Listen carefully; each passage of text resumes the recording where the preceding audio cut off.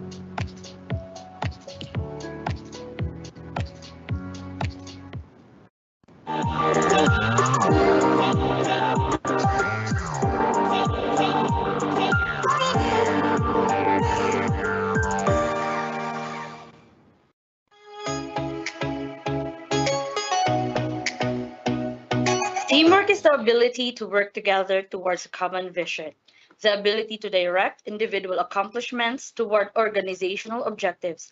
It is the fuel that allows common people to attain uncommon results. Ladies and gentlemen, to our Schools Division Superintendent Dr. Maharani M. Jacinto, to our two schools, Assistant Schools Division Superintendents, Sir Jerry Bukingkito and Sir Raymond Salvador, members of the Executive Committee, attendees to this event. Ladies and gentlemen, welcome to the ninth Virtual Division Management Committee meeting this August 9, 2022. Today, we are going to listen to the members of the EXICOM and section heads as they give updates to the various offices that they have under their supervision. Without further ado, let us start our meeting with the preliminaries. May I request everyone to give your attention for the national anthem, invocation, and Zamboanga del Sur March.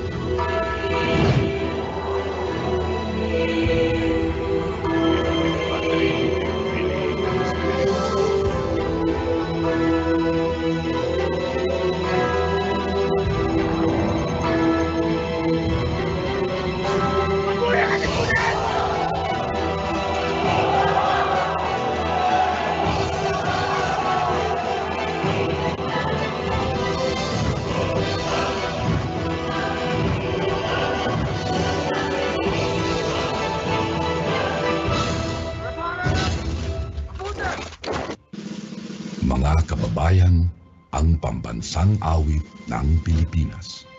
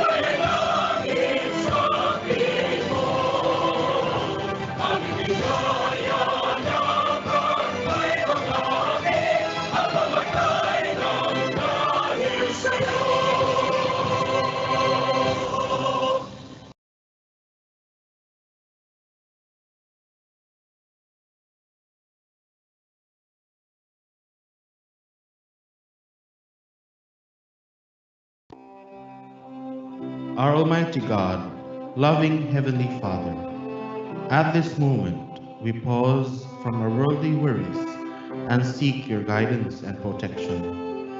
In these times of uncertainty and great challenges, we still praise you and adore you for blessings you have showered to us, the blessings of life, health, and work. We are also thankful for the opportunity to ask forgiveness of our sins. We have many sins, dear Lord.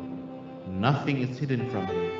Yet we ask that you forgive us and that our supplications still reach your throne of mercy and grace. At this moment, Lord, we pray that you accept our expressions of thanksgiving. We have so many things to be thankful for, and we are most thankful for the opportunity of serving our country through the Department of Education, Schools Division of Zamboanga del Sur.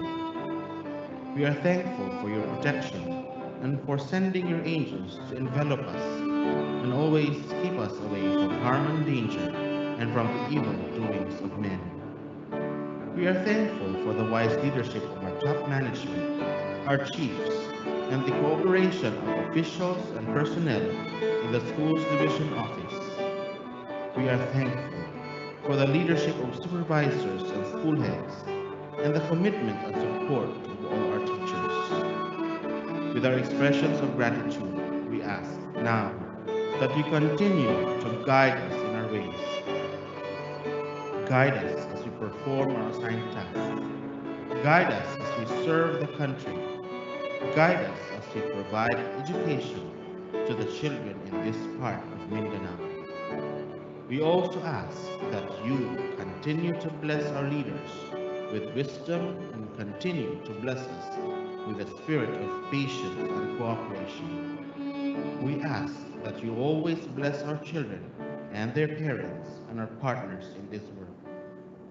Remind us always, dear Lord, that we are serving this country by providing education to our children and youth, and that we are doing this so that no one is left behind in illiteracy and ignorance, and that we are able to help parents and guardians mold a new generation of community leaders and even nation builders. We also ask, Lord, that you continue to bless us with what we need, the need of security, safety, and shelter. We know, Lord, that you alone can offer these things to your children, and you alone can offer these completely to us. For our teachers in the field, protect them always, Lord. Give them wisdom and strength as they continue the sacred mission of guiding children, thus making them good citizens of this province and of this country. At this moment, again, we ask that you take away the disease that is plaguing the world now, including Zamboanga del Sur. May it be, Lord, that with your intervention, those who are inflicted with COVID-19 will be healed soon, and all of us will be free from the worries this disease brings. At this moment, dear Lord, we yield to your power, your loving kindness, and your will. All these things we ask in your name we pray. Amen.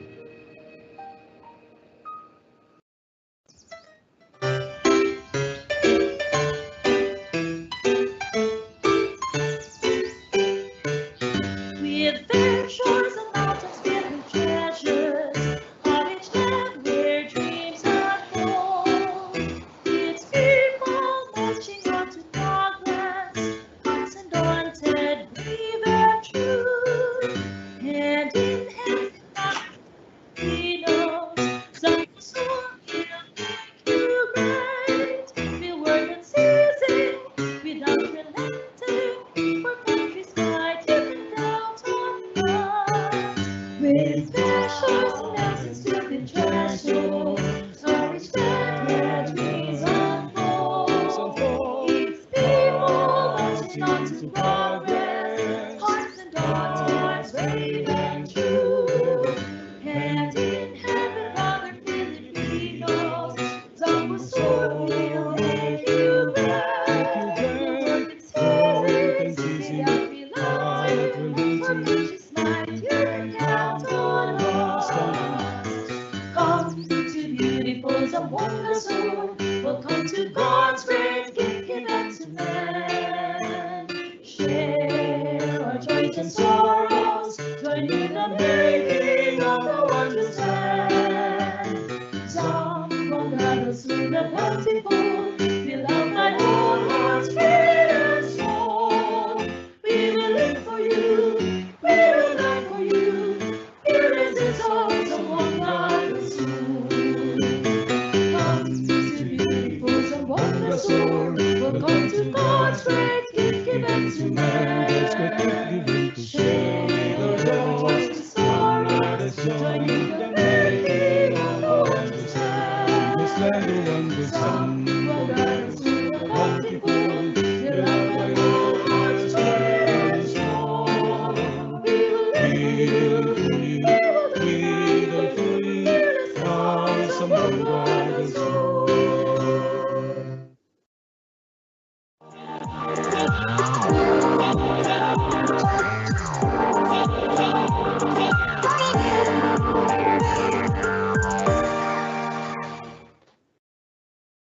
Good morning once again and welcome to the 9th virtual demand com that we have for us here in Zamboanga del Sur Division. Again, we are live via Microsoft Teams and our YouTube channel, DepEd Zamboanga del Sur. For your questions for today's meeting, you may comment through our YouTube link, our YouTube post, and of course through the chat box of via Microsoft Teams. So to start off our program, we have none other than our Assistant Schools Division Superintendent, Dr. Jerry Bukingkito, to give his opening remarks, sir.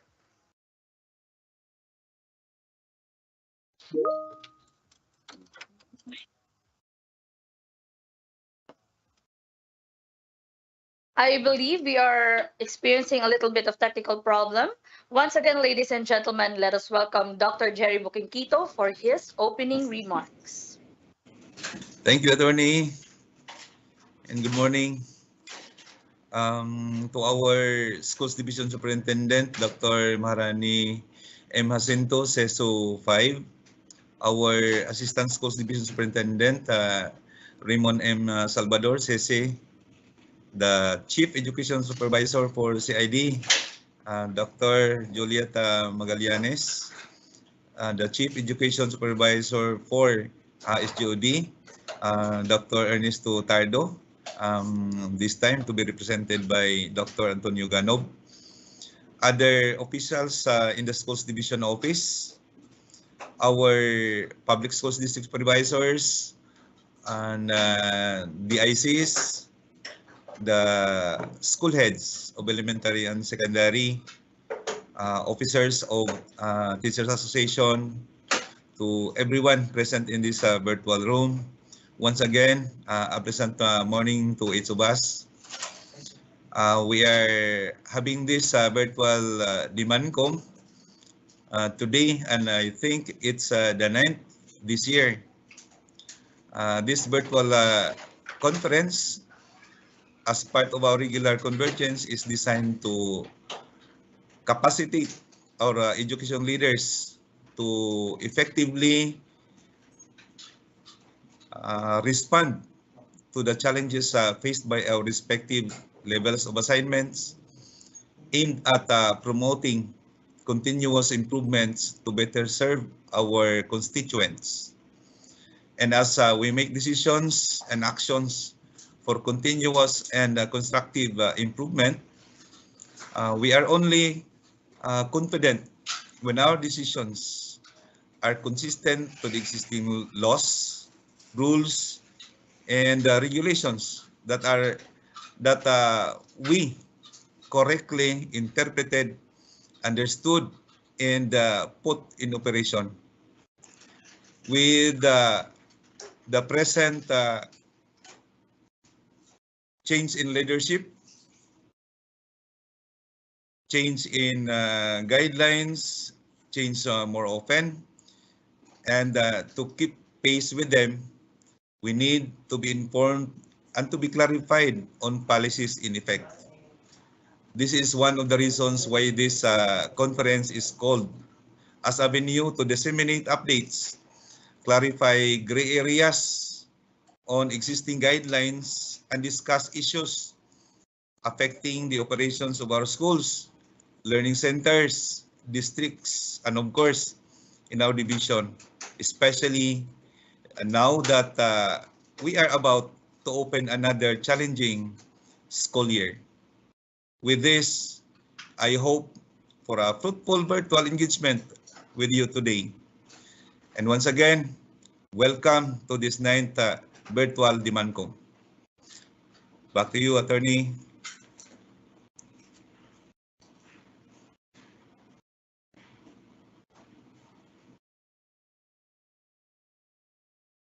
Thank you so much, Sir Jerry, for presenting to us the objectives and for setting the tone for this DMANCOM.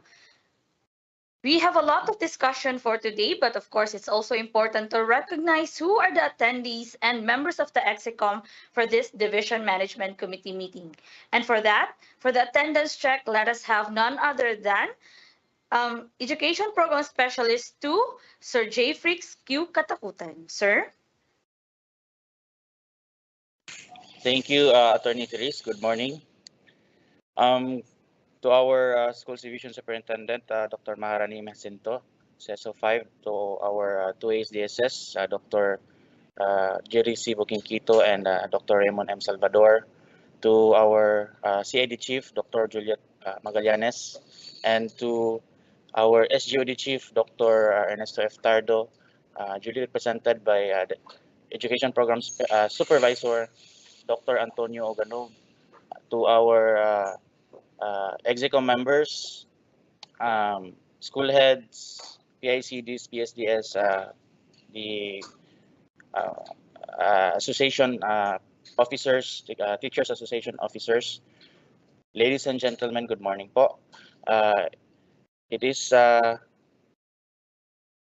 my task to recognize the participants of this ninth virtual division management committee meeting. This meeting is participated by the EXECOM members, the top management, the our legal officer, and the ITO, the division accountant, and we also have our BIR representative to be uh, uh, with us, no, this morning, and also we have our SEPs in the Human Resource and Development section, and we also have our um, school principals and school heads and officers of the Teachers Association uh, who are joining with us through the division's YouTube channel. And we also have our,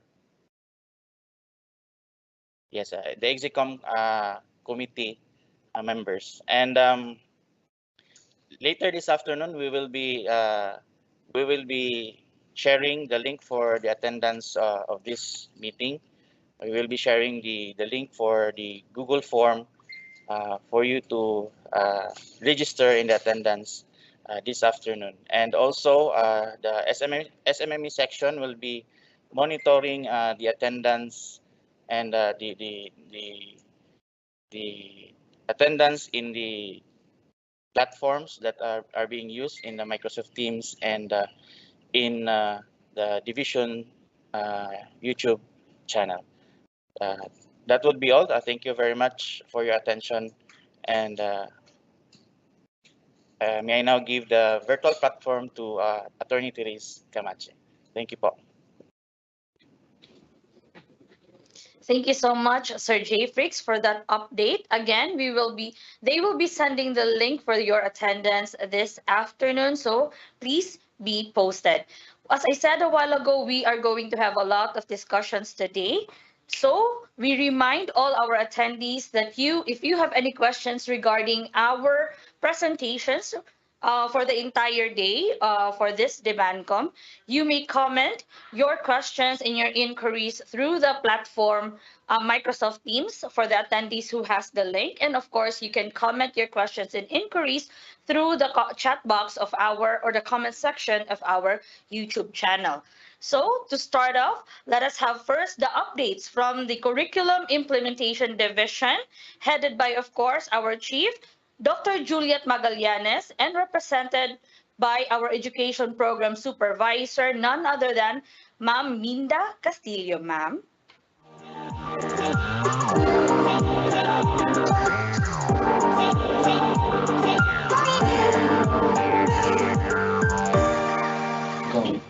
Okay. Thank you, Attorney Therese. To our Schools Division Superintendent, Dr. Maharani Jacinto, Assistant Schools Division Superintendents, Dr. Raymond Salvador and Dr. Jerry Boquintito, Chiefs of the Functional Divisions, Dr. Ernesto Tardo and Dr. Juliet Magallanes, other members of the EXECOM, Public Schools District Supervisors, principals in charge of the districts, school heads, and all in attendance this ninth virtual DEMANCOM, good morning. On behalf of our chief, let me present to you updates coming from the Curriculum Implementation Division.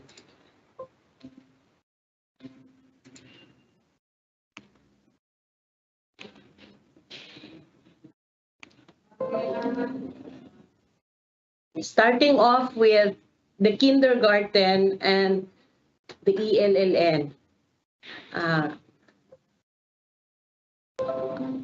the kindergarten conducted Huddle Time series to identify teachers in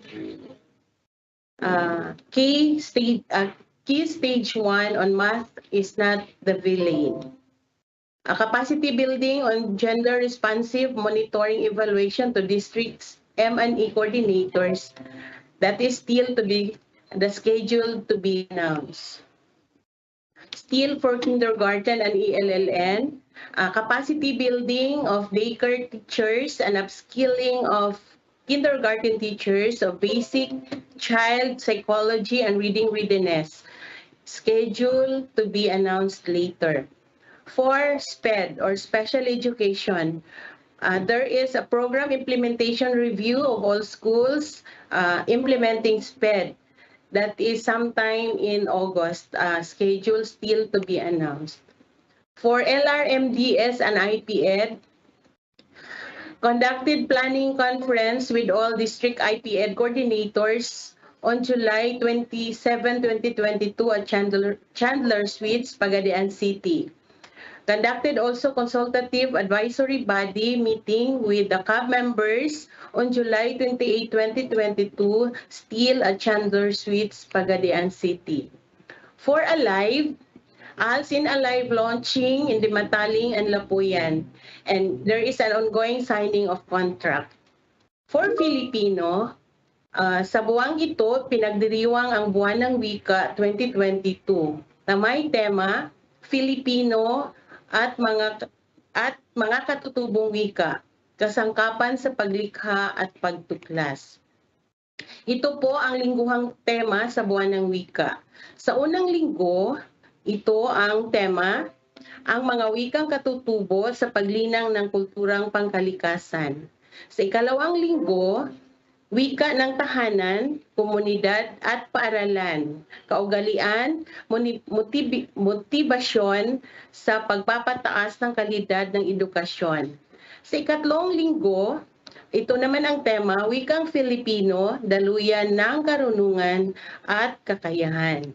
Sa ikaapat na linggo, multidisiplinaryo at interdisiplinaryong lapit sa pagbuo at pagpapatibay ng nasyonalismong kultural.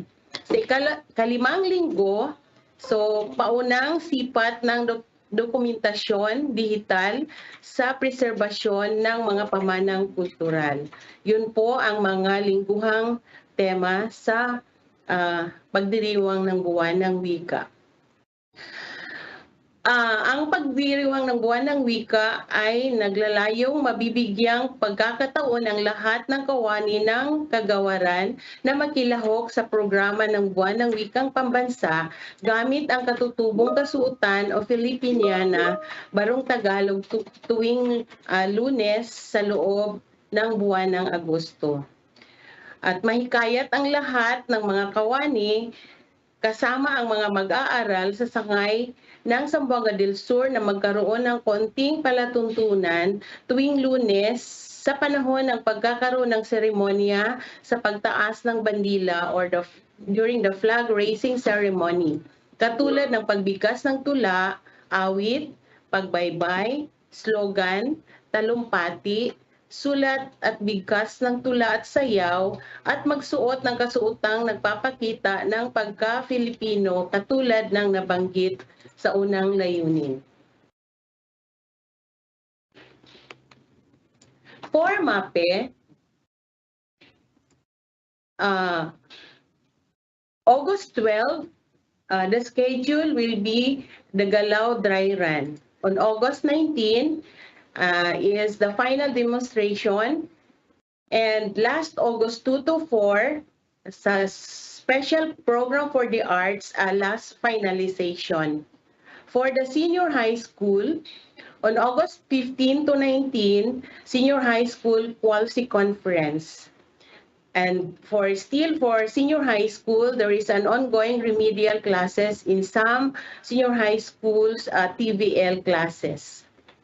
For edukasyon sa pagpapakatao, we have submitted 56 SLMs for grades 1 to 10 for quarter 1 as required by the region. I would like to thank all the members of the ISLM's development team for complying the requirement, and finally we have submitted it to the region.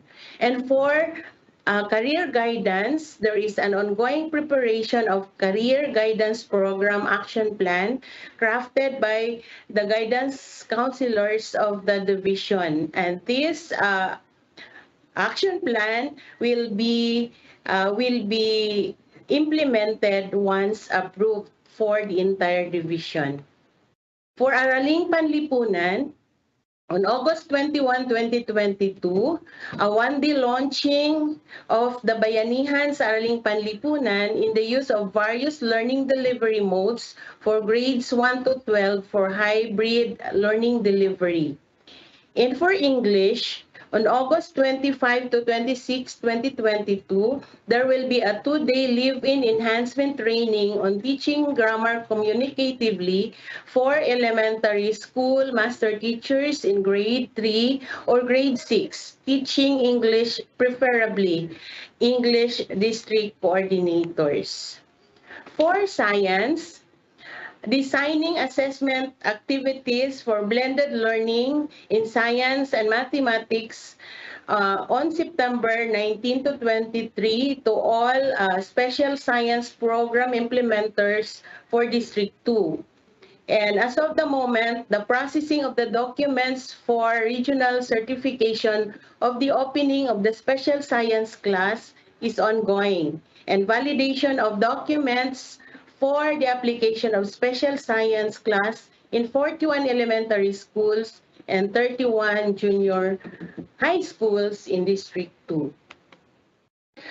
The conduct of screening process for the incoming SSES Grade 1 is conducted through the use of the multi-factor assessment tool, reading inventory, and interview. So entrance test for grades 4 and grade 7, reading inventory and interview at the school level is to be conducted. For the alternative learning system, for the school year 2022-2023, the pilot implementation of the senior high school ALS in the following national high schools: Lavi Vocational Technical School, Tukuran Technical Vocational High School, Kabata National High School, Laureano Salusod National High School, and Kumalarang National High School. Regional benchmarking activity to Davao City is proposed to gain insights basic to the implementation of the senior high school ALS. Still for ALS, Kumalarang is included as one of the top 5 finalists national level for the 2022 National Literacy Award. And validation is still ongoing, so we don't have the result yet. On August 8 is the congressional launching of Alive in ALS in Dimataling. And ongoing ALS graduation and moving up ceremonies are still conducted in some of the districts. For the conduct of the 6th Docu-Bata Video Documentary Contest, this is for the special program for the arts schools offering media arts program. There are 6 major activities. Number 1, the Docu-Bata Masterclass held in July. Docu-Bata TV held on July to October 2022. Docu-Bata Classroom in August 2022, and Docu-Bata Rewind and on September 26 to 28, 2022. Docu-Bata Screening, November 8 to 10, 2022. And Docu-Bata National Awarding on November 11, 2022. Submission of entries has already started since July 4, 2022 to September 5. SPA, or the Special Program for the Arts Schools, is located at the back of the school's division office. For children division, this is open to children age 12 to 17 years old. Video documentaries must have a maximum running time of 5 minutes. For young adult division, open to youth age 18 to 23 years old. Video documentaries must have a maximum running time of 10 minutes. And for adult division, open to adult age 24 and above. The maximum running time is 15 minutes. Here is the guideline on eligibility and application for the senior high school voucher program for the school year 2022-2023. Learners and their parents or guardians are responsible for their own voucher applications and choice of senior high school. They shall ensure that forms are correctly filled, documents are complete, and attested applications are received by the PEAC, or we have the Private Education Assistance Committee, on or before the deadline. They are responsible for the checking of the results of their application once the results have been announced. Learners who are QVR or qualified voucher recipients are responsible for redeeming their vouchers within the prescribed redemption period. Secondary schools shall provide learners and parents with information, guidance, and assistance on the SFI's voucher program and the application process. They must process documents requested by the learners and may provide career guidance programs, conduct orientations on the senior high school voucher program, and provide resources to facilitate voucher applications. Schools shall uphold students' choice in the SFI's voucher program and shall not impose their preferences on learners or otherwise engage in practices that undermine student choice. For voucher applicants, only learners in the categories below need to apply for the vouchers and shall be referred to as voucher applicants or the VAs. Acceptance of the voucher applicants shall be determined using parameters subject to the availability of funds. For category C, all school year 2021-2022 grade 10 completers in private schools who are not ESC grantees category. For category D, all grade 10 completers who completed grade 10 prior to the school year 2021-2022, but not earlier than 2016, and had not previously enrolled in grade 11.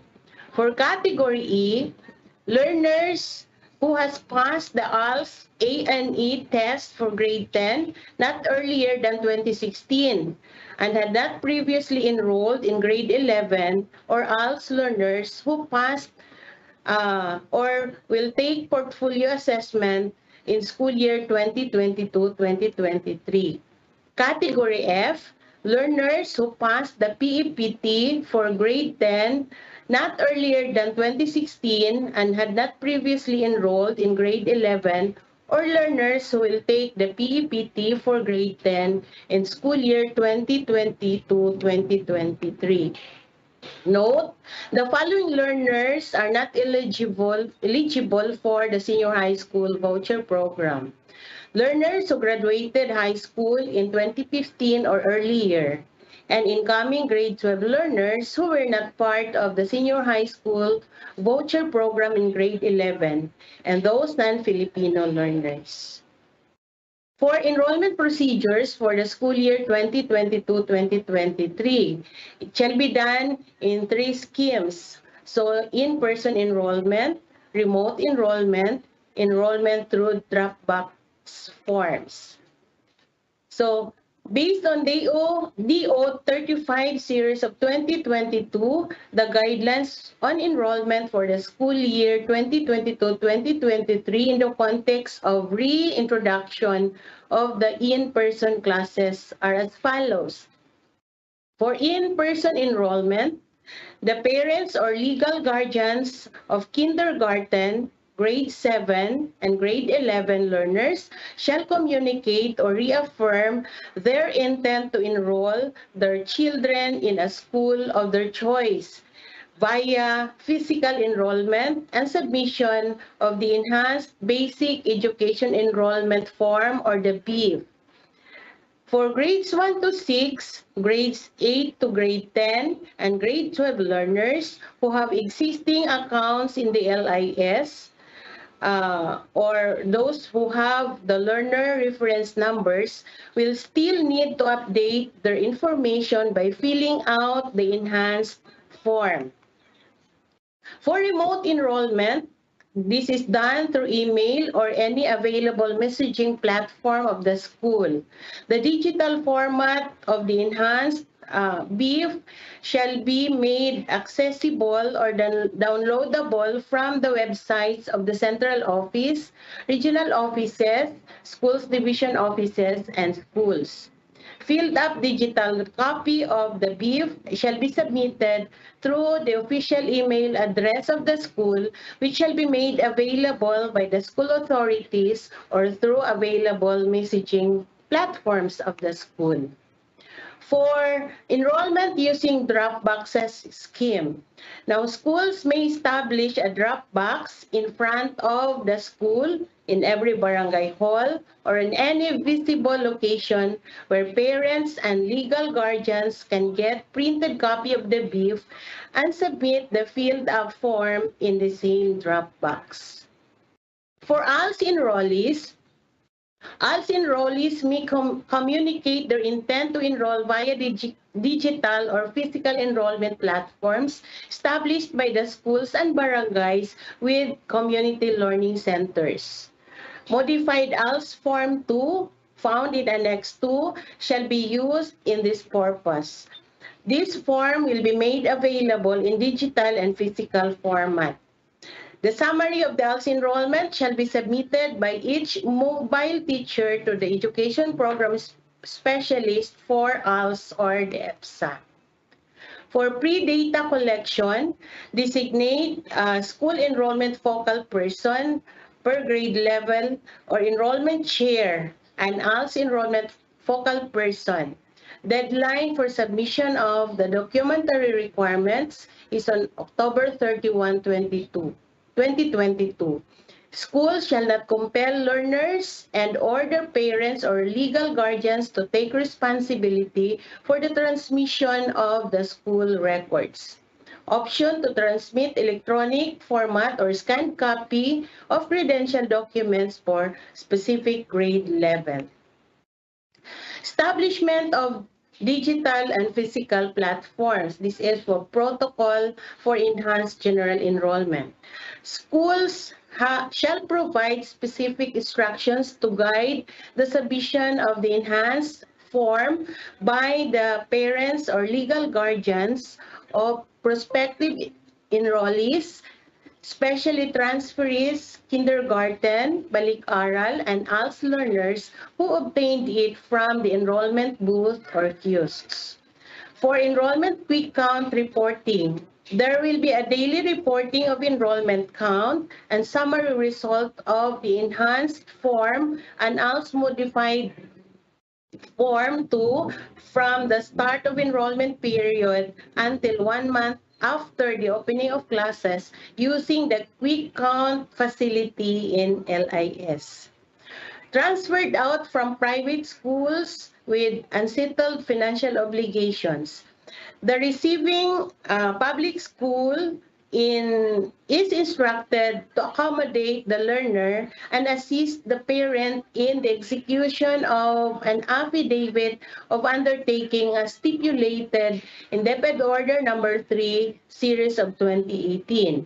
The originating private school within 30 calendar days upon receipt of the electronic notification of transfer through LIS portal.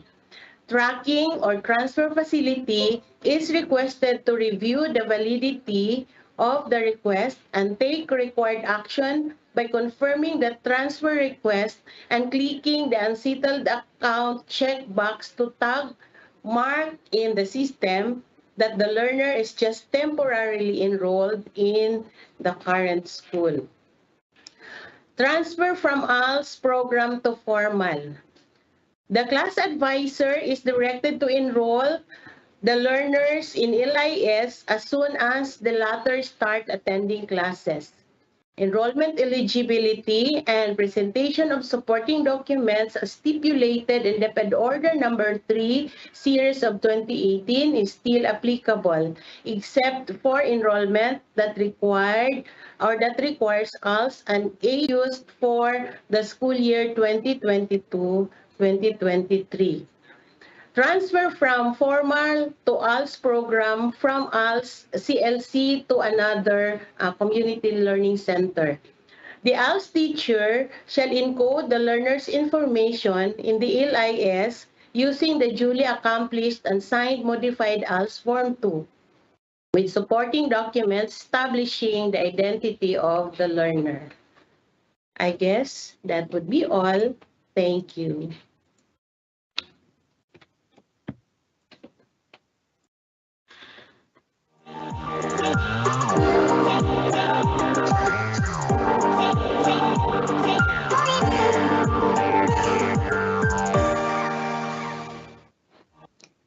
And there you have it, ladies and gentlemen. Those are the updates from the Curriculum Implementation Division provided to us by, of course, none other than Dr. Minda Castillo.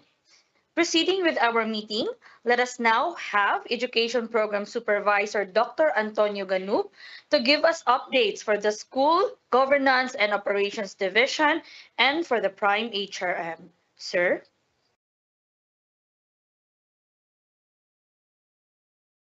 uh, for a while, attorney. Noted, sir. Thank you so much. Ladies and gentlemen, we would like to remind all our attendees and, of course, our participants from the YouTube channel that if you have any questions for any of the policies presented or will be presented by our speakers today, and, of course, any clarifications of the programs that has been implemented and will be implemented in the future, you may give your inquiries in your questions. You may post them through the comment section of our MS Teams and of course through the comment section of our YouTube channel. If we still have colleagues that are still not on the two platforms that we are using for the Division Management Committee meeting today, please do share the link to them. You may share the link for the supervisors and the PICDs and members of the EXICOM. You may share the link the MS Teams link, and of course through the for the school heads and members of the Zamboanga do Sur Teachers Association, you may give and share the YouTube channel. So I believe that Dr. Ganub is now ready to give his presentation. Once again, ladies and gentlemen, let us have Education Program Supervisor Antonio O. Ganub for updates from the SGOD and for Prime HRM. Sir? Okay, so thank you so much, Attorney Therese, for giving me that introduction. So foremost, allow me to express the warmest of my morning greetings to our officials from the top management, to our Schools Division Superintendent, Dr. Maharani M. Jacinto, CESO 5, our two Assistant Schools Division Superintendents, Dr. Mon Salvador and Dr. Jerry Boquinquito, and of course to our CID Chief, Dr. Juliet Magallanes, and to our SGOD Chief, Dr. Ernesto F. Tardo, and to all the people present in this virtual platform. Allow me to say again, good morning. So on behalf of our SGOD Chief, Dr. Ernesto Tardo, I have the honor to present this morning the updates coming from the SGOD and to include the updates on Prime HRM.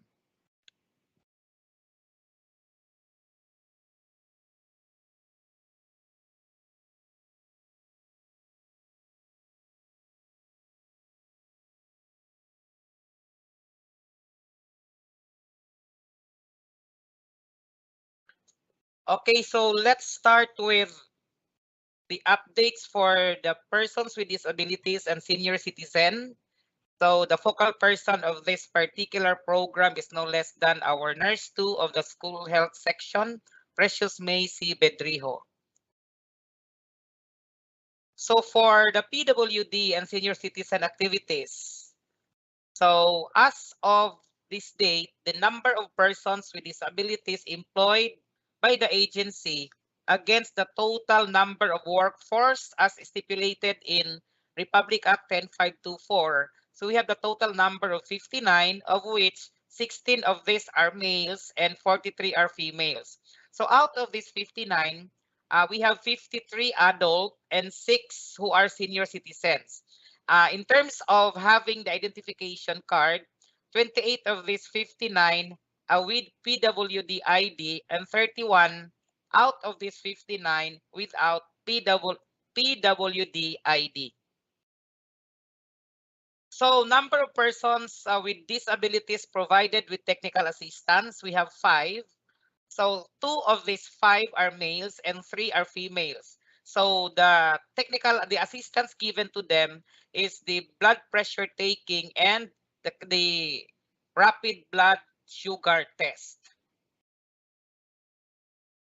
So gathering data, these are the activities done by our focal person of this particular program. She have conducted the gathering of data for persons with disabilities for Zamboanga del Sur personnel. And she also initiated to provide medical assistance for our senior citizens and PWD field personnel. And just yesterday, they conducted the upskilling of the PWD district focal persons. So during the celebration of the 44th National Disability Week celebration on July 17 to 23, 2022, our division focal person, PWD and senior citizen initiated to have these tarpaulins be hung on the strategic area in our schools division office. This is to inform the public that we are really strictly implementing this particular program. So, Ma'am Precious Bedrijo, also our focal person for PWD, attended the radio advocacy takna sa DepEd sa Zamboanga del Sur Division for information dissemination about the opening of the 44th National Disability Week celebration. So for the upcoming activities for the PWDs and senior citizens, so we have this regular monitoring of blood pressures of persons with disabilities. Then we will also be conducting this Alzheimer's awareness advocacy campaign, and the target date for this particular activity shall be on September 2022. And the target participants of this activity are the PWDs and senior citizens personnel. So let's move forward to nursing services. So the updates from nursing services would cover COVID-19 vaccination status for DepEd personnel. So this DepEd personnel covers the teachers, teaching related, non-teaching, contract of services, and local paid. So this is the vaccination status as of February 22, 2022. Non-teaching personnel in our schools division office, the total of 1,406. So out of this 1,406, vaccinated are 1,327 or 94.4%. For teaching personnel, we have the total number of 9,487. Out of this 9,487, 8,675 are vaccinated or with a percentage of 91.4%. Total division personnel teaching and non-teaching, 10,453, and 10,002 of these are vaccinated or 95.7%. For vaccination status as of August 2, 2022, for Qualcy 1, from Dumingag 1, we have the percentage of 94.36% vaccinated. For Dumingag 2, 96.95% vaccinated. Josefina, Congratulations, 100%. Mahayag North, 98.83%. Mahayag South, 100%. Congratulations. For Quality 2, Mid-Salip 1, 95.59%. Mid-Salip 2, 96.2%. Mulawi East, 91.29%.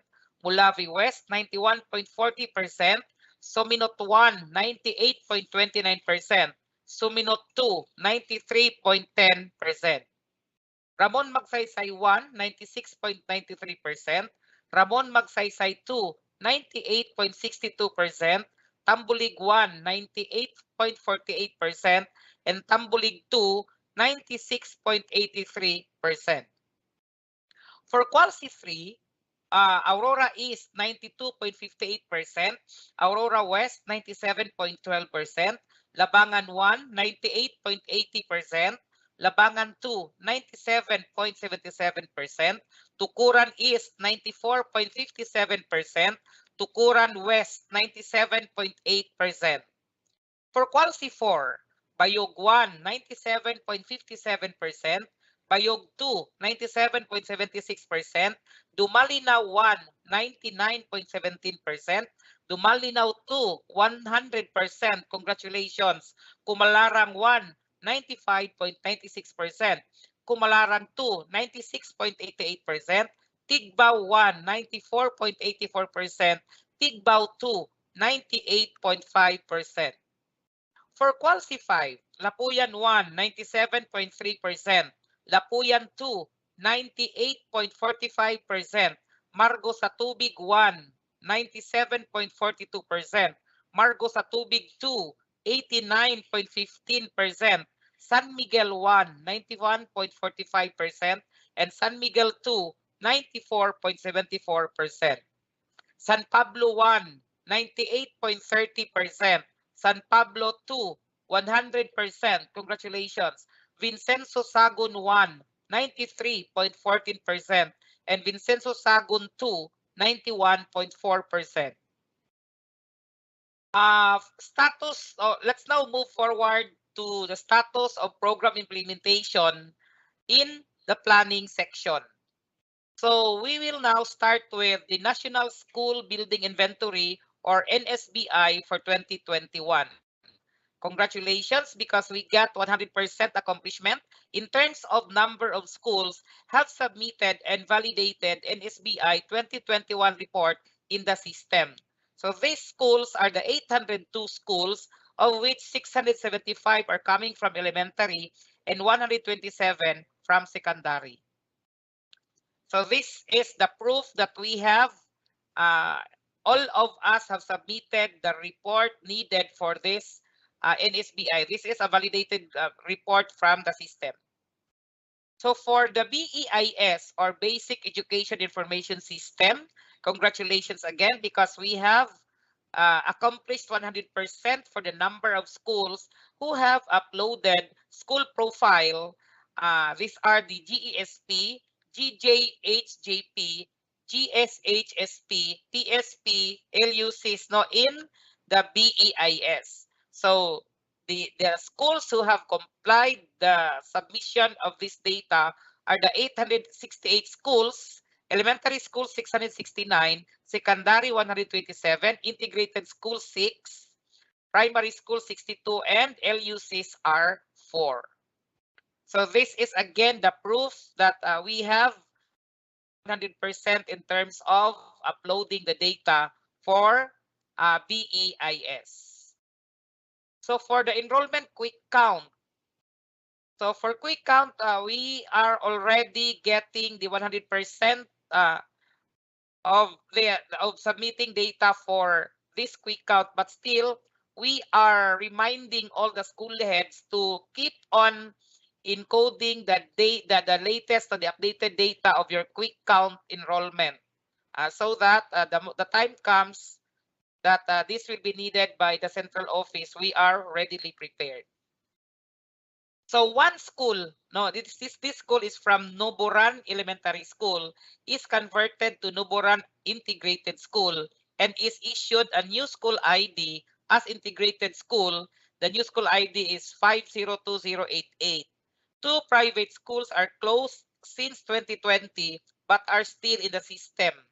So one new school is added in the system, the Zamboanga del Sur School for Arts, bearing the school ID 502218. So the issues were reported to the region and to the central office for Nuburan Elementary School and Dumingag Institute of Sustainable Organic Agriculture and Dumingag Technological Training School for removal from the system. So that those are the data from the planning. Let's now move forward to our updates from the dental section or dental services. So for second and third quarter, covering the months of March, April, May, June, and July, they have conducted health talks from kindergarten to grade 12 with a total of 261 learners. So they also have conducted the consultations by face-to-face with a total of 44 from kinder to grade 12.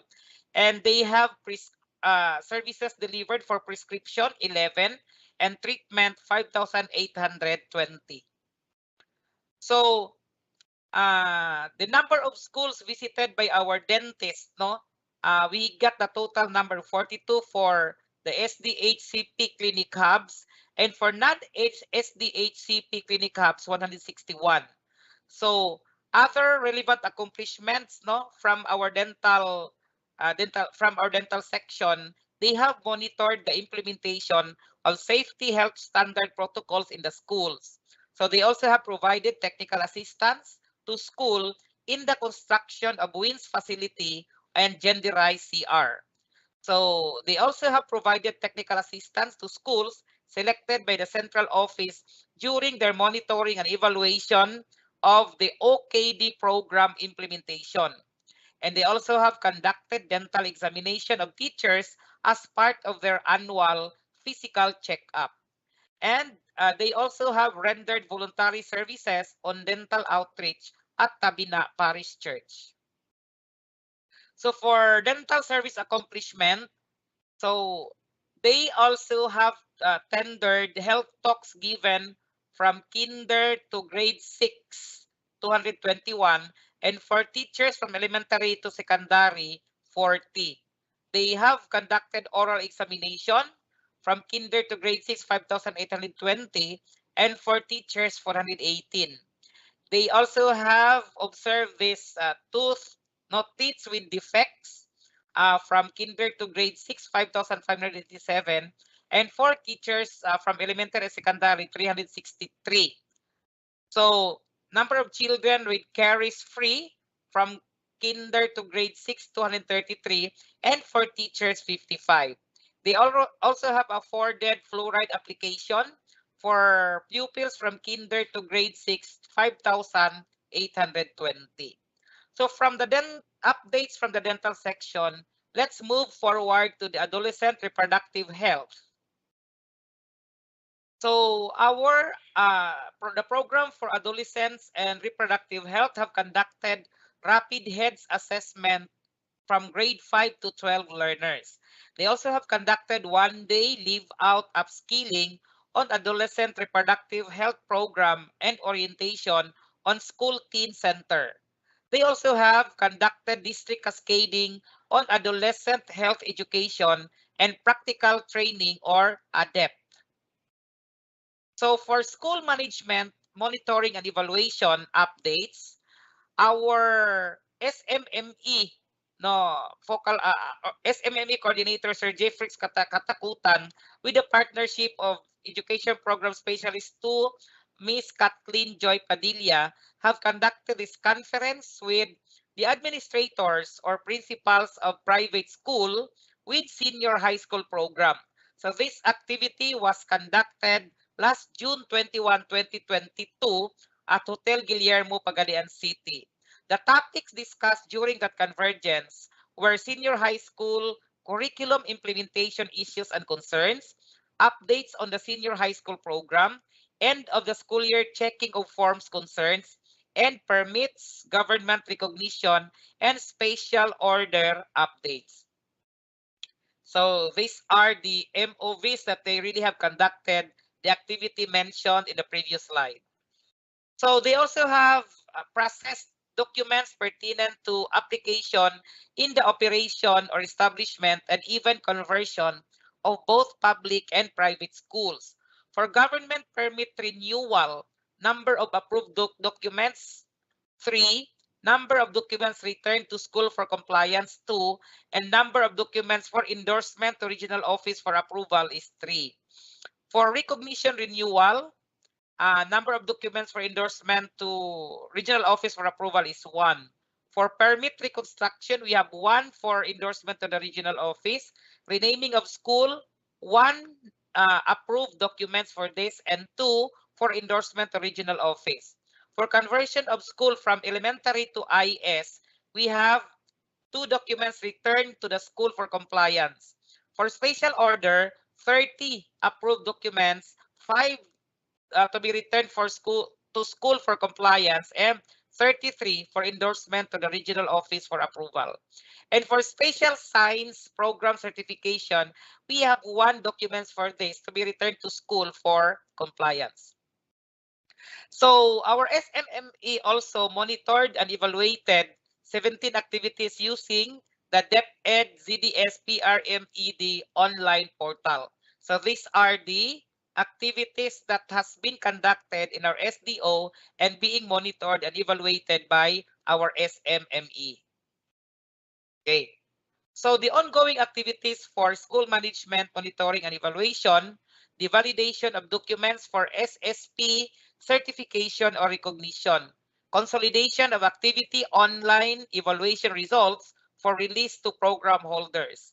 And they are also doing this collection of OPCRF ratings, priority development needs, OPCRF, and MOV scan copies, and the local enrollment quick count data gathering. They also have the the upcoming activities for this month of August to conduct conference with all private schools or private school administrators or principals to discuss matters relevant to the opening of the school year 2022-2023. They also have the plan to conduct capacity building of district MNE coordinators on monitoring and evaluation tools. And they also have the plan to conduct validation of issues and concerns related to governance and operations to the identified schools. And they also have to conduct the activities for August, conduct site inspection to private schools, finalization of the unified monitoring tool, and to conduct orientation on the utilization of the unified monitoring tool. So from the SMME section, let's now move forward to the SGOD SOCMOB, or the Social Mobilization and Networking. So for the concerns of this particular section from the months of March to August 2022, first on the list is a submission of Adapt a School Program Quarterly Report. This is in reference with DepEd Memorandum number 364 series of 2007, or the coordination of all private sector engagements with DepEd through the Adapt a School Program. Secretariat, the DepEd Order number 82 series of 2009, or the documentation procedures on private sector donations to public school, and DepEd Memorandum number 19 series of 2010, or the changes in DepEd Order number 82 series of 2009. So this office hereby advises the school heads through the school social mobilization and networking, or SOCMOB coordinators, to submit to the office of the PSDS or PICD through the district social mobilization and networking, or SOCMOB coordinator, the necessary ASP quarterly reportorial requirements using the attached forms corresponding to the kind of support received from the external stakeholders as follows. So these are the reports. No, for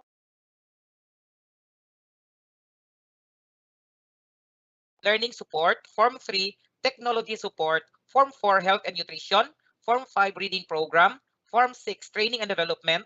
Form 7, Direct Assistance. And Form 8, Assistive Learning Devices for Students with Special Needs. These are the specific dates, no? Submission of Adapt a School Program quarterly report for fiscal year 2022. So you are all reminded to take down of these dates for you to submit the needed reports on time. So for first quarter, the specific date of submission was March 31, 2022. For second quarter, the specific date of submission was June 30, 2022. And for the third quarter, the date for submission shall still be on September 30, 2022. And for the fourth quarter, December 26, 2022. So the PSDS or PICD, through its district SOCMOB coordinator, is directed to prepare and submit to the SGOD Division Social Mobilization and Networking Unit the Adapt a School Program District Physical Facilities Inventory and Priority Needs for fiscal year 2022. The submission of the annual report of the Special Education Fund or SEF utilization for calendar year 2021 and calendar year 2022 first quarter. So let's move to the 2021 National Brigada Escuela Awards held in Iloilo City Convention Center last June 2022. The 2021 National Brigada Escuela Awardee for elementary level small school category, congratulations to Lower Pulacan Elementary School, Labangan 1 District.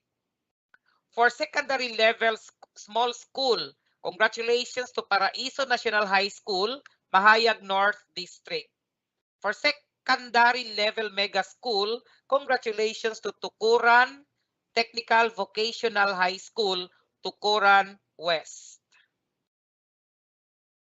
Provision of Alternative Learning System, Accreditation and Equivalency, or the ALS-ANE, for the Friends rescued in partnerships with the 53rd Infantry Matapat Battalion Philippine Army on ALS program implementation with their friends rescued of the former rebels.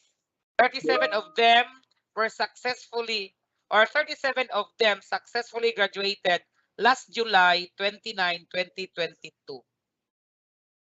Ceremonial signing of the Memorandum of Agreement with the City Savings Bank Pagadian Branch for the health essentials intended of the select schools in Labangan, Zamboanga del Sur.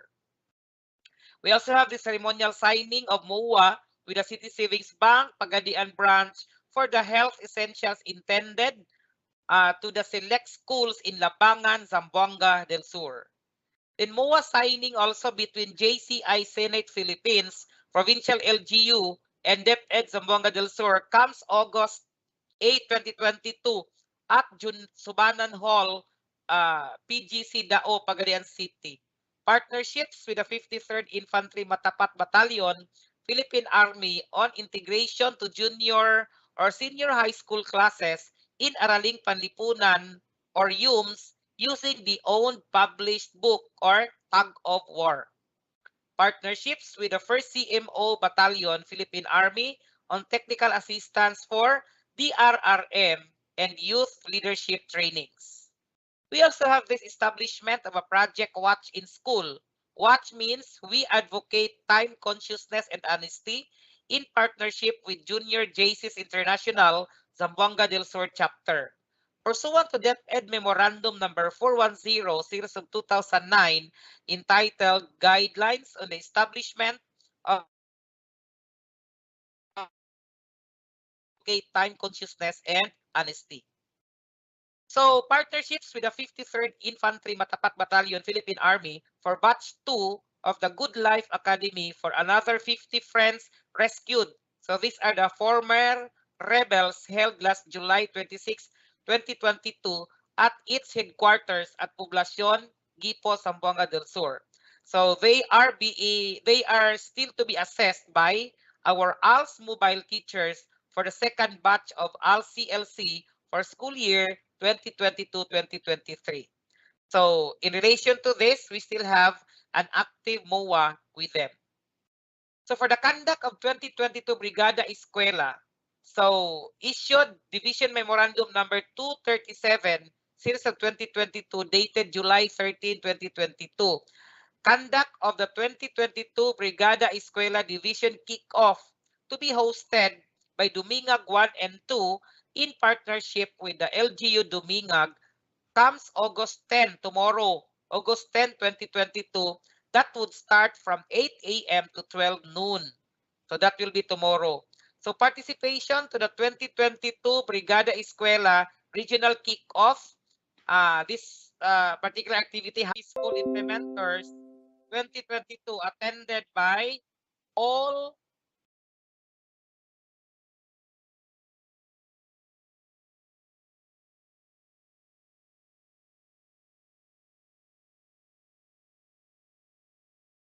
223 series of 2016 on strengthening the implementation of the GPP in public elementary and secondary school.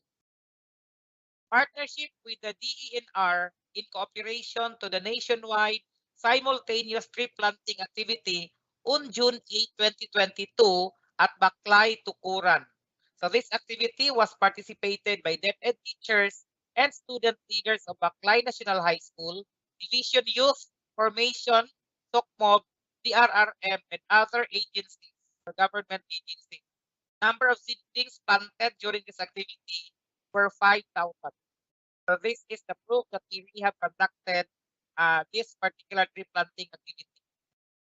So our youth formation coordinator attended the Provincial Council for the Protection of the Child last July 18, 2022. And he also attended the Provincial Council Against Child Labor with Dole on July 22, 2022. So these convergences were attended by all heads of government agencies throughout the province. So let's move forward to disaster risk reduction and management, or DRRM. So this particular report has been endorsed to us by Ma'am Aida M. Gallardo, our DRRM focal person. So our DRRM have conducted the mangrove planting activity at Purok Daag Municipality of Cabina, Zamboanga del Sur, last March 19, 2022. So 90 out of 100 mangrove trees were planted. The percentage of accomplishment is 90%. So number of personnel participated during the first quarter nationwide simultaneous earthquake drill. So the target, the total number of personnel, the non-teaching or non-teaching, the baseline data, we have 50 for male and the actual is 40. Then female is 127 and the actual is 82. So for IP or total number of learners, including IP, Muslim, and learners with disability, the target is 41,540. Actual is 50,489. For female, the target is 37,143, and the actual is 15,453. For the NSED second quarter, the non-teaching personnel target to attend this activity, male is 50, but the actual is 20. For female is 127, actual is 55. For learners including IP and Muslim and learners with disability, the target is 35,635 for males, actual is 26,143. For females, 58,037, and the actual is 25,762. For IP learners, for first NSET, target IP learners for males, 15,500. Actual is 3,863. For females, 6,789. Actual is 3,911. So for total number of Muslim learners who have participated the first inset, the target is 2,372 for male. Actual is 1,149.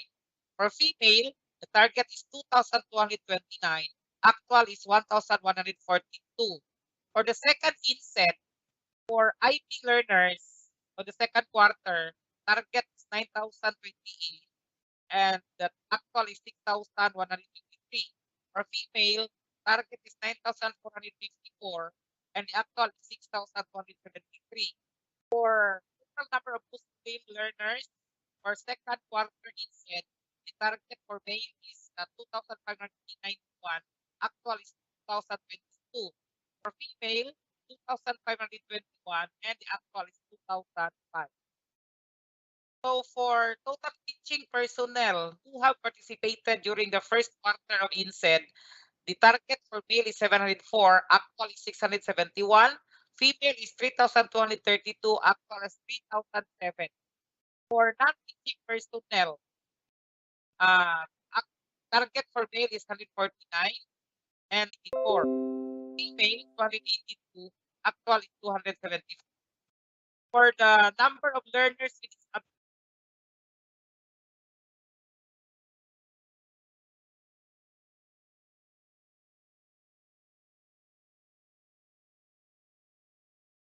actual is 3,007.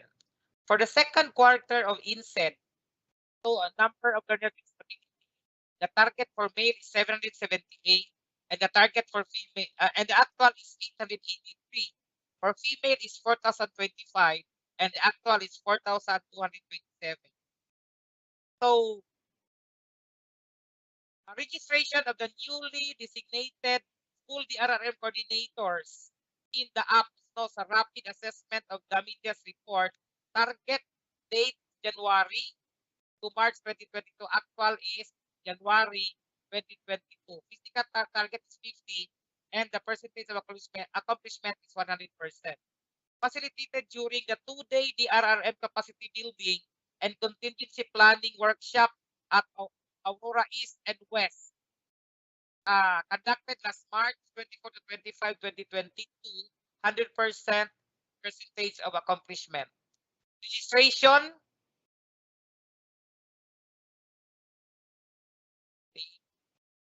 Awarding of winners of the search for first division best school DRRM implementers 2021 conducted last July 28, 2022. Percentage of accomplishment is 100% and facilitated during the 2-day district occupational first aid training conducted last April 20, 2022 with 100% accomplishment. So these are the MOVs that they have conducted the tree planting at Tabina, and this is the MOV during the awarding of the best implementers for the RRM. Okay, let's now proceed to the HRD accomplishment report for the month covered March up to July 2022. Okay, so they have conducted this activity in relation to the prime HRM activities. The 2-day leave out follow-up right shop on the draft policies for prime HRM Bronze Award conducted last July 14 to 15, 2022. Learning and development coaching with the Civil Service Commission as conducted last June 9, 2022. Prime HRM coaching for performance management team and learning and development team with the Civil Service Commission conducted last May 20, 2022. And learning and development team meeting for Prime HRM conducted last May 19, 2022. And learning and development and performance management team meeting for the Prime HRM. This was conducted last April 29, 2022. So learning and development meeting for Prime HRM. This was conducted last March April 13, 2022. Meeting of the PMT for the Prime HRM, April 12, 2022. 1-day meeting of Prime HRM SDO working teams, March 22, 2022. Focus group discussion of the performance management team for the Prime HRM, March 10, 2022. And focus group discussion of the learning development team for the Prime HRM still conducted last March 10, 2022. Some activities from the HR section, gathering of the IPCRF rating and development needs of teaching and non-teaching related teaching and teaching related personnel. So let's move forward to school-based feeding program. The Ma'am Amy Alonso, our focal person for SPFP, conducted the quarterly school health convergence last July 14, 2022 with 100% accomplishment. Nutrition Month culmination program conducted last August 1, 2022 with 100% accomplishment. List of rescheduled activities to conduct program implementation review to be conducted, not to be conducted, and the target participants are the 70 number of target participants attend. These are the nurses, school feeding coordinators, and school heads. So another rescheduled activity is the conduct of the division SPFP search for best implementers. Ang original schedule is August, September 2022. The target schools are 36 schools of our division, and these are conduct. Feeding activity for nutritious food pack, or enhanced nutriment for 2021-2022. So this particular activity it was terminated no incomplete delivery of nutriment, only 35% or 35% is lacking. So the supplier's contract was terminated, and the Cagayan South District Research Capacity Enhancement Training on Action Research for with the DepEd Zamboanga del Sur ZAR officer. The research manuscript submission and finalization for DepEd Zambusur journal publication in collaboration with USDP and provincial government of Zamboanga del Sur. So the project laptop for leveraging academic performance through technology, the opportunities and productivity for the spatial science program and senior high school TVL track. So a division innovation project in first congressional district and TVL in the second congressional district. So each recipient school reserves 50 laptops. Okay, so these are the proof of the distribution of the laptops, no? And our research section also have conducted the 6th Division Research Congress Season 2 or the Division Capacity Building on Conducting Action Research and Awarding Ceremony. This was held at Hotel Guillermo. So we also have this e-salixic orientation and rollout orientation. So the DepEd Zamboanga del Sur Research Journal in 5 volumes, volume 1 to 3 for teaching and learning team, and volume 5 for governance. So we also have welcome and welcome our new tech in planning and research, Miss Daria Gay M. Marikit.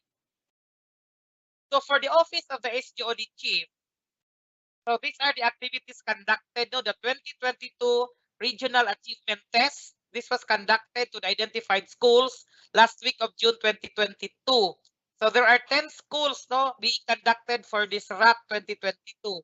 5 elementary schools, 3 junior high schools, and 2 senior high schools. So we also have conducted this 2022 English Language Literacy and Numeracy Assessment for ELNA and National Achievement Test for grade 6. That's June 10, 2022. For ELNA, we have these 14 schools, and for National Achievement Test, grade 6, 98 schools. So we also have conducted this PISA 2022 main survey. So last April 18, 2022 at Aurora National High School and April 20, 2022 at Star of the Sea High School, Tuturan 8. With the total target examinees 89. We also have conducted 2 mock tests for the 2021 inquest. First mock test was done last July 3, 2022, and the second mock test was done last July 17, 2022. The persons involved in this activity are the 79 test takers, 4 online proctors, and 2 help desk officers. We have successfully conducted the remote test 2021 national qualifying examination for school head. The persons involved in this particular test are the 79 test takers again, 4 online proctors, and the 2 help desk personnel. This was conducted last July 31, 2022. Then we have conducted also this SDOD mid-year program implementation review last June 15, 2022.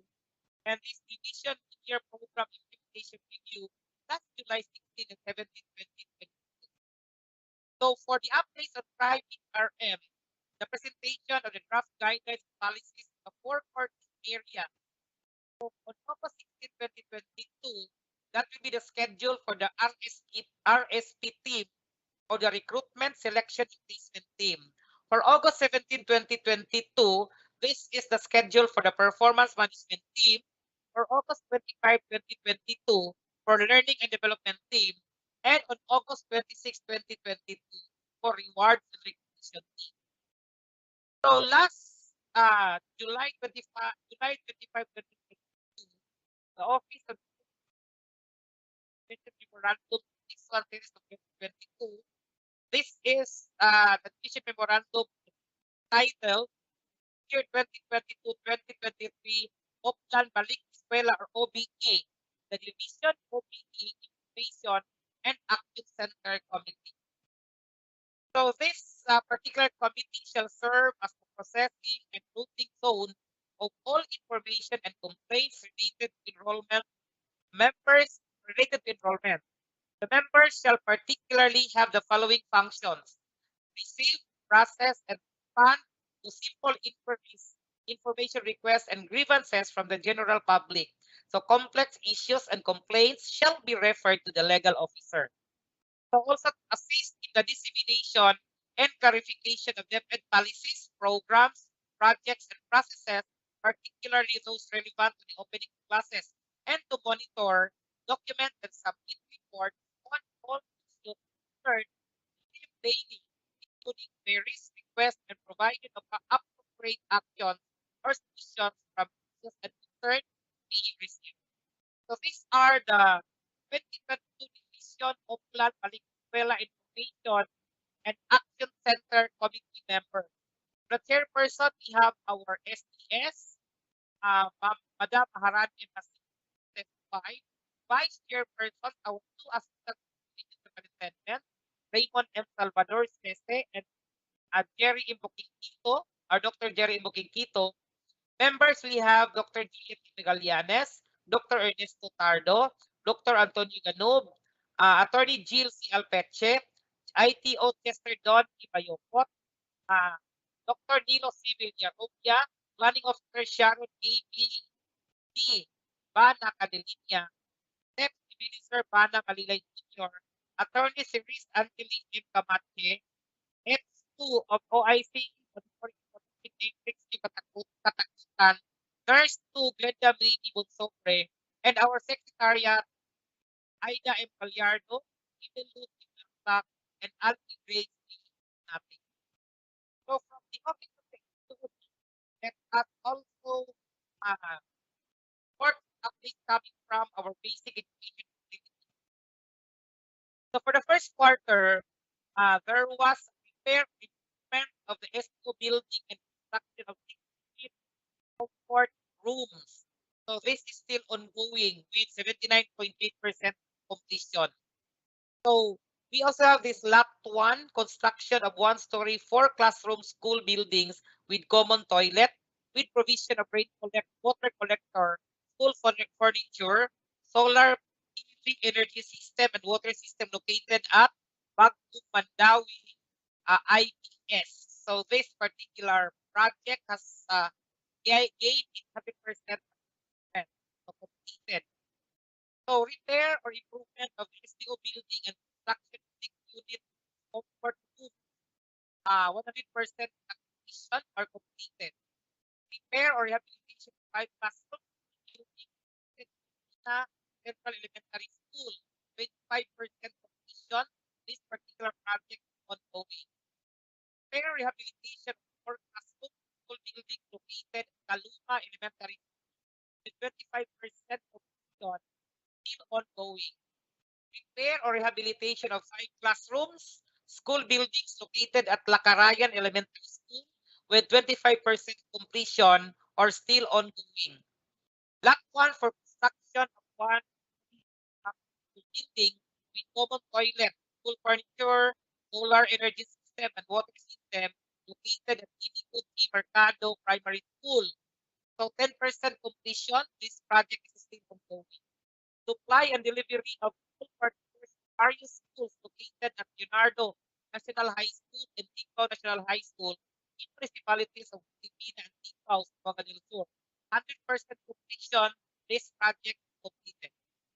That one, construction of hand washing facility at Go Calabat Integrated School, Upper Manila Elementary School, municipality of Pilipina, Zamboanga del Sur. At 20% percentage, 20% completion, this project is still ongoing. Lot 2 for construction of hand washing facilities at Dawa, Josefina Central Elementary School and Dawa ES, quality of Josefina, 30% completion. This project is still ongoing. Still, no construction of hand washing at Suminot Central Elementary School SPED and Suminot Central Elementary School regular. 90% completion, still ongoing. Still construction of hand washing facilities at New Carmen Elementary School, Tumapan Elementary, and Upper South at Minot, Zamboanga del Sur, with 70% completion. The project is still ongoing.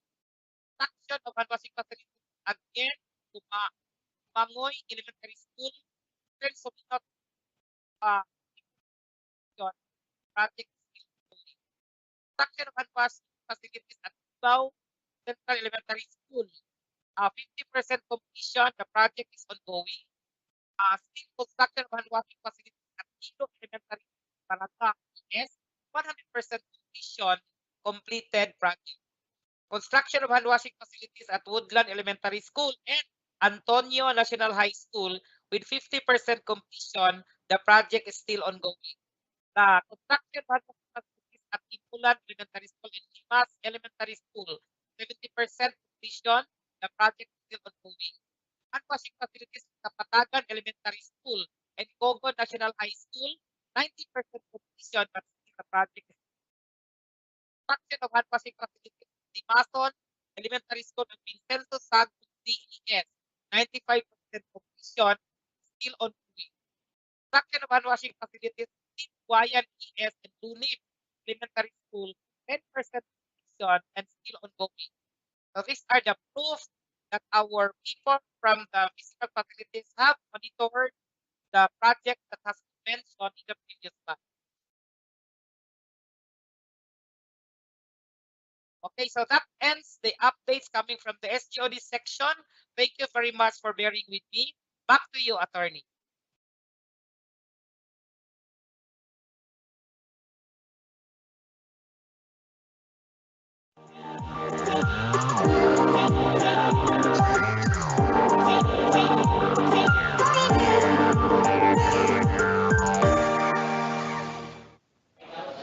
Thank you so much, Dr. Ganu, for providing us an update or updates from the SGOD and, of course, for Prime HRM. I hope everyone got that. And based on the updates provided by Dr. Ganu, we continue to encourage everyone to please get vaccinated in preparation for our face-to-face classes this incoming school year. Dr. Ganu presented to us a lot of accomplishments and, of course, a lot of future activities for SJOD. And now let us move on for updates from the administrative services. In here, we will also have more idea on what the division office has in plan for us. So, of course, to give us these updates, let us have our Administrative Officer 5, Ma'am Zinaida E. Mago, for updates for the administrative services. Ma'am.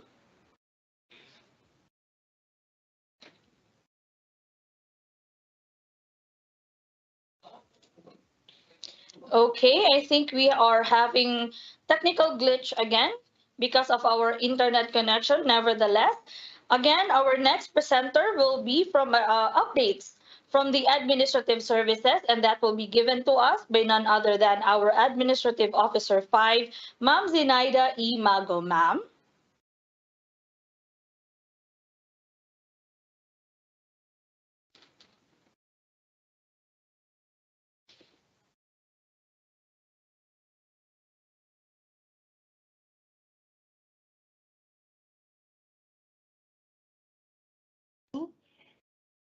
Hello, good morning.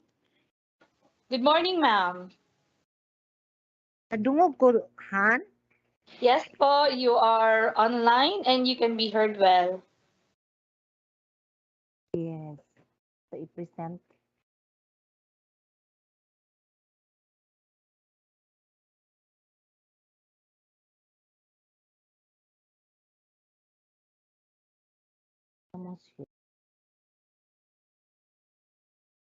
May problema pa, attorney, sandali lang. Noted, ma'am.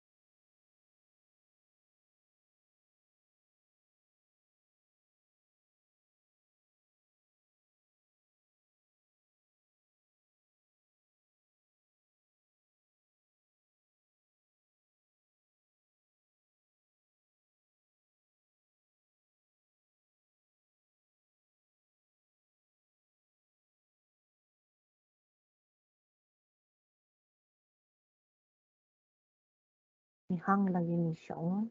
Dili lagi ni siya, oh. Ihang lagi ni siya.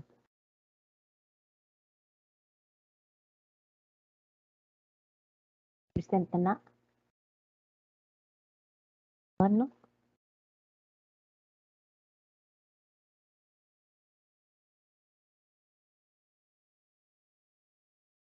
Hello, attorney. I am presenting. Hello? Hello?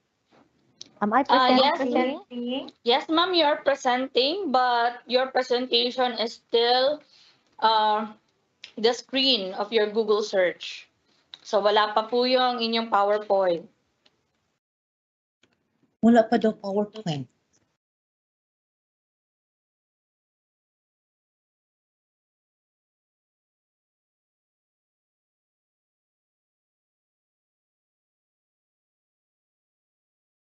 Na screen is yung sa Google search.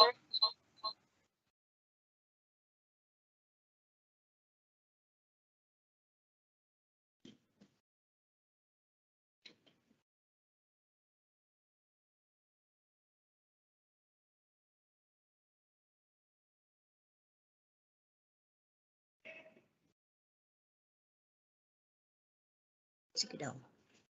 Tingnan na. Sige daw.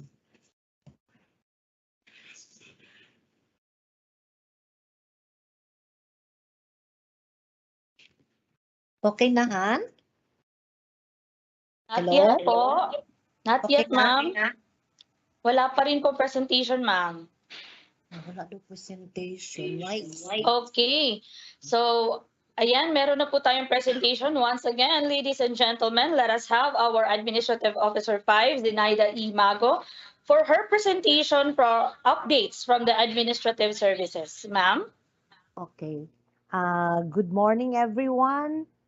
To our schools division superintendent, Ma'am Maharani, the two assistant schools division superintendents, Sir Raymond and Sir Jerry, our two chiefs, CID, Ma'am Joy and Sir Erning, and to everybody, good morning once again. Magandang umaga sa lahat.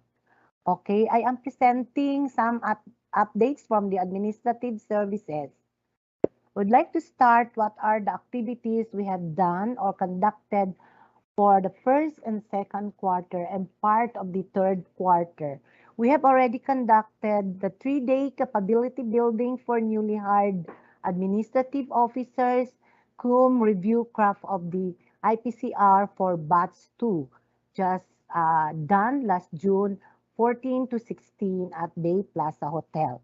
And the another activity was conducted was the orientation on the guidelines and procedures on physical count of property, plant, and equipment, cum interfacing of public schools, district supervisors, school heads, district and school property custodians, and district administrative officers last July 12, 13, 18 to 21 by Qualcy.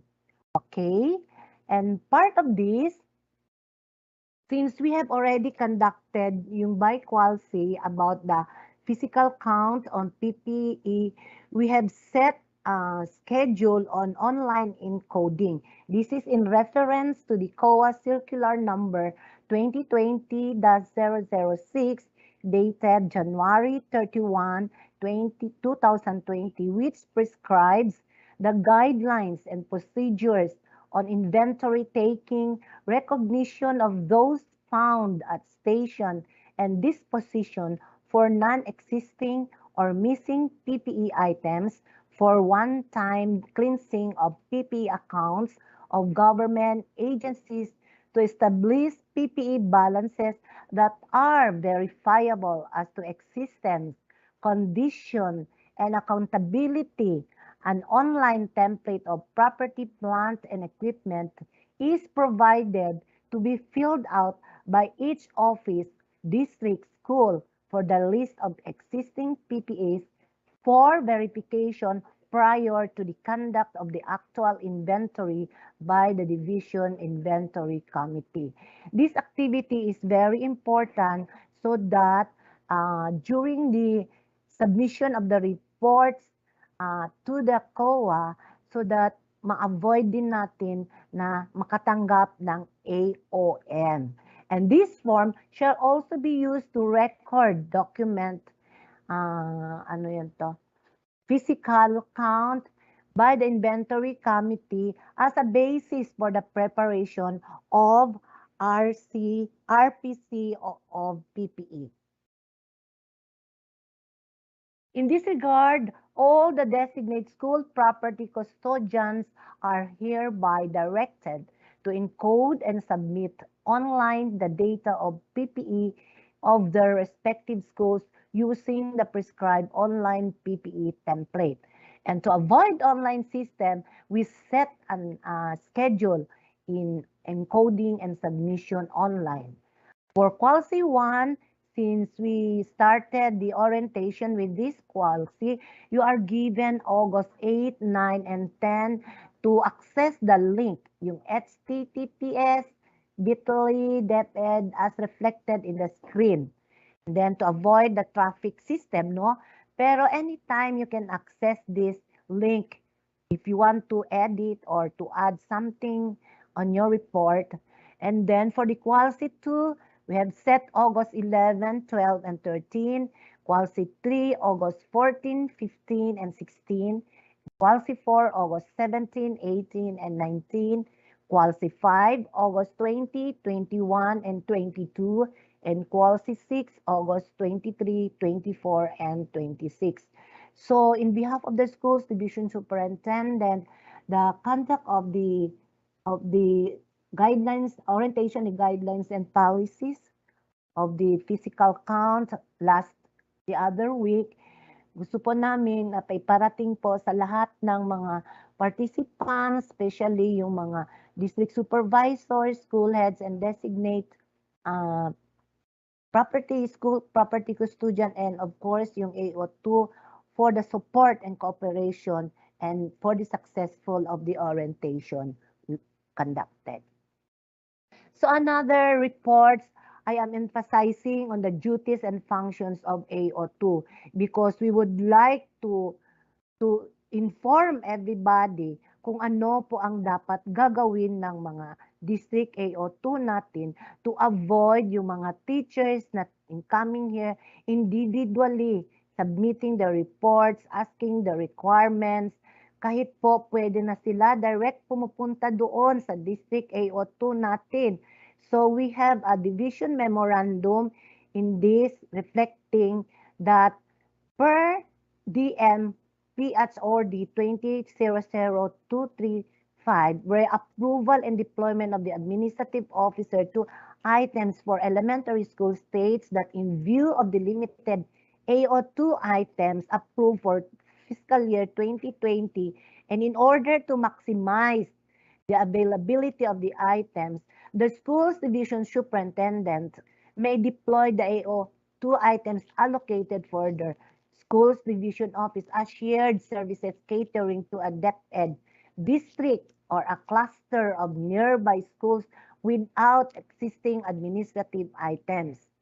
And Department Memorandum HROD 2021-0171 regarding the deployment of administrative officer 2 items to public elementary and secondary schools for fiscal 22 dated September 3, 2021 states that in view of the limited newly created AO2 items in fiscal 2021, some items shall be deployed to clusters of schools to increase the number of schools that will be able to avail the administrative services of the AO2.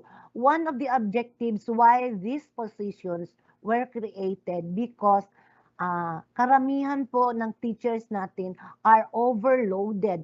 Maraming naka-attach sa kanila yung mga ano yan siya, yung ancillary services. Hindi na sila makapokos ng kanilang main mandate in delivering the basic education to our learners. Busy na lang sila, lagi na nasa paperwork. So because of this creation of AO2 items, makakatulong po sa ating mga teachers. So, here is the job description, no? The unit, elementary or senior high school, and then they have to report to the school head or the district supervisor. Ano po yung position i-supervise nila? Emphasize natin because later our division accountant will be discussing on the deployment of ADAS 3 and ADAS 2. So overall, yung AO2 natin, siya po yung mag-supervise. Tandem yan sila, partner yan sila sa mga ADAS, administrative assistants and aides in the school. So what are these duties and functions of AO2? Yan po. In terms of KRA1, personnel administration, although we have already heard this during the PPE orientation, gusto lang namin i-reiterate para alam po ng taga-field, para hindi na sila direct pumupunta dito, yung clients natin, para ma-facilitate po natin na yung kailangan ng mga teachers natin sa district level pa lang. Okay. On the recruitment and selection, provide human resources management, support to the school head and coordinate with AO4 of the SDO in the following HR-related functions. So, ang AO2, pwede mag-assist through recruitment and selection of applicants in the school assigned, promotion and deployment of personnel in the assigned school by checking and validating the completeness and authenticity of documents to be submitted to the SDO HRMO for preparation, issuance of appointments, prepare ERF of qualified teachers, and submit to SDO for processing. So, importante yan. It is very clear na sila po yung mag-assist ng mga school personnel natin, ang mga AO. In terms of personnel records, update regularly 201 files, maintain database, act, assist, designated agency, authorized officer in the field in terms of verifying, approving GSIS loans and agency remittance advice ARA as may be delegated. So there are some AO2 assigned in the division office and designate as AAO, no? And then this will be and should be approved by the GSIS para pwede na siya mag-verify or mag-confirm kung ano pong meron sila nag-apply sa GSIS. And then, she or he consolidate daily time record of school personnel and prepare monthly report of service form 7. Monitor and record attendance, absence of school personnel, and report to school head issues and concerns related thereto. Acts an application for leaves. Dili naman ni si teachers para mag-submit lang sa ilahang leave and then needs the action. And then update vacation, service leave, credits of school personnel, and regular communicate to all concerned. Although the updating of the service credits is done in the division level, but in the district level, the AO2 should also do the same task para ma-reconcile ang record diri o dito sa district. Maintain the confidentiality of personal information of school personnel to which she has legal access. Coordinate with concerned offices such as BIR, GSIS, PhilHealth, Pag-ibig, Civil Service Commission, and other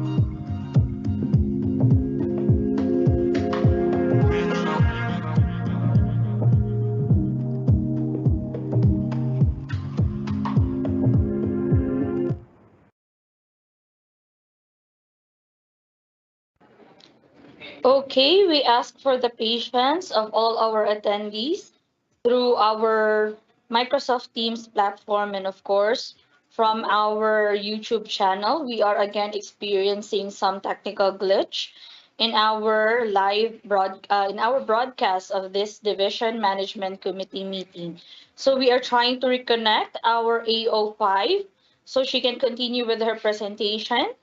While waiting for her, again, we would like to remind everyone that if you have any questions or clarifications regarding the presentations that we have today, so far we had updates from the CID and presented by our Education Program Supervisor, Dr. Minda Castillo, and updates from the SGOD and Prime HRM presented to us by Dr. Antonio Ganub.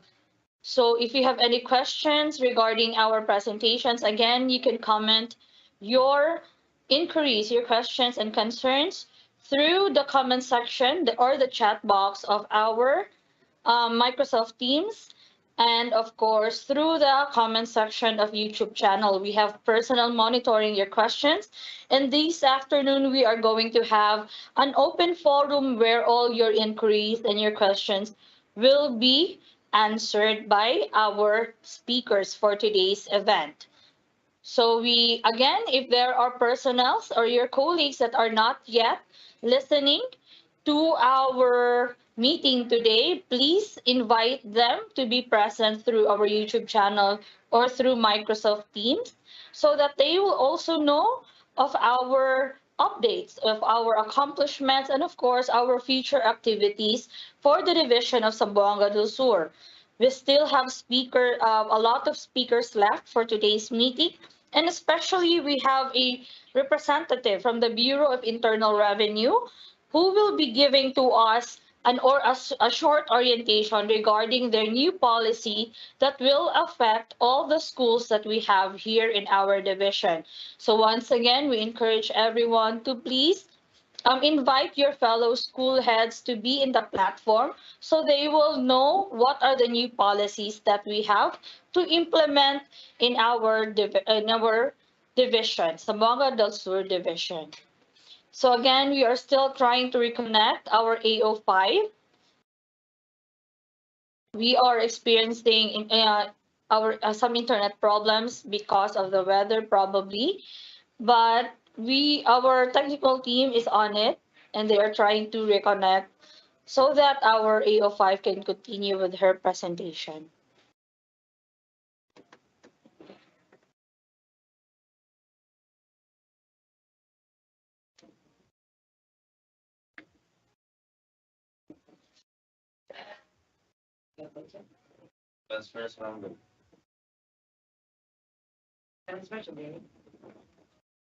Again, in our platforms, we have members of the EXICOM. We have, of course, our schools division superintendent, Dr. Maharani Jacinto. We also have our two assistant schools division superintendents, Sir Raymond Salvador and Sir Jerry Bukingkito. We also have our CID chief, Dr. Juliet Magallanes. We have our ITO, Sir Chester Don Bayukot, our division accountant, Ma'am Pichi Shane Karandang. Of course, we have our SEPs for the HRD, Sir Ebenezer Bana Malilay. We also have, of course, our legal officer, Attorney Jill Alpeche, who will be presenting after Ma'am Zenaida Mago. We also have our previous presenters. We have Dr. Minda Castillo and Dr. Antonio Oganu. Of course, in the MS Teams live platform, we have our public schools district supervisors, we have our principals in charge of the district, and our education program supervisors from the Curriculum Implementation Division. In our YouTube channel, we have instructed our various school heads from all our 800 plus schools to join us and listen to our presentation. Okay, so our updates from the administrative services will now continue. We now have AO5 Zenaida Mago back in our platform. So ma'am, please continue with your presentation.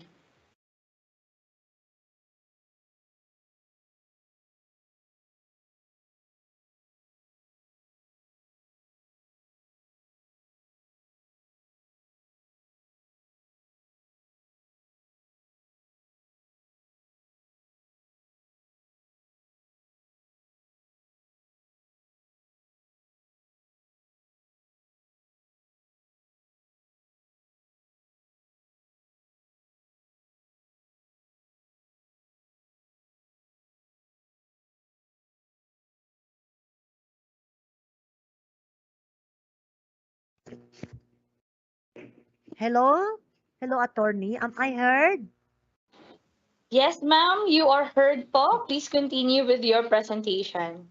Okay, okay. Thank you so much. Pasensya po. So, I am presenting again the duties and functions of AOTO because we would like to emphasize para alam po ng lahat, although we have already discussed this during the orientation on guidelines and policies, during the policies of the guidelines on the PPE orientation and interfacing activity with the PSDS school heads, AO2, and the school designate property custodian. So the first KRA is the personnel administration. Under this, we have the recruitment and selection. And the AO2 should provide human resources management support to the school head and coordinate with AO4 of the SDO in the following HR-related functions. What are these functions? Here are the recruitment and selection of applicants in the school assigned, promotion and deployment of personnel in the assigned school by checking and validating the completeness and authenticity of documents to be submitted to the HRMO for preparation, issuance of appointments. So meaning they need to check and validate and the completeness of the documents para di na magbalik-balik ang mga documents once na submitted diri sa SDO. And then they are going to prepare ERF of qualified teachers and submit to SDO for processing. On the personnel records, they need to update regularly 201 files and maintain database of personal information of school personnel. So sila po mag-update. Kailan po natin i-update? Once the teachers or any school personnel meron promotion or retirement or disease, as long as na ay movement sa every personnel in the school or in the district. And then they need to act or assist the designated agency authorized officer, AAO, in the field in terms of verifying, approving GSIS loans and agency remittance advice as may be delegated, and consolidate daily time record of school personnel and prepare monthly report of service, Form 7, yung monthly report, no? And monitor and record attendance, absence of school personnel, and report to the school head issues and concerns related thereto.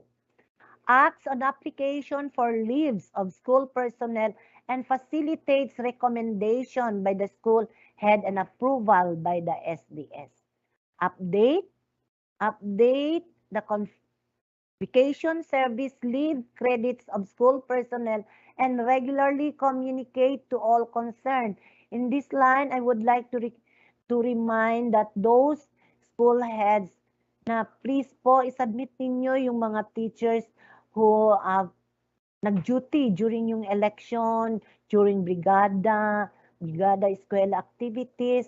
Kailangan may report yan sa AO2 ninyo para ma-update yung mga service credits nila. No? And then maintain the confidentiality of personal information of school personnel to which she has legal access. Coordinate with concerned offices such as BIR, GSIS, PhilHealth, Pag-ibig, Civil Service Commission, and other agencies, entities on the implementation of policies and guidelines relevant to personnel. The AO2 also has to do in lines of the compensation and benefits of the school personnel to compute and submit to SDO applicable personnel benefits for processing, funding, and releasing, like maternity benefits, step increments, salary differentials, overtime pay kung allowed or kung meron, proportional vacation pay, and others. And monitor and prepare notices for step increments and adjustments of school personnel and submit to HRMO for checking and verification. So, ito, pinaka-importante ito, once na meron yung mga service record yung si teacher, pwede i-check nila kung updated ba ang service records ng mga personnel natin para malaman natin kung anong step na or anong salary grade na yung mga teachers as well as yung non-teaching personnel, no? Then the process retirements, separation benefits of school personnel. Parang nabubuhay na ulit yung mga fixers ngayon. Maraming nagbitbit sa mga documents sa mga retirables na ana mo anhi diri, and then dili na mi mo allowed ana, it should be the AO2 na ang mo magdala sa ilang mga papers diri in applying for retirement and yung mga separation benefits sa mga teachers or non-teaching personnel natin. So, next slide. Ihang lagi siya do. Ihang lagi siya.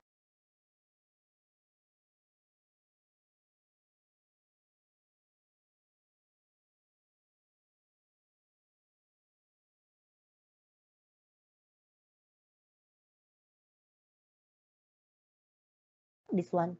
Okay.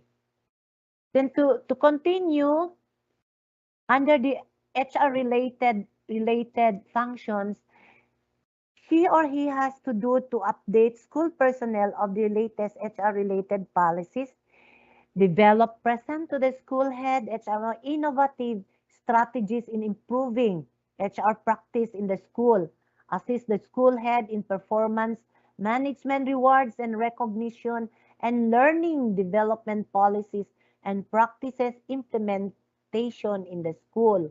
Ang dami ng trabaho ng AO2. So prepare and submit HR-related reports to school head, HRMO. Coordinate regularly with the HRMO in the implementation of HR policies and guidelines since our division is applying for prime HRMO, HRM, kailangan po natin katandem din yung mga AO2 natin. We need to orient them also on the process of the prime HRM. And then on the property custodianship, they act as the property custodian in the district. They need to facilitate procurement of supplies, materials, equipment, and others of the school based on approved SIAP or as directed by the school head. Ensure that supplies and materials, equipment, textbooks, and other learning resource materials are stored properly in a secured facility. Although we have already AO2, meron pa rin po tayo designate na school property custodian. Sila po yung tumulong sa AO2 natin, hindi naman agad-agad tatanggalin sila because malalaki din ito ng task. Mabigat na task po. Itong alone lang sa personnel, ang dami na niyang duties and functions. So for the general administrative support, the AO2 should assist the school head in the preparation of School Form 7, loading of teachers, assist the school planning team in the preparation of SIP, AIP, provide general administrative support to school head and teachers like reproduction of learning materials, encoding of reports, and preparation of documents, and perform other functions as may be assigned by the school head.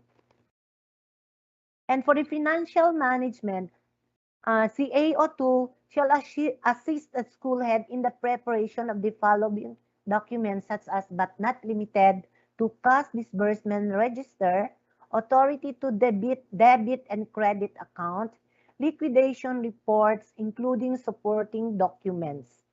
For UIS, for the implementing units, the AO2 assists the school head in the preparation of required reports from COA, DBM, and other oversight agencies.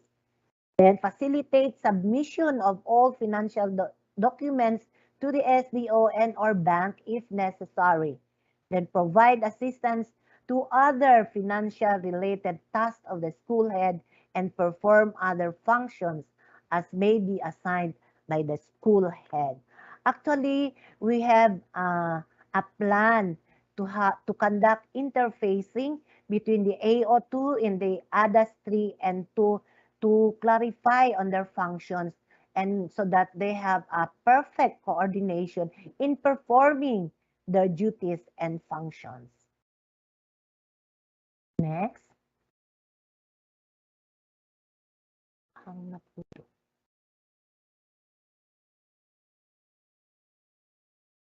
Okay. As public servants and professionals, Schools Division Office, Zamboanga del Sur officials and employees, together with the school and field personnel, are expected to perform their duties and responsibilities without expectation of any favor or material reward. I am presenting some guidelines and policies to remind us about the Republic Act 6713. Here are some sections of which na parang ma-remind natin ang self natin at ma-remind din natin yung kasamahan natin sa trabaho kung ano po ito some guidelines and policies under RA 6713. Based conduct and ethical Standards for Public Officials and Employees states that gift refers to a thing or a right disposed of gratuitously or any act or liberality in favor of another who accepts it, and shall include a simulated sale or an ostensibly onerous disposition thereof. It shall not include an unsolicited gift of nominal or insignificant value, not given in anticipation of or in exchange for a favor from a public official or employee. Marami na din nag-chat sa akin, ganito, ganito, meron daw magtatanggap ng ganito when in terms of applying for certain position, kailangan po natin tigilan na ito, matagal na itong kwan, pero naulit na naman ngayon. Murag na hilom-hilom na to, karon ni balik na pod. So we need to remind again ourselves, our colleagues regarding this Republic Act 6713. And then the Act of Conduct in Ethical Standards for Public Officials, Section 3, Paragraph D, states that receiving any gift includes the act of accepting directly or indirectly a gift from a person other than a member of his family or relative as defined in this act, even on the occasion of a family celebration, no, or national festivity like Christmas, if the value of the gift is neither nominal or significant, or the gift is given in anticipation of or in exchange of favor. Okay? And Section 7 of the Code of Conduct, Ethical Standards of Public Officials is still, it's about the gift, yung bawal na magbigay kahit ano. Yung dapat yung mga tao wala nang kapalit kung mag-perform sila sa kanilang duties and functions. And for the Section 50 under RACs or the, ano yung RACs, yung Rules on Administration Codes in the Civil Service, that receiving for personal use of the fee, gift, or other valuable thing in the course of official duties or in connection therewith, when such fee, gift, or other valuable thing is given by any person in the hope or expectation, undangan na nato, no, kanang murag umuhatag manggani, dili na jud kanang na ay kapalit, trabaho na namo magtrabaho diri to process, to facilitate, to cater your needs in the division office.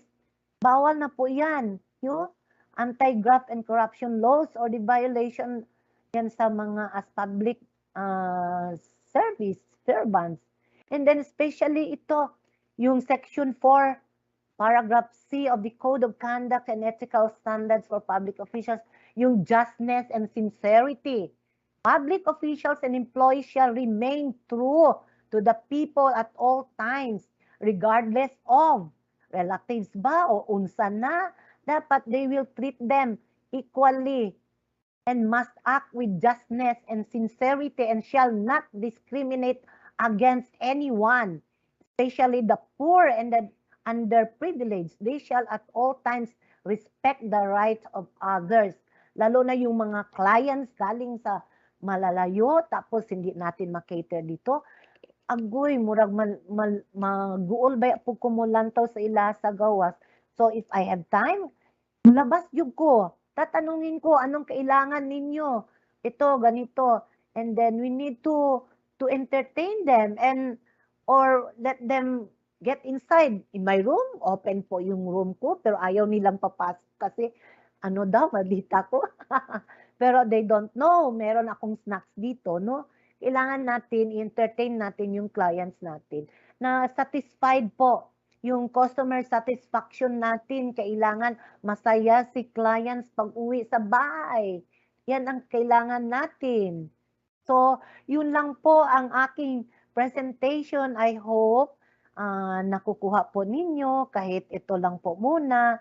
Salamat at maraming salamat. Masalamat sa lahat. God bless us po. Hello?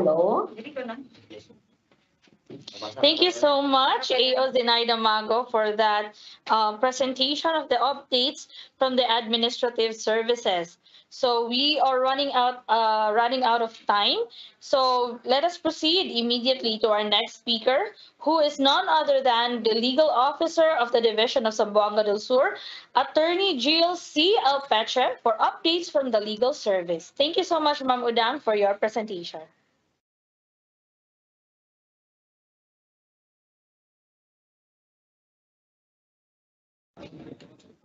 Good morning. Um, let's make my report update very short. Anyway, I'll be giving you an update on the cases, no, the nature of cases that the division office is handling right now. We have actually 11 cases under formal investigation. Uh, there is a problem with our formal investigating committee because we need to reconstitute because one of the member is sick.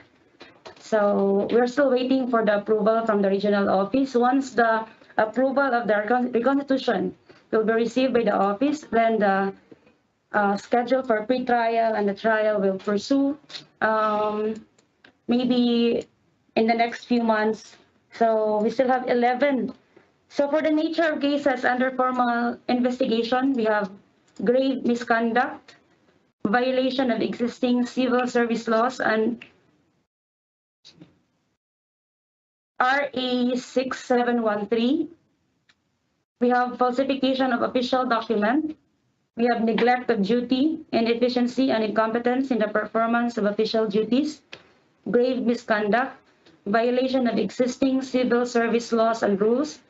We have discourtesy in the course of official duties, disgraceful and immoral conduct, grave misconduct, discourtesy in the course of official duties. You have grave misconduct, simple misconduct, grave misconduct, and disgraceful and immoral conduct. So as you can see, we have a number of grave misconduct or misconduct that is under formal investigation right now. Unfortunately, of course, we cannot tell you the respondents for confidentiality, but at least the people who are listening right now must be aware that cases in the division office are more real than fiction. It's really happening. So for preliminary investigation, we still have 11 cases under preliminary investigation. It's because some of these cases that the complainants did not yet comply with the requisites of formal complaint, and there are also cases that the parties manifested that they're going to settle it amicably.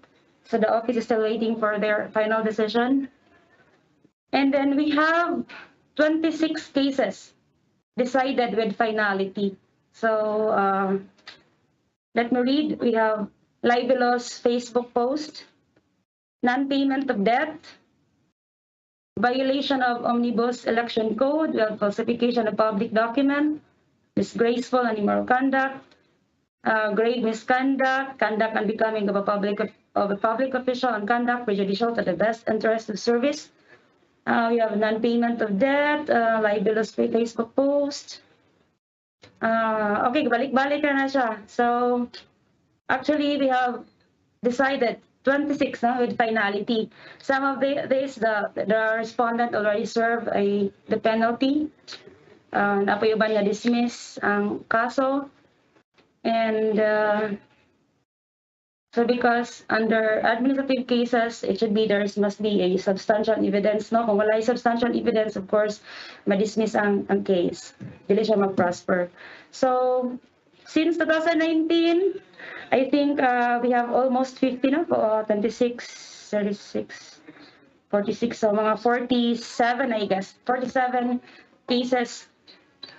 So, actually, last week, we conducted a seminar, a 4-day live-in seminar with regard to DO 49 or the revised rules of procedure in admin cases in DepEd, no? And child protection policy and the grievance procedure. Unfortunately, because the budget is limited, we only had 204 attendees representing from the different districts. Hopefully, in the next years, the legal service can also conduct the same activity. I suppose the attendees were delighted and had fun, and of course, learned a lot from the discussion because we invited three lawyers. We have Attorney Therese, Attorney Cliff, and Attorney Trixie from the regional office. So I guess there's some more update from the legal office. Back to you, to our MC. Thank you so much, Attorney Jill Alpeche, for your quick presentation of updates from the legal services. So as you have heard her say, the cases that we have here in DepEd Zamboanga Sur Division are very true. So we continually encourage for all of our personnel, of course, to follow the rules and regulations and, of course, all existing policies that we have that we have to serve as our guide as we go about our duties and responsibilities. So that is our legal services updates presented to us by Attorney GLC Alpeche.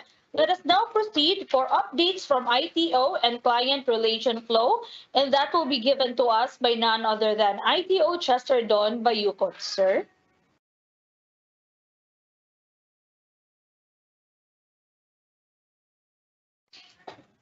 Thank you, Ma'am Therese.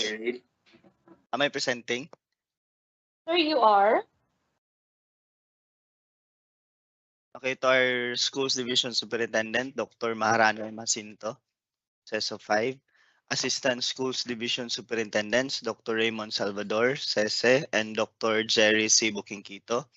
Chiefs of the Functional Divisions, Dr. Juliet A. Magallanes and Dr. Ernesto F. Tardo. Execo members, PSDSS, PICDs, school heads, ladies and gentlemen, good morning. So my task for this morning is to present to you the OSDS ICT second quarter updates. First, we have the DepEd computerization program. For this school year, we are expecting 2 batches to arrive. First is for batch 2020 multimedia package.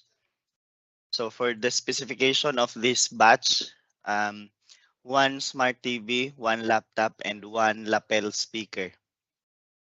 And the total number of recipient schools are 601. So the total number of packages for batch 2020 multimedia package is 633. As you can see, the total number of recipient schools is not equal to the total number of packages because there are recipient schools that will receive multiple packages. For the next batch, we have the batch 2021. For the specification of this batch, we have one laptop and one external hard disk drive. So one unit. Total number of recipient schools, 229. The total number of packages is 928. No?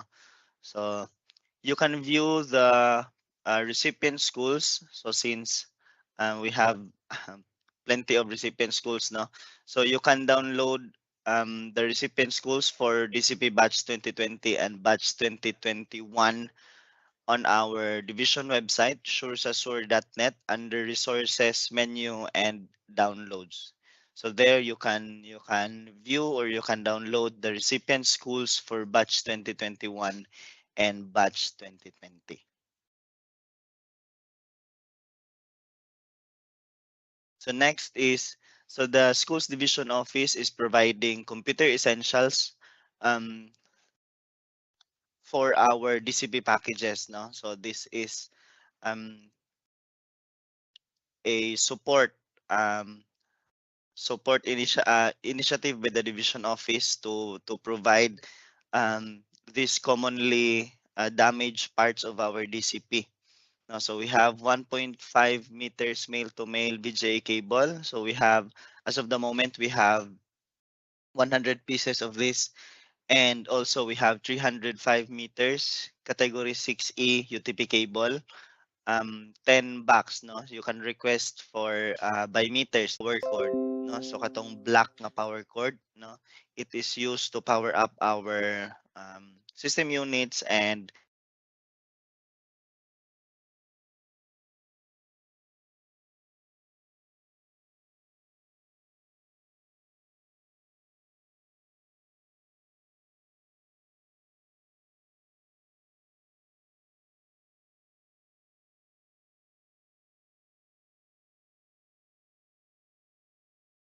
okay, so you can request for these items, no? Through a letter request addressed to our schools division superintendent.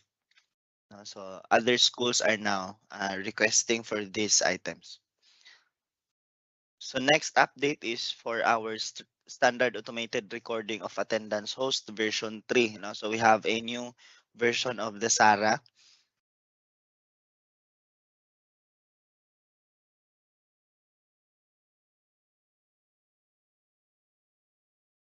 So as a short history of the system, no.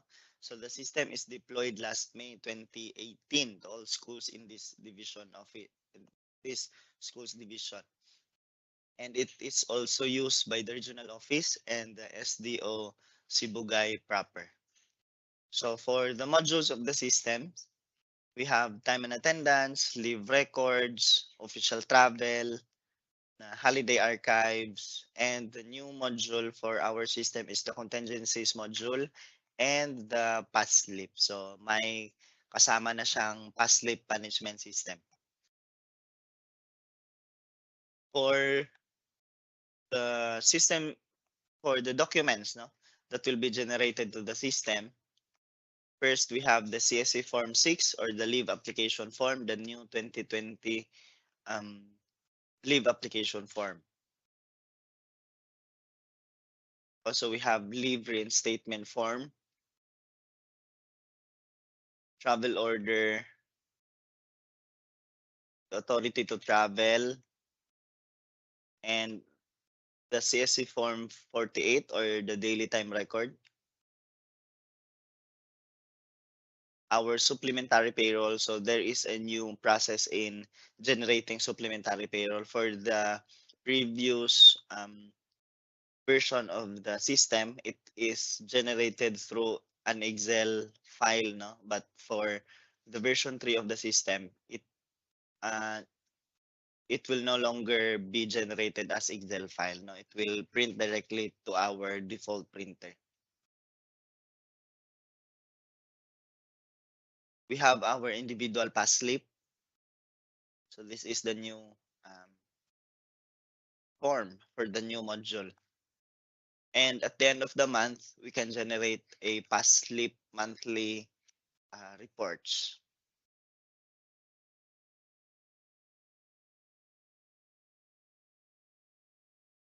So deployment of SARA version 2 to SDO proper last May 16, 2022. So na-deploy na siya sa division office proper.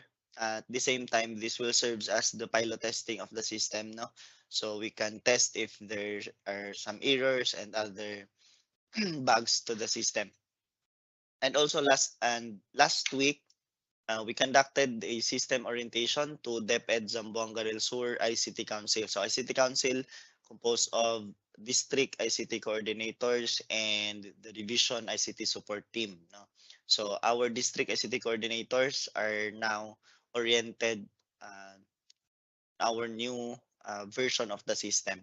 And I believe other districts are now um, orienting the school ICT coordinators. And also, there will be a region-wide deployment of the system. No? So as you can see on the screen, it is a proposal presented to the Office of the Regional Director about the standard automated recording of attendance host, and the deployment will be this year.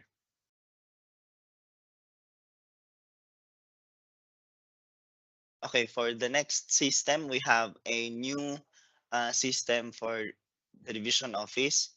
Um, the name of the system is the alt queue, or the application for linear transaction queue. So basically, it is a queuing management system with a modules for our client satisfaction form. No, so system presentation to the top management and section heads last June 8, 2022. So the system is presented, and um, the process flow is also presented. So here is a process flow. No, so the system has two process flow. One is for the client, which is you, our teachers, our school heads, our personnel from the field. No, so this is you, the client, and um, the next flow is the office personnel process flow. So first is for the client. So I have here a process flow for our client. So start, client input. The client will input his or her client details to the system, and the client will select, no, what transaction type and office to transact. For example, if the client will transact to a personal section or to accounting office, no. And after inputting his or her client details and selecting the transaction type and office to transact, now the client will get his or her queuing number, a system generated queuing number. So if there is a printing problem with the system, so the client will proceed to the to if there is no printing problem, no, the client will proceed to the office once queuing number is displayed. If there is a printing problem, so the client will approach the officer of the day to generate the queuing number. So if there's no printing problem, proceed to the office once queuing number is displayed. So it will be displayed to a flat screen TV, no, outside the or in the lobby. So client office transaction, he will transact now in the office. So if um the track if the transaction is um if the transaction of the client is many, no, or the system will allow the office in charge to forward, no, the client to another office. So forwarded to another office. If no, then transaction done, proceed to the system. So to the rating module. If he will be forwarded to other office, like say for example, if the client's concern is clearance, signing of clearance, so we expect to that the client will transact multiple offices. So the office in charge will forward the client to another office, and the client will proceed to the forwarded office. Then the client will transact, no, to the next office. Then mubalik siya sa kana nga decision, no, if the office in charge will forward the client to another office. So if yes, then that's a looping scenario. If that scenario will be false, if no na siya, then that the client will proceed to the rating module of the system. So it means the transaction is complete. So the client will scan the queuing number, no, he or she gets in the step 3 of the process. So scan queuing number barcode to the system and complete the client satisfaction form. So he or she will now complete the client satisfaction form. electronically. Then the client will receive, or the system will generate certificate of appearance of the client.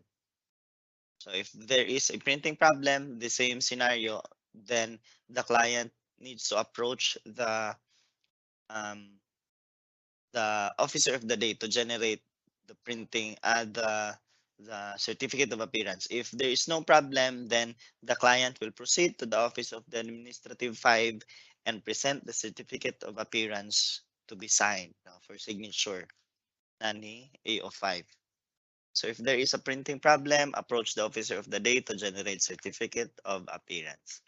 Then end. No? So the client will now leave the office with his or her signed certificate of appearance.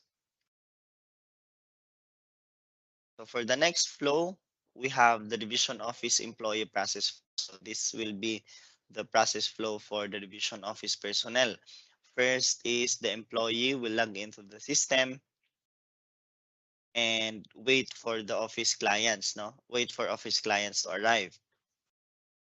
Accept queued client. So once the office personnel will accept client, the queuing number will be displayed on the TV on the waiting area. Then, once the queued client is accepted, so expected now that the client will proceed to the office, and the division office employee will address the client's concern. Then he or she will decide whether um, this client will be forwarded to another office. If no, then the transaction is complete. If yes, then employee will select office to forward. Employee will select transaction type, and so the same looping scenario, no, if forward sa office personnel si client to another office. So the employee, the current transaction will be closed once the client will finish filling up the customer satisfaction form. So the client accept another, then the division office, then the office employee will accept another queued client after the transaction is complete. End. Okay, so that's the process flow for the division office employee and the client process flow. For the system modules, we have the client arrival. This is where client input their personal data, select transaction type, and generate queuing number slip. So basically, this is a system stored in a computer with a printer, um, with a queuing slip printer, no? And also the next module is the service mechanism, where office personnel accepts queued clients. Office personnel will always prioritize. So the system also prioritize pregnant women, senior citizens, and PWDs. So for this module, this is for the office personnel. Next, the queuing panel, where clients can view if it's their turn to transact, what office to transact, and office personnel to transact. The module will be displayed on a widescreen TV in the waiting area. Client rating, where client completes after the transaction is complete. So it is where clients will go to, or they will scan their queuing a slip to this module, for this specific module, and he or she will rate the service provided by the division office personnel. And this is where the printing of the certificate of appearance happens. Next module is the dashboard, where office personnel can view real-time data on the number of queued clients, number of served clients of the day, and individual client rating chart. So the office personnel can assess his or her performance by merely browsing this module. And for the admin side, so this is where system users for this module and the users for this module is the system admin and the front desk officer. No? In this module, the system user can view, add, and update all system data. For the system generated documents, we have queuing slip, certificate of appearance for individual transaction, certificate of appearance for multiple transactions. So there are two types of certificate of appearance. One is for individual transaction and the second one is the certificate of appearance for multiple transactions. So ako lang i-view if maklaro ba. So as you can see, so this is a sample of certificate of appearance for individual transaction. So as you can see, this is to certify that Mr. or Miss Anthony L. Nabasca of Tiguma ES appeared at the schools division of Zamboanga del Sur. This is a system generated document on June 14, 2022 from, so there is a specific timestamp, no, from 12:32 to until what time, no, he will transact to the office. For the purpose of DepEd email creation served by the name of the IT personnel, dyan yung makalagay, served by, for example, Chester. So, served by Chester Don Ibayokos from OSDS ICT. So, ganyan ka-detailed yung certificate of appearance. And for the certificate of appearance for multiple transaction, as you can see, so may table na nakalagay dyan. So this is to certify that Mr. or Miss Michael P. Mama of Tingog National High School appeared at the Schools Division of Zamboanga del Sur, Dao, Pagalan City on June 15, 2022. As you can see, there is a detailed transaction history. For example, for his first transaction, Office OSDS ICT from 8:42 to 10:24 in the morning. So the purpose is DepEd email creation and in charge the SDO personnel, for example, Chester Don Ibayokot. Then his next transaction is from the OSDS personnel section from 8:42 to 10:26 leave application, the in charge is Ponciano Lanzado. So that's a sample look of our certificate of appearance for multiple transaction. So there is a summary of his or her transactions done in the division office.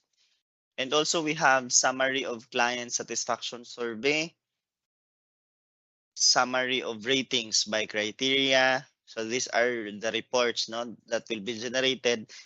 It can be monthly or weekly or annually or quarterly. And also the client satisfaction survey analysis.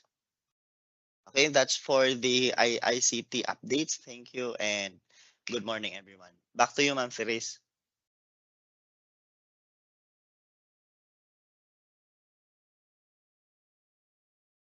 Thank you so much, Sir Chester Don Bayukot, for presenting to us updates from the ITO. So as I said a while ago this morning, we have representatives from the Bureau of Internal Revenue to give us updates on their policies and of course orient us on their processes. And with that, we have them here today. We have Ma'am Ana Lujay Dipay, Chief of the Client Support Section. We have Ma'am Jenny Flor A. Malon, Revenue Officer 3 for Assessment. Ma'am Jana E. Makararay, Revenue Officer 1 for Assessment. Sir Zobel R. Calip, Revenue Officer 2 for Client Support Section. And Sir Paul B. Bano, Revenue Officer 2 for Compliance Section. So they will be our next presenter. Again, we call on all our school heads to please specifically listen to this presentation as this will be important for you to understand and know for you so you can implement it well in your respective schools and of course in your respective districts. So once again, ladies and gentlemen, let us have Ma'am Jana E. Makararay, Sir Zobel R. Calib, and Sir Paul B. Bano from the Bureau of Internal Revenue to give us updates from the Bureau of Internal Revenue. First, no? Oh. Good morning. Good morning po.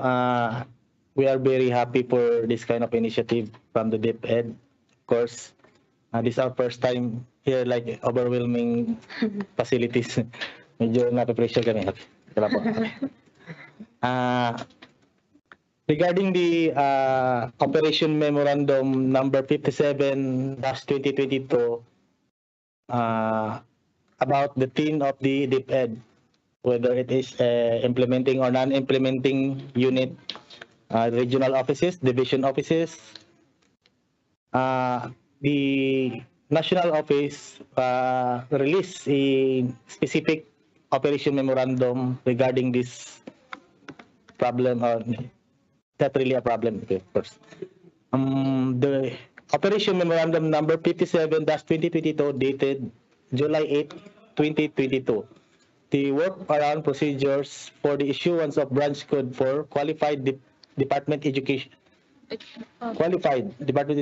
regional offices, division offices, implementing unit school in Mindanao region. So of course this memorandum released specific for the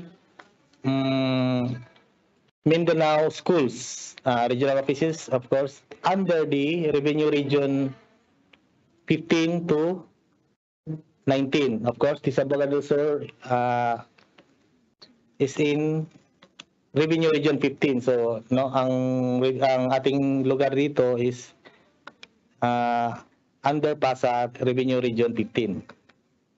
So, therefore, all revenue district office under revenue region number 15, particularly the client support section personnel, are hereby directed to strictly adhere to the following workaround procedure. So, the offices of DepEd implementing or non-school division regional offices must strictly follow the memorandum. So, all application for registration of DepEd shall be submitted for registration to the revenue district office having jurisdiction over the place of business or the office. So, in the office, you are directed to go to the office to update the registration or to have your office will, if your office is implementing unit, you are shall be generated new team. So, first, you are hereby directed to client support section under office RDO Pagadian City and fill up form BR form 1903 for the new generate team. So which new generation of team. So what school is applicable? So the applicable, yeah, of course, those schools implementing unit, regional offices, division office, must have to have a new team under the new under 779-872-195 team. So i-discuss po namin yan mamaya. And then another one is for those non-implementing unit. So those non-implementing unit, dapat ika-cancela namin yung team. It must be closed yung team and we'll be using the form BIR form 1905. So no, if mag-generate tayo ng team 1903 for those implementing unit, regional offices, division office na form 1903, and those non-implementing unit for the cancellation or close of the team, it is form 1905. So ipapakita ko po yung mga forms mamaya so para madaling maintindihan. Team 779-872-195 shall be used solely to generate and assign TIN branch codes for all pending and new TIN application of qualified DepEd regional offices, division offices, implementing unit, schools in all RDO. So, like I said a while ago, that the tin used by the new tin that will be used by regional offices, division offices, implementing unit is 779, 872, and 197, and it is applicable uh, in Mindanao only. So ito lang po yung tin na gagamitin sa Mindanao. So yung mga may tin number na ng mga school, technically yung gagawan yung mga tin ng bago. So yung non-implementing unit will be canceled. Of course, the implementing unit schools in all RDOs under RR number 15 15 to 19. Only DepEd regional offices, division offices, implementing unit schools shall be issued a tin as branch of DepEd. Non-implementing unit schools shall use the tin of its division office, and no implementing unit school shall be issued separately. So as I said a while ago na yung regional offices lang, division office, implementing unit schools must issue the tin under the tin that I said a while ago, and then no new tin will be issued to the non-implementing unit. So yung mga old tin nila o yung ginagamit nila must be cancelled again. And then last, no cooperatives, parent-teachers associations, canteens, printing offices, and other non-DepEd organization in the premises of the DepEd shall use the DepEd tins. Such entities, organizations shall be registered separately. Since that entities that I said, it is not included in the memorandum, so it must be registered separately. So ibang registration procedure yung gagawin yan. So it is, the memorandum said only the DepEd offices, regional offices, division office is applicable. Okay, that's yun lang po. That's a very short memorandum lang po, and hopefully maintindihan po ng lahat. And thank you po. Then,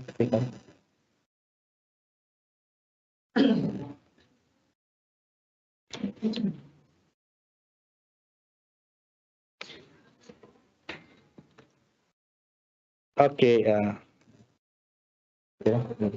Okay. This memorandum, naisingit lang po namin itong memorandum kasi our RDOs directed us to discuss this particular orders, so that kasi po marami pong nangyayari sa office na pumupunta pa rin sa regarding this problem. So this memorandum also it is favorable to the employers. So yung mangyayari is yung mga employees di na pumupunta sa office. So the revenue memorandum order number 37-2019, so amended policies, guidelines, and procedures on the registration of employees. So yung in short nito, so dapat yung mga employer yung magkukuha ng tin sa mga employees. Sila po yung magpa-process ng tin in behalf of the employees, of course with the liaison officers o sino yung authorized nila. So objectives.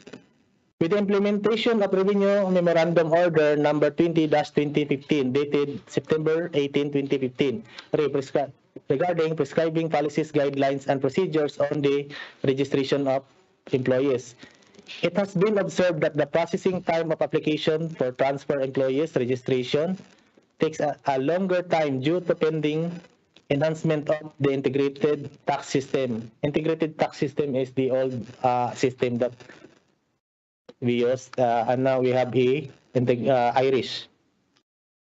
And then this order is being issued to revise the prescribed policies in the registration of employees, including updates, simplify the process of transferring employees registration as provided under RMO 20-2015. So, yung number 2 at saka 3, parang hindi ko na lang po yung i-discuss, but the most important is the number 1, the revised prescribed policies. So, policies and guidelines. So, registration of employees earning purely compensation income. In general, new employees without TIN. So, in general, no employees without TIN shall be registered at the RDO having jurisdiction over the place of business or office where the employer's head or branch is physically located. So in general, no, it is said that wala pong i-generate na employees sa office namin. So number 2, employers shall secure the TIN of its new employees using the registration EREG system within 10 days from the date of employment. Thus, employees who will be registered by their employers using the EREG system shall be registered to the employer's RDO for the non-large taxpayers employer. So, or the RDO large taxpayer having jurisdiction over the place of business where the employer's head office or branch is physically located. So, again, the employer shall secure the TIN of the new employees within 10 days from the date of employment. So, actually, kung maglalagpas yan, may karambatang penalties yan. So, at the end of the slides, it will be discussed. And then, thus employees will be decided. Okay. So the employer, whether large taxpayer or non-large taxpayer, shall manually secure TIN of its employee from the RDO having jurisdiction over the employer's head office or branch where the employee will be assigned under following circumstances. So there always be an exemption na sa one. So the employee might get a new TIN in the office if there is circumstances. So number 1 is there is an advisory from the BIR that the EREG system is unavailable. So if our system, the said system is unavailable, so of course you can always go to our office to secure that new TIN. Okay. So number 2, taxpayers who cannot be registered using a registration system due to the following. So there are some cases na di maka-register po sa registration system natin. So what are those? So those with no middle name. So the employees rather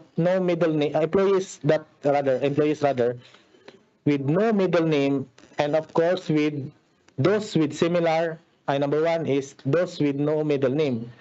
So, yung pong walang mga middle name na mga employees. So, hindi po yan makasecure sa registration system namin. So, second is those with dissimilar or found to have matching records in the BIR database. So, second is may nangyayari po na magkapareho yung apelyido at saka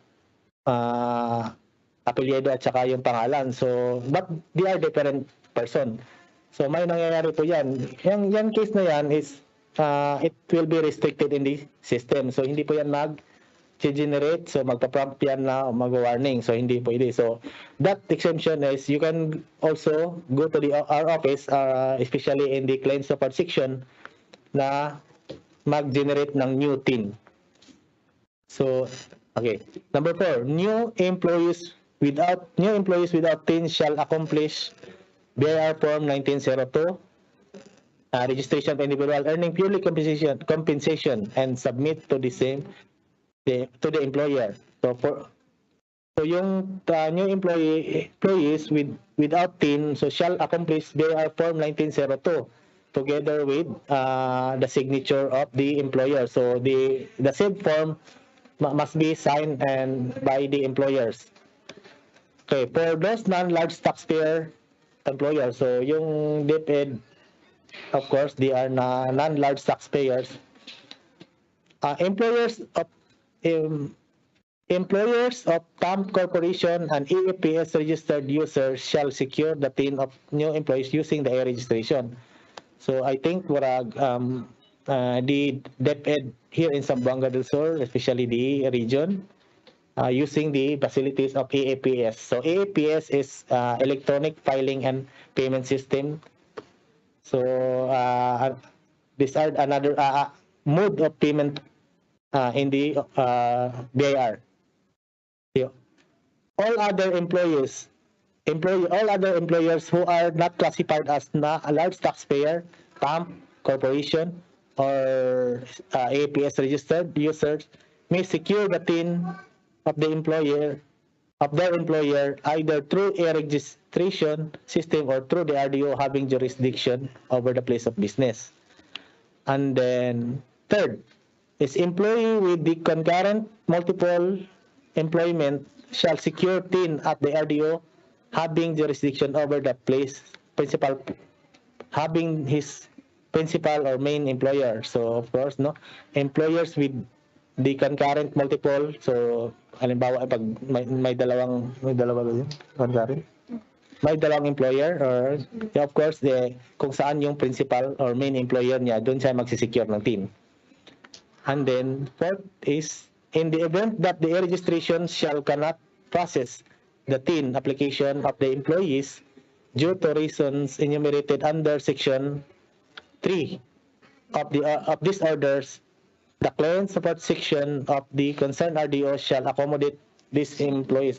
Another one, no, you can also go to the office and secure TIN manually if in case the registration are down and cannot be processed, cannot be accessed.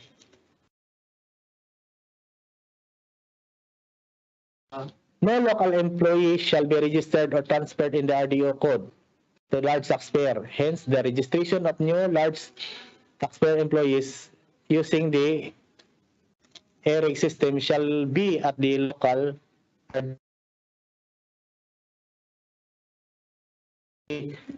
where the large taxpayer employer's head office or branch physically located. So in case ERIG system also unavailable, the application of registration of LT employees shall be submitted to the local RDO. And then it is the summary of the memorandum. So employees without TIN. So employees of non-large taxpayer, the employees of non-large taxpayer, employees of PAMP, employees of employers using EAPS. So the DepEd is in under the employees of employers using EAPS must go through the e-registration. So yung mga gumagamit ng EAPS, yung electronic filing and payment system, must go through the e-registration. All their employees must be registered in the e-registration in that facilities. So and then the employees of large taxpayers, so it is not applicable to us, the DepEd here. So and then penalties provision. So no, this is the last slide that I said. The penalty provisions. So those employers who are required to use a registration. So those employers who are required to use the registration system, but instructed a new employees to visit the RDO with the photocopied alleged registration system message presented shall be imposed a penalty of 1,000 per employee pursuant to section 275 of the NIRC as amended. So for NIRC as amended. So for those employers na nag-i-issue ng TIN erroneously invalid,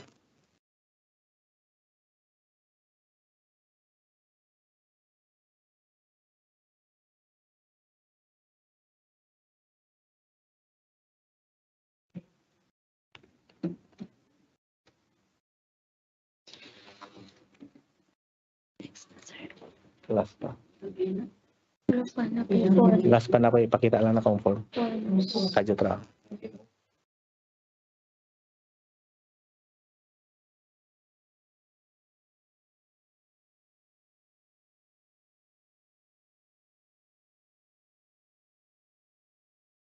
na-discuss ko po kanina as in the first slide ko po. This is presentation of the form. So actually isingit ko sana kanina. Pero ito. Form 1903. Form 1903 will be used for new TIN that will be issued to implementing unit, regional offices, and division offices. So ito po yung gagamitin natin for issuance of the TIN. So the liaison officer or the said authorized representative just fill up the form 1903. Of course, i-discuss nyo lang isulat nyo po yung mga applicable na i-fill up. Ito lang po yung dilin mo. Pasaka lang. Ito po yung form. Ayan. And of course, it must be signed by the head office, of course, head office. It must be signed said 1903. So you can also download this form in the BIR website. So actually, all the BIR forms will be can be downloaded in the website. Sige, force niyo isa. 1905.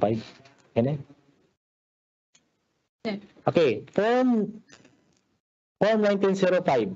So the form 1905 will be used to cancel the TIN of the non-implementing unit school or for updates. So if ever those school non-implementing units, so it must be cancelled or stopped or ceased.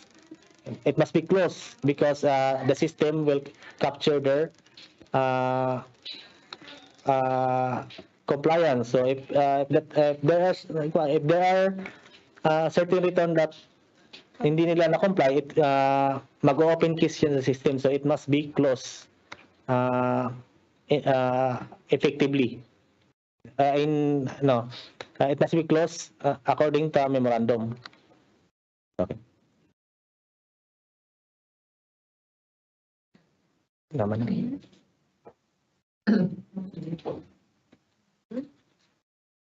Ada.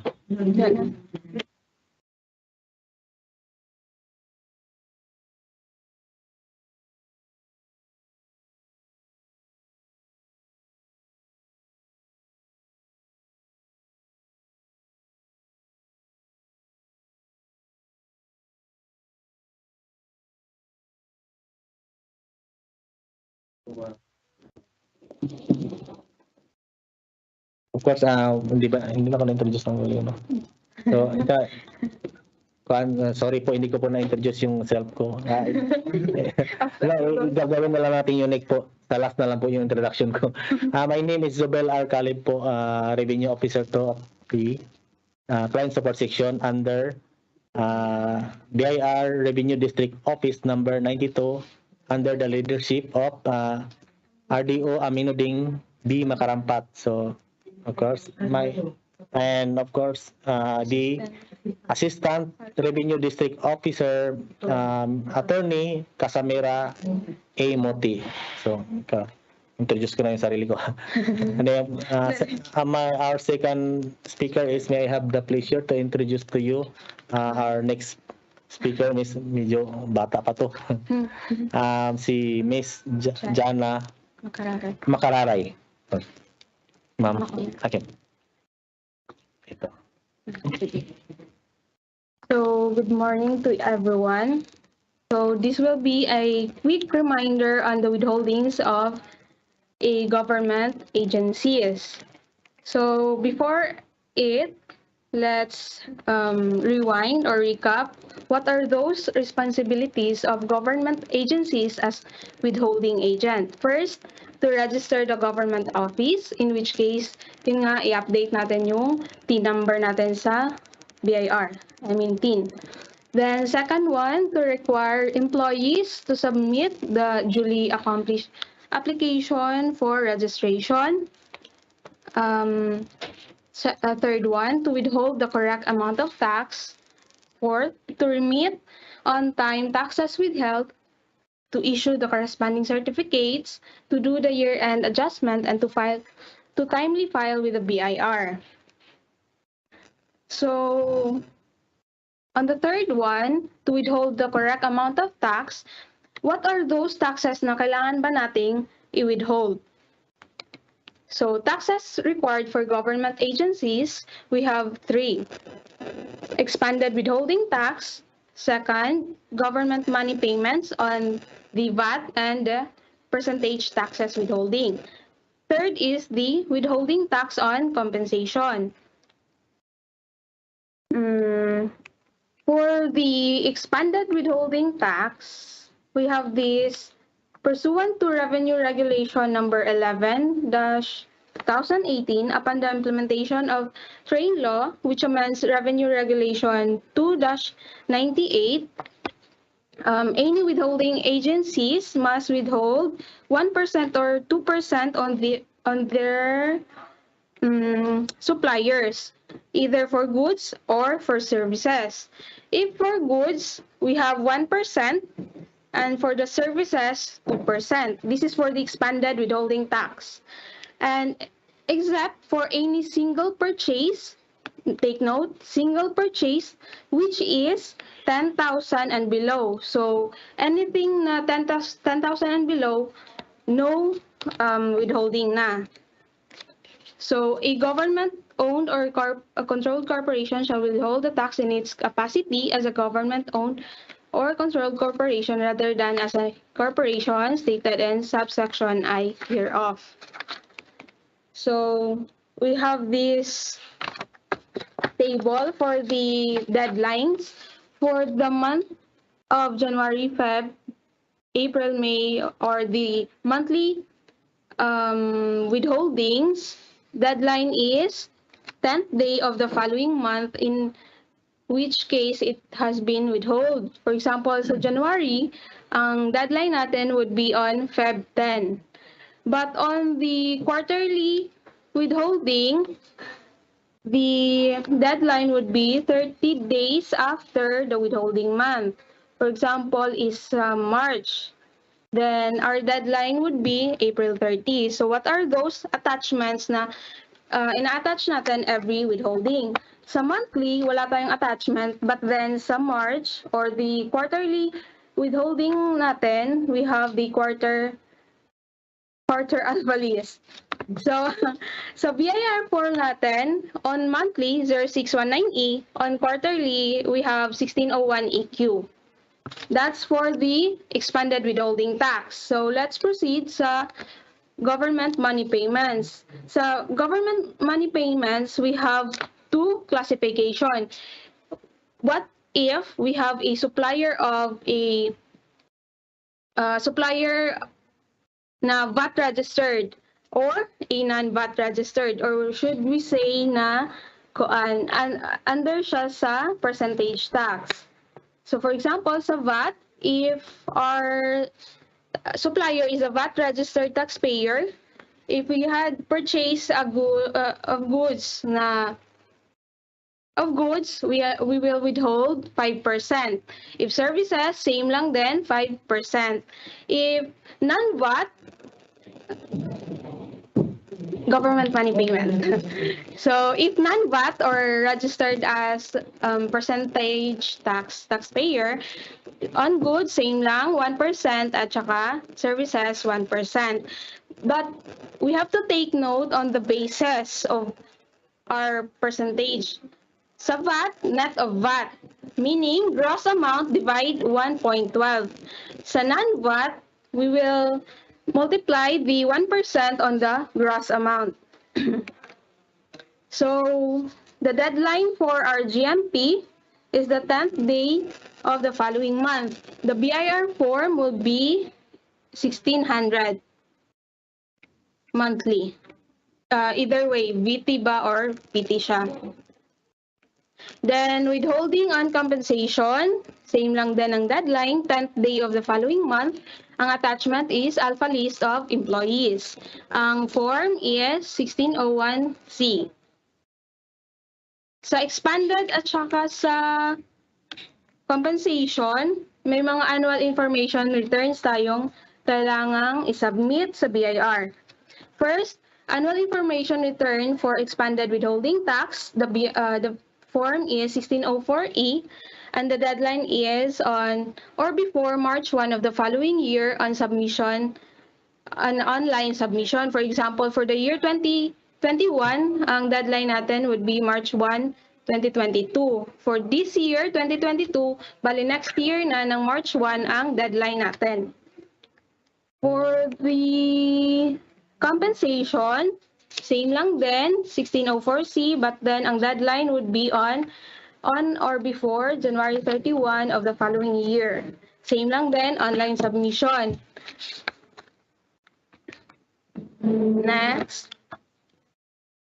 sanction and penalties. By the way, for the annual information return, may penalty tayo na 1,000 to 25,000 pesos. Depende kung magkano yung supposedly na withhold natin. Then sanction and penalties for non-compliance. For example, hindi tayo nag-file or late lang siya na-file or late lang na-file siya pero late lang din siya na bayaran. First is the basic tax due. Kailangan talaga mabayaran yung basic tax due. On top of that, we have interest, surcharge, and compromise penalty. For the interest, 20% if yung return natin is period before January 1, 2018, and 12% starting from January 1, 2018. Aside from that, we have surcharge of 25%, which is based on the basic tax due. And compromise penalty, compromise penalty depends on the basic tax due. If our basic tax due is 500 pesos, then our compromise penalty would be 1,000 because it is in between 0 to 5,000 range. So we have this table in which case we can base our compromise penalty. So thank you. That's a quick recap regarding this one. And if in case we have questions, we can approach our office for those questions and we will suffice everything. So, Sir Paul, you may have the camera. Good morning, everyone. I am Paul Briones Bano, our Revenue Officer 2 of Compliance Section. We would like to say thank you, DepEd, for giving us the opportunity to share our knowledge about what Bureau is all about. So this time, I'll be discussing all about my section, about compliance section. So, ano ba yung tax compliance? So, isa sa mga requirement namin, reminders, is all about the open cases. So si City Division kasi, Division ng Pagadian City, nabigay sila ng list sa amin together with the TIN of their school. So, ginawa ng compliance section ng aming office is that to verify their TIN kung yun talaga yung TIN na ginagamit. Upon verification sa ITS namin at saka sa IRIS, we found out that some schools are using wrong TIN. So, ang sa ba ang mga TIN nagamit naggamit sila og mga TIN sa other school.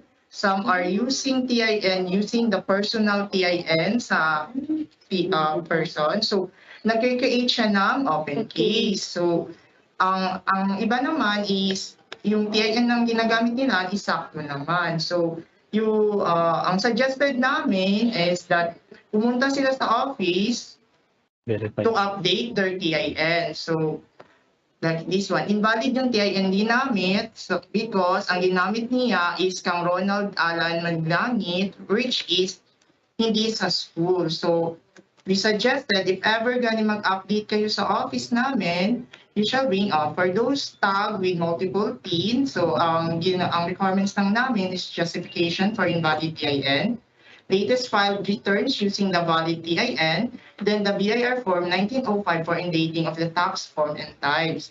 For those, there are also schools kasi nag-multiple TIN. So, yung isa nagkaka-open case which is kanang invalid siya. So for those with open cases, ang requirements lang namin is just justification for centralization of filing using the schools division TIN, then the latest file returns using the division TIN, then the BIR form 1905 for indicating of the tax form and tax types. So yun lang po yung amin. If you have more queries, just visit our office, especially the compliance section. Tutulungan po namin kayo doon to close your open cases at saka ma-indicate na rin yung tax type na invalid sa inyo, hindi applicable sa inyo. So before I leave, I just want to remind everyone, a well-informed taxpayer is a compliant taxpayer. Thank you po.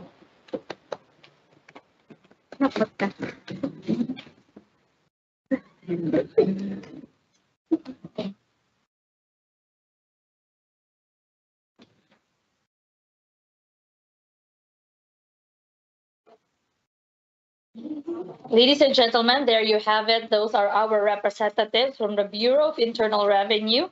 Once again, thank you so much to Revenue Officer 1, Jana E. Makararay, Revenue Officer 2, Zubel R. Calib, and Revenue Officer 2, Paul B. Bano, for providing us an input on the policies and, of course, the processes that we have to follow as employees and, of course, as members of DepEd Zamboanga del Sur Division. Thank you once again to our speakers. We will be commencing with our demand com this afternoon at 1:15 p.m.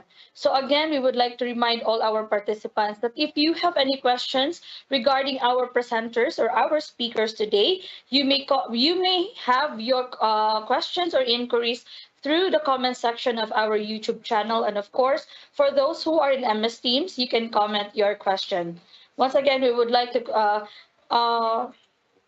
say our thank you to our representatives from the BIR who are also accompanied by their chief of the client support section, Ma'am Ana Lu J. Dipay, and of course, Revenue Officer 3, Jenny Flor A. Malon. So once again, we will be continuing our Division Management Committee meeting this afternoon. And for those who are still not in the platform, we would like to remind you to please review all the discussions that we have today, as this is a recorded Division Management Committee meeting. So for especially those presented by the Bureau of Internal Revenue. So thank you for being here with us this morning. We will continue at 1:15 p.m. See you this afternoon.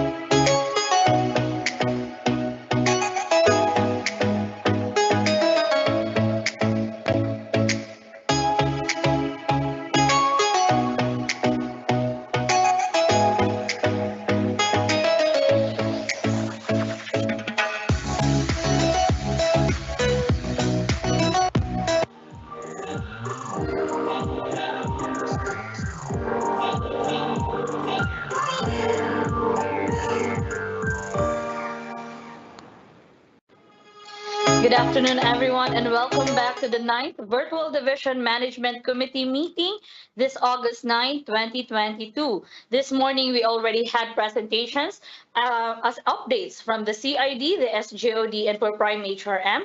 We have from Administrative Services. We have from the Legal Services, ITO Services, and of course, we had our representatives from the Bureau of Internal Revenue. This afternoon, we will have discussions given to us by our division accountant from SEPS, Ebenezer Malilay for HRD, and of course, our two ASDSS, and from our schools division superintendent. As you see in your screen this afternoon, that is the link for our attendance, but it will open only at 3 p.m. pa. So hindi pa po tayo pwedeng mag-attendance ngayon. That link will be presented or shown again this afternoon at 3 p.m. so you can register your attendance to this DemandCom. Again, this live broadcast can be seen or participated in at the MS Teams and of course our YouTube channel. For the MS Teams, we have our EXICO members. We also have our public schools district supervisors. We have our PICDs, and we also have our education program supervisors. And for our YouTube channel, we have our different school heads and officers and members of the Teachers Association. So this afternoon, our first presenter will be none other than our division accountant, Ma'am Pichi Shane Carandang, to present updates for the deployment of bookkeepers and validators, and of course, finance updates. Ma'am Pichi Shane, please take it away. Thank you, Ma'am Attorney Therese. Good afternoon, everyone, especially to our Schools Division Superintendent, Ma'am Maharani Jacinto, to our Assistant Schools Division Superintendent, Sir Jerry Boquinquito and Sir Raymond Salvador, and to all our participants from the field, our PSDSS and school heads and principals. Of course, kalimutan ko pala yung ating mga other members of the executive committee. Good afternoon, everyone. I'll be presenting this afternoon our new assignments of the... Wait, I'll just present muna ha.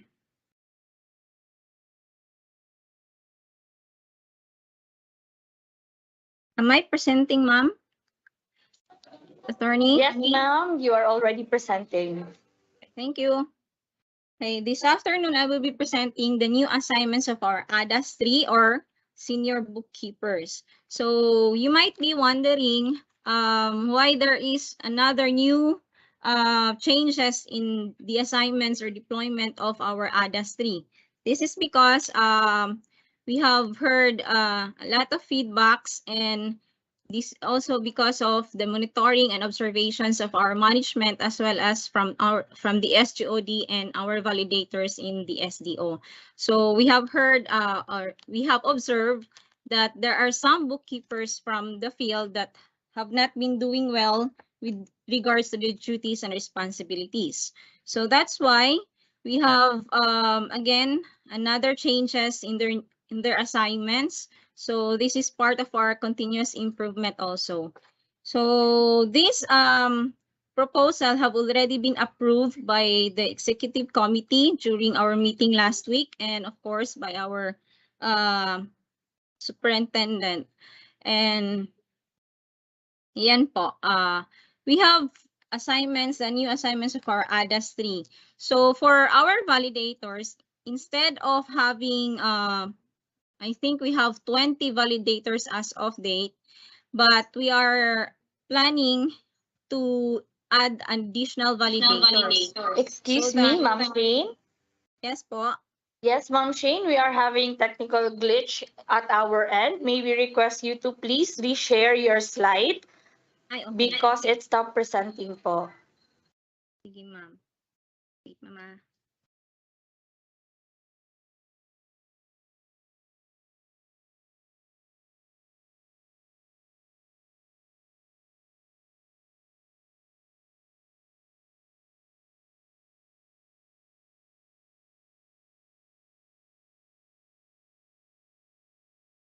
Not presenting. While waiting for the technical glitch to be resolved at our end, again, we request all our participants for this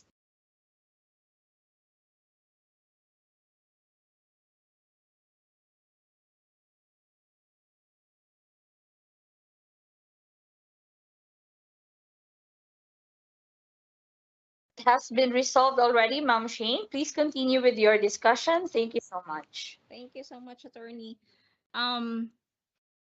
We have here now our validators. This is they will be added. Another set of validators, will be added for each district. So we will be having now 32 validators all in all instead of 20. So mag-add po tayo from the field ng ating mga senior bookkeepers to check for our liquidation reports in the SDO.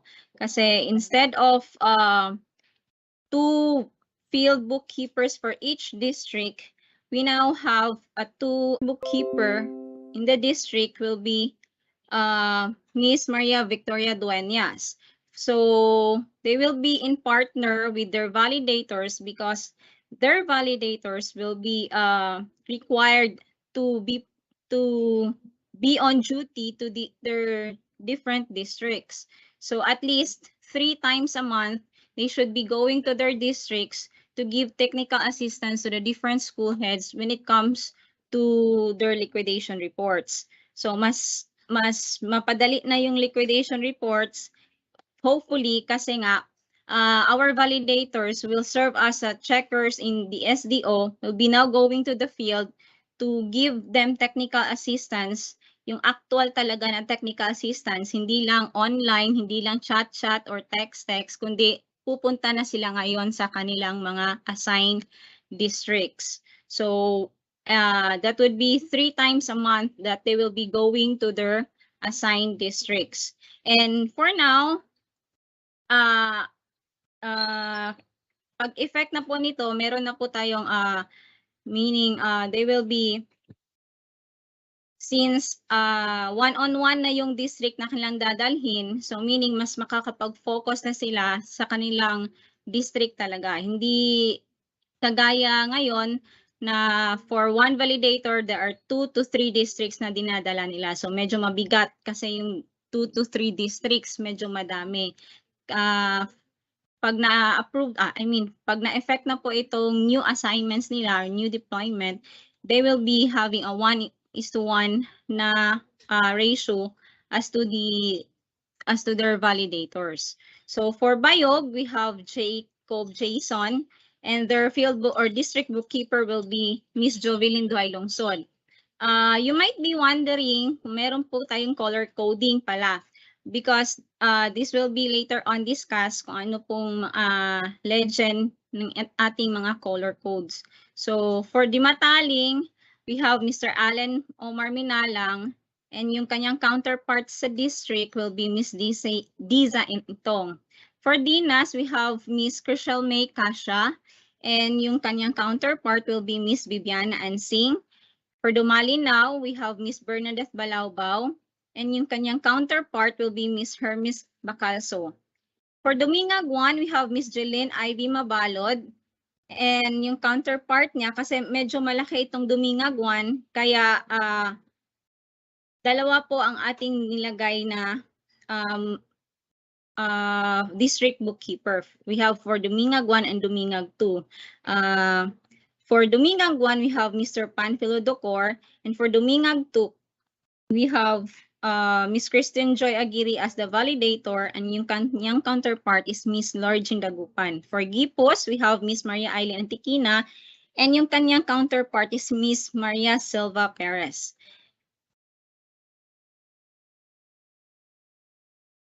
Then next, we have for Josefina, we have Miss Irene Pudyutan, and kanyang counterpart na district bookkeeper will be Miss Simonette B. Flores. For Kumalarang, we have Miss Jemarit Belisenia, and kanyang counterpart, same pa rin, si Mr. Michael Acapulco. For Labangan 1, we have Maribel Cariganda, and for Labangan 2, we have Miss Ninette Pineda. For Labangan, yung kanilang counterpart na district bookkeeper will be Mr. Fredo Dio. Then for Lakewood, we have Jazera Uyao, and yung kanyang counterpart na district bookkeeper will be Mr. Edelberto Cagatan. For Lapuyan, we have the validator Miss Genevieve Dayok, and yung kanyang counterpart na district bookkeeper will be Miss Ruby Shane Manosa. For Mahayag North, we have Miss Richilu Banak, and for Mahayag South, we have Miss Joannalyn M. Arpon. Yung kanilang counterpart naman na district bookkeeper, would be Miss Riznel May Sahe. And for Margos sa Tubig, we have Miss Arlene A. Dean, and yung kanyang counterpart na district bookkeeper will be Daisa Manching. And then we have for Midsalip, we have Miss Divina Agusan, and yung kanyang counterpart will be Miss Ellen O. Montalban. For Molavi East, we have Miss Mary Claire Revilla, and for Molavi West, we have Miss Cherilyn Arconado. Yung kanilang counterpart naman na district bookkeeper will be Miss Maria Cecilia Guillen. For Pitugo, we have Miss Ganideth Paberan, and kanyang counterpart will be Mr. Henry Gasalatan. For RM or Ramon Magsaysay, we have Mr. Janel Pantoja, and yung kanyang counterpart will still be Mr. Don Levic Cadet. For San Miguel, we have Deno Ede Rosas, and kanyang yung counterpart na district bookkeeper will be Mr. Marlo Joey Fernan. For San Pablo, we have Mr. Imbudo, and the district bookkeeper will be Mr. Arnold Adamas. For Suminot, we have Mr. Efren Angelo Aranzado. Kanyang counterpart naman, the district bookkeeper will be Miss Leia Palacio. For Tabina, we have Miss Bleth Lasco, and yung kanyang counterpart will be Miss Queen Bergado. And next, we have for Tambulig, we have Miss Arlene Manlangit, and the district bookkeeper will be Miss Roslyn Pitogo. For Tigbao, we have Sharon Q. Baterna, the district bookkeeper, Miss Lala Diangar. For Tukuran East, we have Mr. Roldan Diata, and for Tukuran West, we have Miss Janice K. Federico. Yung kanila namang district bookkeeper will be Mr. Joseph Chisel E. Lamayo. For Vincenzo Sagon, we have Angelito Bisilia Jr., and yung kanyang counterpart na district bookkeeper will be Mr. Arnolfo Baran. So yung palang color coding natin sa taas kanina, yung mga naka-green, those are the pioneering validators.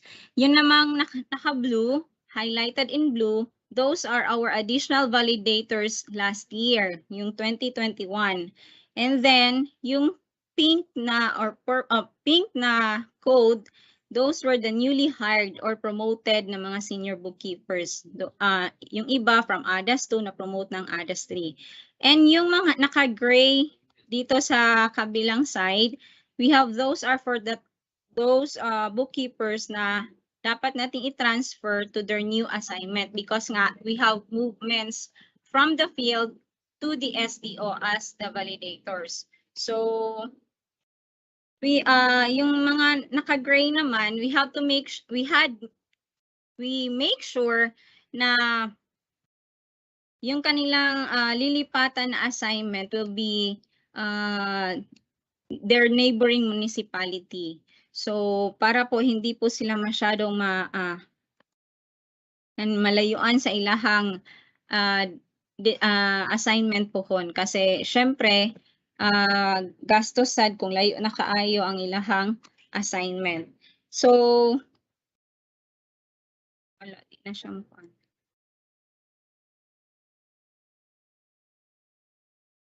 wait. Ma'am Therese?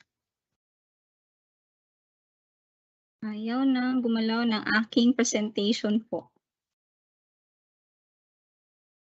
Yes, Ma'am Shane? You're still Ayan, presenting, ayan. Ma'am Shane. Ay, all right po. Thank you, Ma'am Therese. So, anyway, for the effectivity of this new assignment of our ADAS 3, there will be a memorandum that will be issued later on, and their effectivity will be as soon as their new office in the division office will be ready for occupancy na. So we'll just wait for the memorandum and the detailed order to be released soon. So ito nga pala yung kanilang breakdown of assignments. We have 32 senior bookkeepers during our first batch release of items. Then the second batch, we have 38 items. So a total of 70 items na senior bookkeepers only in the elementary. That is based on the plantilla of the SDO. So breakdown of their assignments will be, there are 6 of them assigned in the accounting office 1, dun po sa aming office sa baba.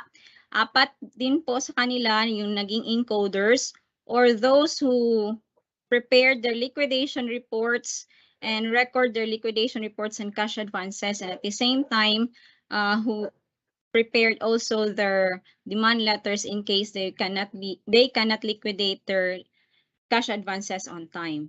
Then we also have 32 validators and then 27 field or district bookkeepers and 1 from the supply unit. So a total of 70 ADAS 3 or senior bookkeepers all in all. So then we have our financial updates.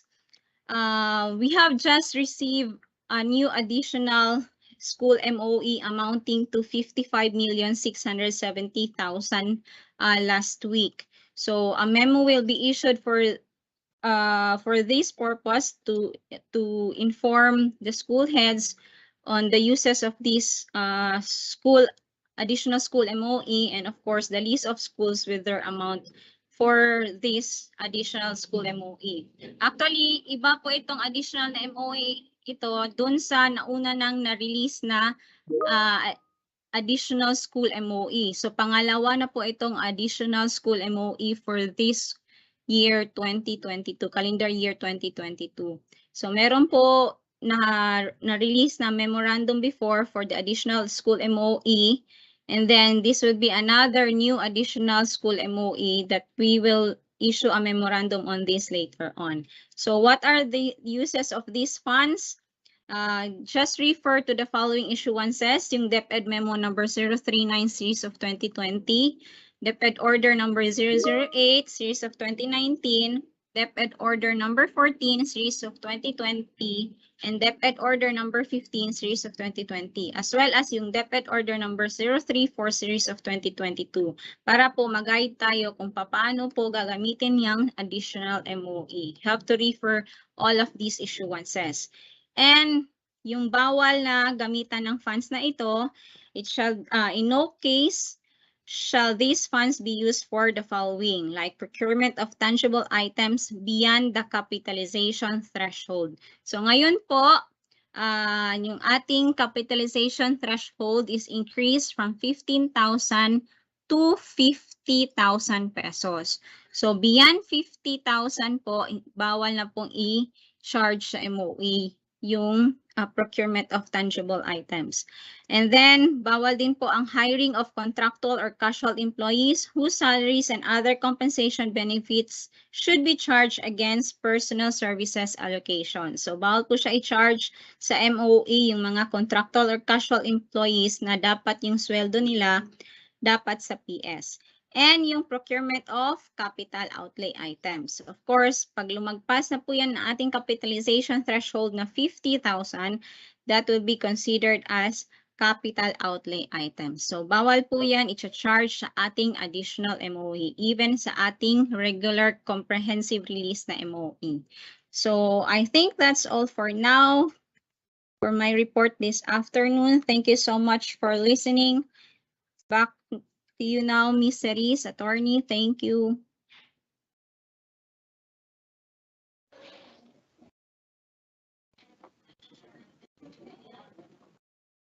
Thank you so much, Ma'am Shane, for your updates for the deployment of bookkeepers and validators, and of course for the finance updates. So, ladies and gentlemen, as you have heard, we have new bookkeepers deployed to all districts here in Zamboanga del Sur Division to help us in validating, of course, the transactions and all other financial transactions that we have. So once again, thank you, Ma'am Shane, for your updates.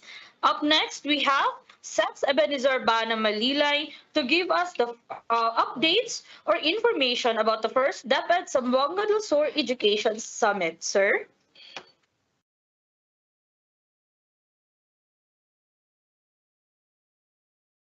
Hello, hello, Therese. Good afternoon. Good afternoon, sir.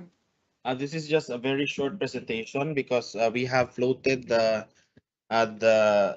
division memorandum last week, I think late last week, and we told our school heads and our others who are involved that we are going to hold it this Friday, August 12. In fact, we had a meeting with some of the, I mean not to some, but our HRD coordinators yesterday, and we already announced that we are going to do it on the 12th, and there were also PSDSS who were asked. They were asking me on the date and when we distributed or when we disseminated the memorandum. But late last night, not late, but early last night, we received an update from the provincial government office, and they told us no that there will be a DILG meeting with their secretary on the 12th. So the DILG also requested that they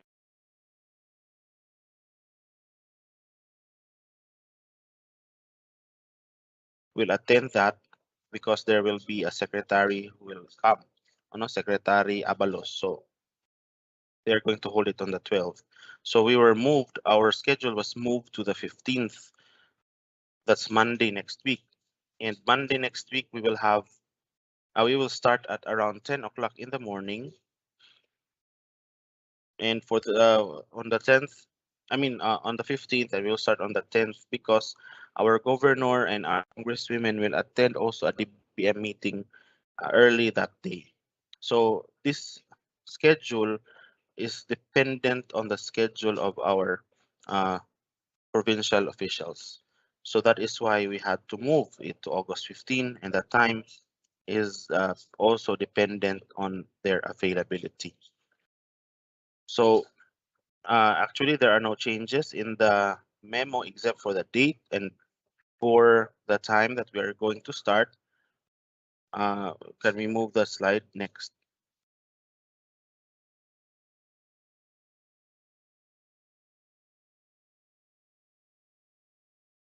Okay, that is the memorandum that was floated last week. And the changes here is actually that we are going to move it to August 15 and we are going to start at 10 o'clock. And our attire will be for our SDO based personnel. So that includes our PSDSS. We are going to wear our Monday uniform, Monday, Wednesday uniform. And for our school based, like our school heads, they're going to wear their Monday uniform as well. So those are just the changes of our education summit. And there were questions also raised. Our participants are all the public elementary and secondary school heads. So if you are leading a school that has its own school ID, then you are going to join the summit. No? The data that says there are 805 school heads, this data comes from the planning office or the planning and research section. So that means that these 805 are schools that have school IDs. So we are going to expect also all our PSDSS, our PICDs, our EXICOM, our education program supervisors, and we also have our support staff and our division personnel who are involved in this summit. So those are the updates for our education summit, and we hope, not hope, but we will release today our advisory on this matter. So So we are expected to be in the mega gym. That the mega gym is actually the gym that is across the Boy Scout camp. No, so it's quite near sa Megayon stage, but it's across the Boy Scout camp. So that's the mega gym there. So we are going to be there at 9 o'clock in the morning, so that by 10 o'clock we can start, because 9 to 10 will be given for registration, and you can find your seats also, so that by 10 o'clock, when our provincial officials come, we can start right away.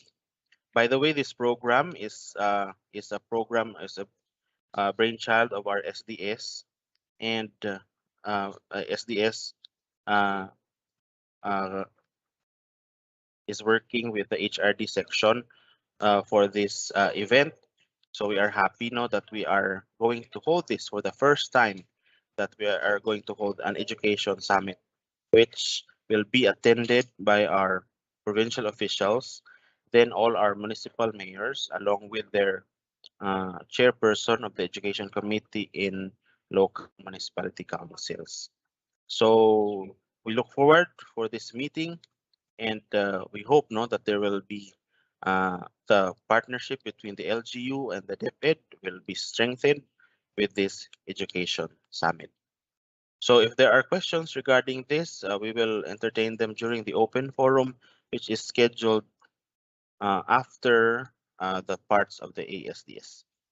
Thank you, Attorney Therese, and I'm giving back the platform to you. Thank you so much, Sir EM, for your updates on the upcoming Education Summit here in Zamboanga del Sur Division. So once again, we remind our um, attendees for that particular event to please look out for upcoming advisories regarding the change in the event and all the other instructions that we are going to have for the implementation of this, or for the conduct of this Education Summit. Okay, we are almost done with the presentations that we have today. So let us proceed to our next speaker of the day, who will be none other than our Assistant Schools Division Superintendent, Sir Raymond Salvador, to present both updates for the offices of the Assistant Schools Division Superintendent. Sir Raymond.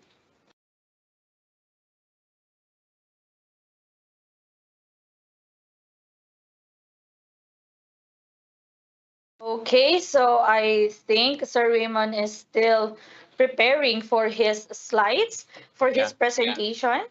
Okay, he's already in. So once again, ladies and gentlemen, for updates for the offices of the Assistant Schools Division Superintendent, let us have none other than Sir Raymond M. Salvador. Sir.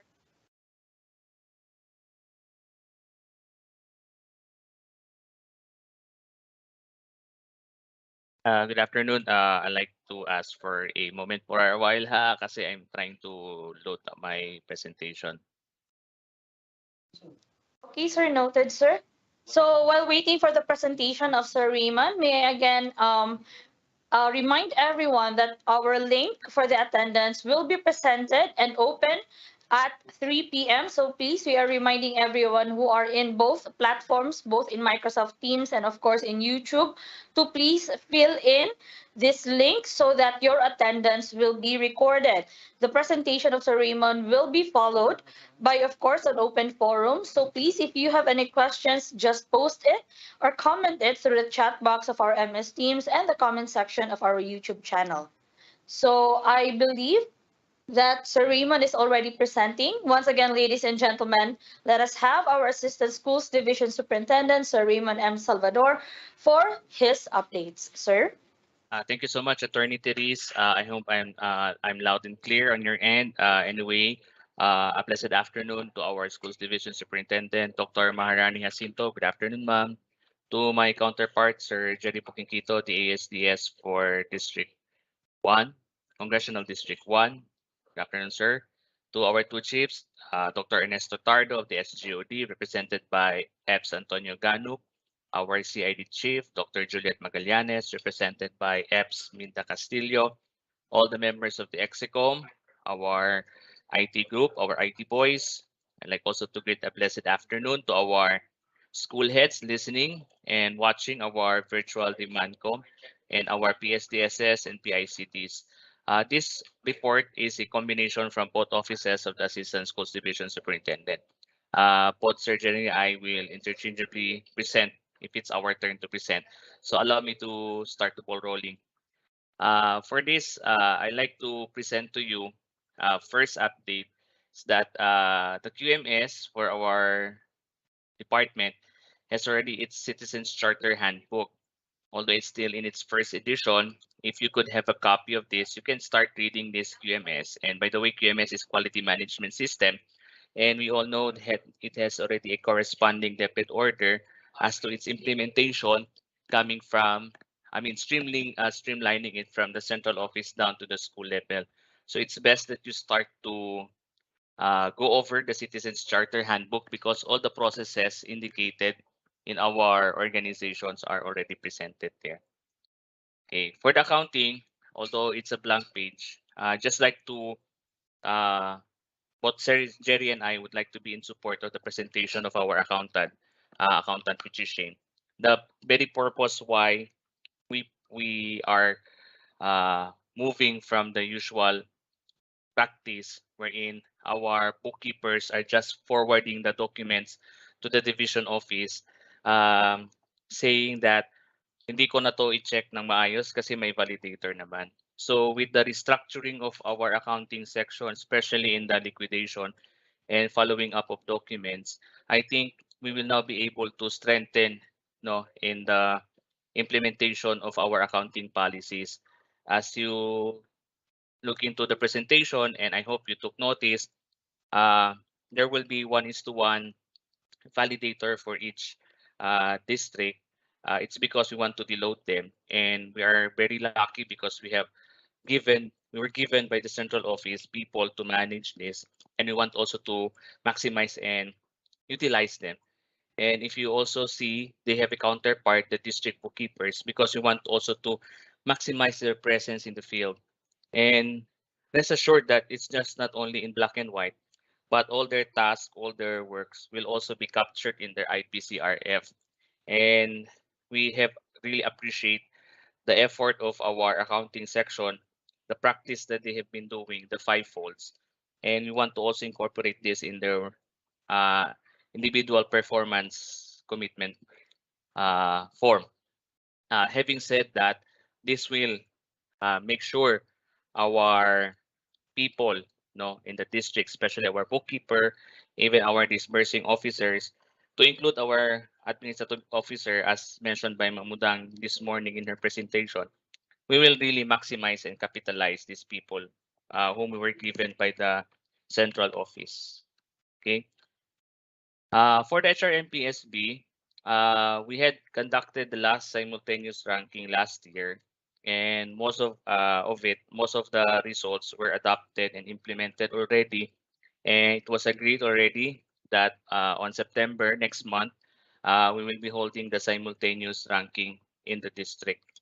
So those who were not able to make it in the ranking last year, this is now your chance to improve your standing and your performance in your respective positions that you are vying to apply and be promoted. Buhon.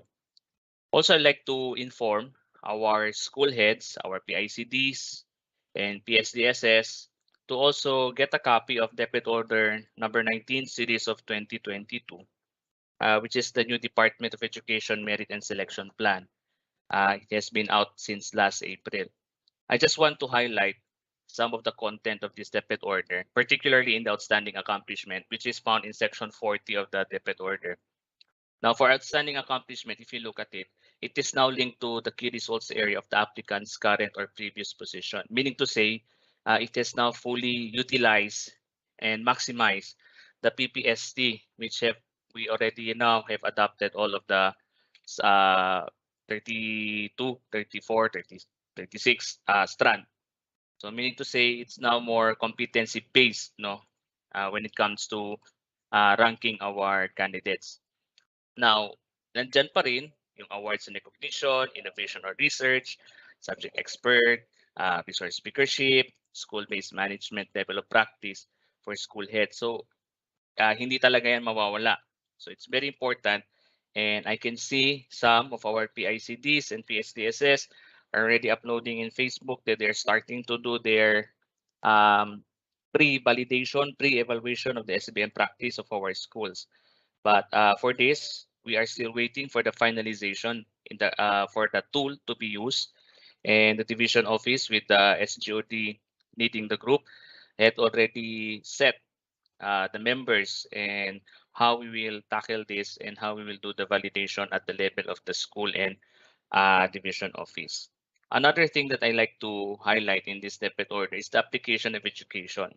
Remember previously, for you to get the points for your educational attainment, it's just a matter of presenting your updated TOR or certificate of completion, and that's it. You'll get the points equivalent to it. If you are a doctor full pledge, if you are completed academic requirements in doctorate, then you have your corresponding points. But if you look at section 45 of the DepEd order, it says, look, the application of education must have led to significant positive results in the applicant's current or previous work. It can be measured by the MOBs and documentation to be submitted by the applicant, which may include, but are not limited to the following. Got that? You have to have your action plan approved by the school head or office. You also need to have your accomplishment report verified by the head of office. And you have to have a certification of utilization or the adoption signed by the authority concerned. Meaning to say, it's not only the diploma or the TOR that will merit for your points for the education. You have to have this MOVs attached to it. So I think it's better for us to start reviewing and thinking of it, because I think central office has already addressed, because if I remember in 2019 they had a consultancy meeting there in Pagadian. One of the questions that we have is that may mga diploma na galing ng University of Recto, and in a short span of few months they already have their degree. So I think this is the measure that the central office had put in place to address that concern.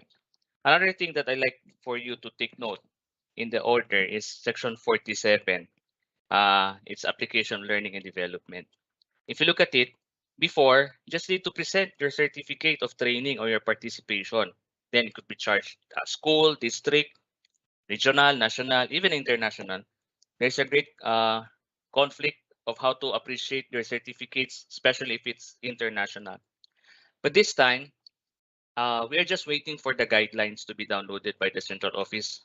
No, with this, the merit selection plan, it states that you not only need to present your certificates, but you have to present other MOBs like letter A, the certificate of training or certification on any applicable L&D intervention acquired that must be aligned to your IDP. Dili lang gid mo sige basta-basta appeal sa training kana gyud ka ng international na wala sa inyo ang IDP. And you look at the abbreviation LND. LND is learning and development.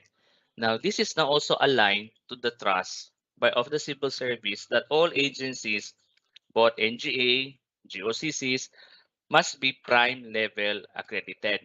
And as mentioned by EPS Gano in his report, that we are undergoing accreditation for bronze certification. And one of it is LND. So you see how our journey in Prime has now been aligned to the vision also of central office. And not only that, your training certificate, you also need to present an action plan or an RIP or re-entry action plan or job embedded learning o mabigat ito, impact project, which applies the learning that you have in your L&D intervention. So meaning to say, di na lang yun sige basta-basta appeal sa mga training, no?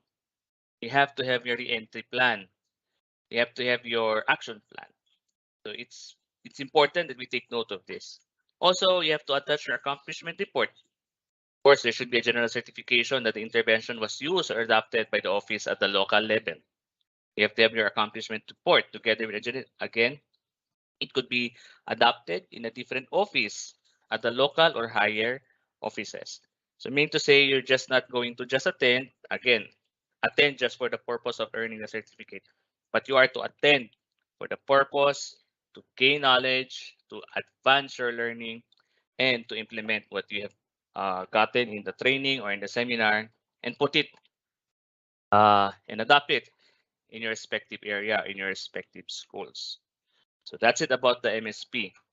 Next, one of our concerns in our division is our SIPAP. This concerns our secondary school heads. Later, after addressing this concern in our secondary schools, we will also be moving to our elementary schools. Because in secondary schools, they are plantilla based or the personal services, itemization, and plantilla of personnel. So nandoon sila nakalagay sa school. It so happen there are some of us already forgot, no, they were placed in that school for an order of detailed. A detailed order is only good for 1 school year, after which you have to go back to your mother station. But some who are very happy, their detail extended to even 25 years. They already celebrated their silver anniversary in that school. And now they are saying, I should stay here. But if you ask them to present their order, they're only presenting a detailed order, of which is now already invalid because it's only good for 1 year. And that is why we are trying to address this. And we are asking the attention of our PSDSS, PICDs, and our secondary school heads to include our borrowed or detailed secondary school teachers. As you can see in our schedule, these are the scheduled dates that we will be visiting each um, venue to address and to collect the data and the documents from the respective school heads and our secondary school teachers. Although we have already done the initial profiling, I'd just like to share, if your school is already in excess of teachers, why do you harbor all of these teachers? Let them go to the schools where we have a shortage of teachers. To some, they even resorted to threatening the teachers, not giving them their salaries. Is this a good practice being a school manager? I don't think so. So we have to also look into our own needs. Maybe you're already in excess, so let those teachers go. They might have a better future there. Support them as school managers. But to our surprise, some teachers would come to our office and saying that they were threatened by the school principals or the school heads. And that's a very sudden thing, no? That's why Surgeon and I, with the blessing of our SDS and the blessing of the execom, we decided that we will do the district hopping. So please take note, there's a change in the date from the previous division memorandum that was issued. We will just issue a addendum to this because of the number of activities that we will be having. So we have to adjust our schedule also. So may I request also those school concerned as our venue to please coordinate. And don't worry about the program. We're not hoping for you to have any dance or intermission number because the SDO team will manage the program and we will be observing the format. We'll have a short prayer, there will be a message, a statement of the purpose, and the proper. In the proper, we like only to request for those assigned in the venue to prepare 3 tables. Of course, with chairs naman, diba? So table 1 will be the verification of teacher needs. This will be handled by our SEPs of the planning and research, the person of Ms. Daria Marikit, and our planning officer, Ms. Sharon Cadelinia.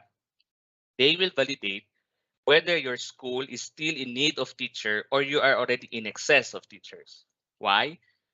Because though we accommodate, there are some schools who are claiming they have shortage of teachers, but per teacher needs analysis, they are already in excess of teachers.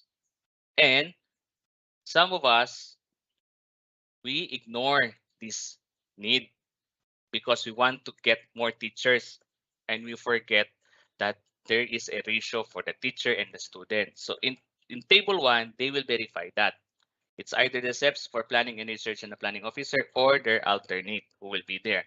Now, after you're done with table 1, you proceed to table 2, wherein the people from the personnel headed by our AO5, AO Mago, together with AO4 of the HR, Ma'am Eva, AO2 Sir Sean, and Ma'am Pearly, will now certify to the correctness of the item number that you are putting in your certification. Because some of you, I do not know where are you getting the the item number iba-iba. Dapat your item number should start with OSEC. Why it's OSEC? Office of the Secretary. That's why it's OSEC. And the SIPAB entry and others. So after verifying, after checking, you go now to table 3. Table 3 now will be the validation and acceptance of documents by EPS of the SGD and SEPS by the HRD. Why do we involve SGOD? Of course, it's operation, right? And why SEPS HRD? It's because it's still human resource management. And HRD is human resource concentrated. So that is why they will validate. So ang mangyayari doon sa date natin, we will go there and collect the documents because the document has already been uploaded in the link stated in the division memorandum. So please check. Okay, moving on. Updates on master teacher. Now, there was a memorandum issued by the regional office on the reiteration for the criteria for master teachers, citing DepEd Order 57, Next Order 57 of 1997, Make Order 10 Series of 1979, and DBM Circular Letter number 2007-6. In it, it says that the criteria for Master Teacher 1, Master Teacher 2, a Teacher 1, 2, and 3 can apply for Master Teacher. However, upon deliberation of the EXECOM last time around, it was agreed for Teacher 1, 2 to be able to get the Master Teacher item. They must have outstanding accomplishments, such as innovation or innovations of which were adopted in the division or in the region. Let's say you crafted a innovation, systematic doing of the recording in the of the class record. Let's say that's your innovation. It was adopted not only in the district, but it was also adopted by another school in another division, with of course the proper documentation. Therefore, that will signal the district or the school ranking committee that as a teacher 1, you have indeed accomplished something out of the parang extraordinary, beyond your duty as a classroom teacher. Or you were awarded best teacher given by notable organization. Like as a teacher 1, teacher 2, you were awarded by the Metro Bank as one of the most outstanding teacher. Or you were awarded as one of the top 10 outstanding teachers of, let's say, Region 9 of your municipality with supporting documents. Of course, this will be validated by the ranking committee. Yun. So those who are applying for and vying for to be a master teacher, please take note of this. Okay.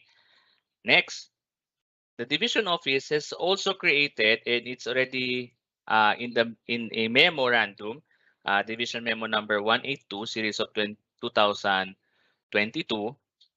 We created the SDO Validation Task Force. Now, the team leader of this task force is Sir J. Flix Katakutan, and the following members are Ma'am Kathleen, Sir Sean, Ma'am Genevieve, Ma'am Kay, Attorney Therese, Ma'am Sharon, Sir Nilo, and a documenter assigned for the task force is Ma'am Richelle de la Cruz. What's the purpose of creating the validation task force? Now, if you look at this simple process flow, Sir Jerry, if you are available, in this simple process flow, should there be any findings, complaints, or even 888, this will be forwarded to the documenter, Ma'am Richelle. And now Ma'am Richelle will forward this to, of course, upon receiving the document, our documenter, of course, will record it in her logbook and then forwards it to Attorney Camache for review and for distribution. Distribution to the unit concerned. Now, the unit concerned now will do the validation. Upon the validation, they will also prepare a report. In preparing the report, they will now see to it that this report will be substantial if there are any negative findings. Kung may mga legal impediments, may mga problema tayo. But kung wala, sabi nga ni Sir Jerry, pag doon pa lang sa validation by the concerned unit, pag wala siyang concern, doon mismo pa lang, pwede tayo magkakaroon ng agreement. You sign an agreement, parang consent, na hindi mo na yun uulitin, hindi mo na yun gagawin ulit. At last na yun, promise, Pexman, Parang ganon.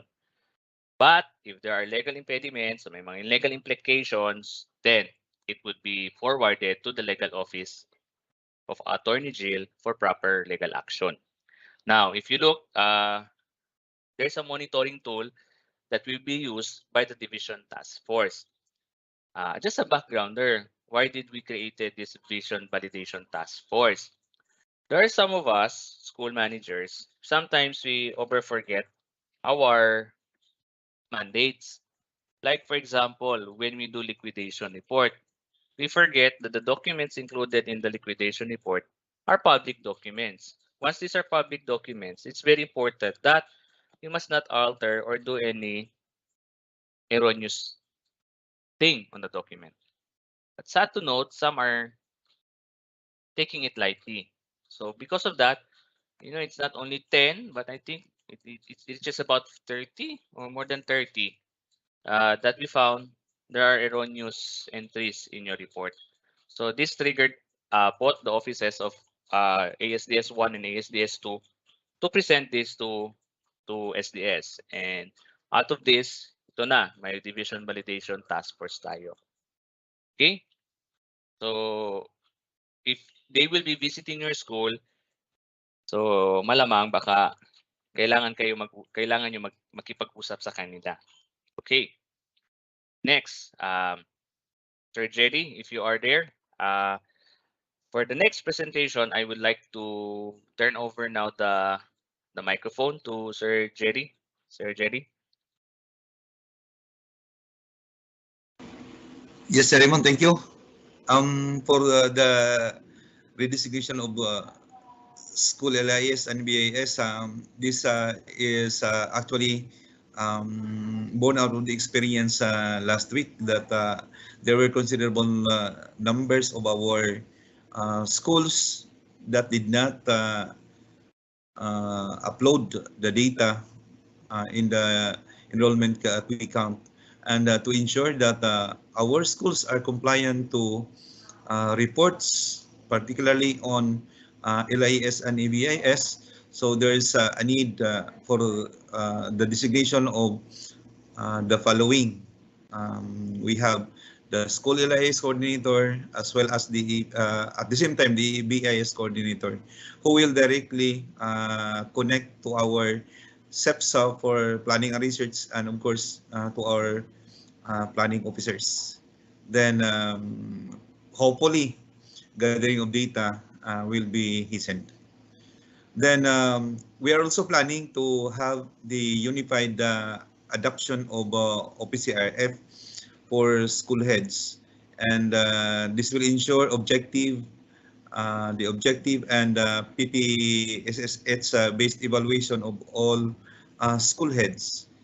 And in reality, the draft is ready now, and it will not be adopted until such time that it will go through validation, consultations of the school heads, as well as the district supervisors and other concerned officials in our division.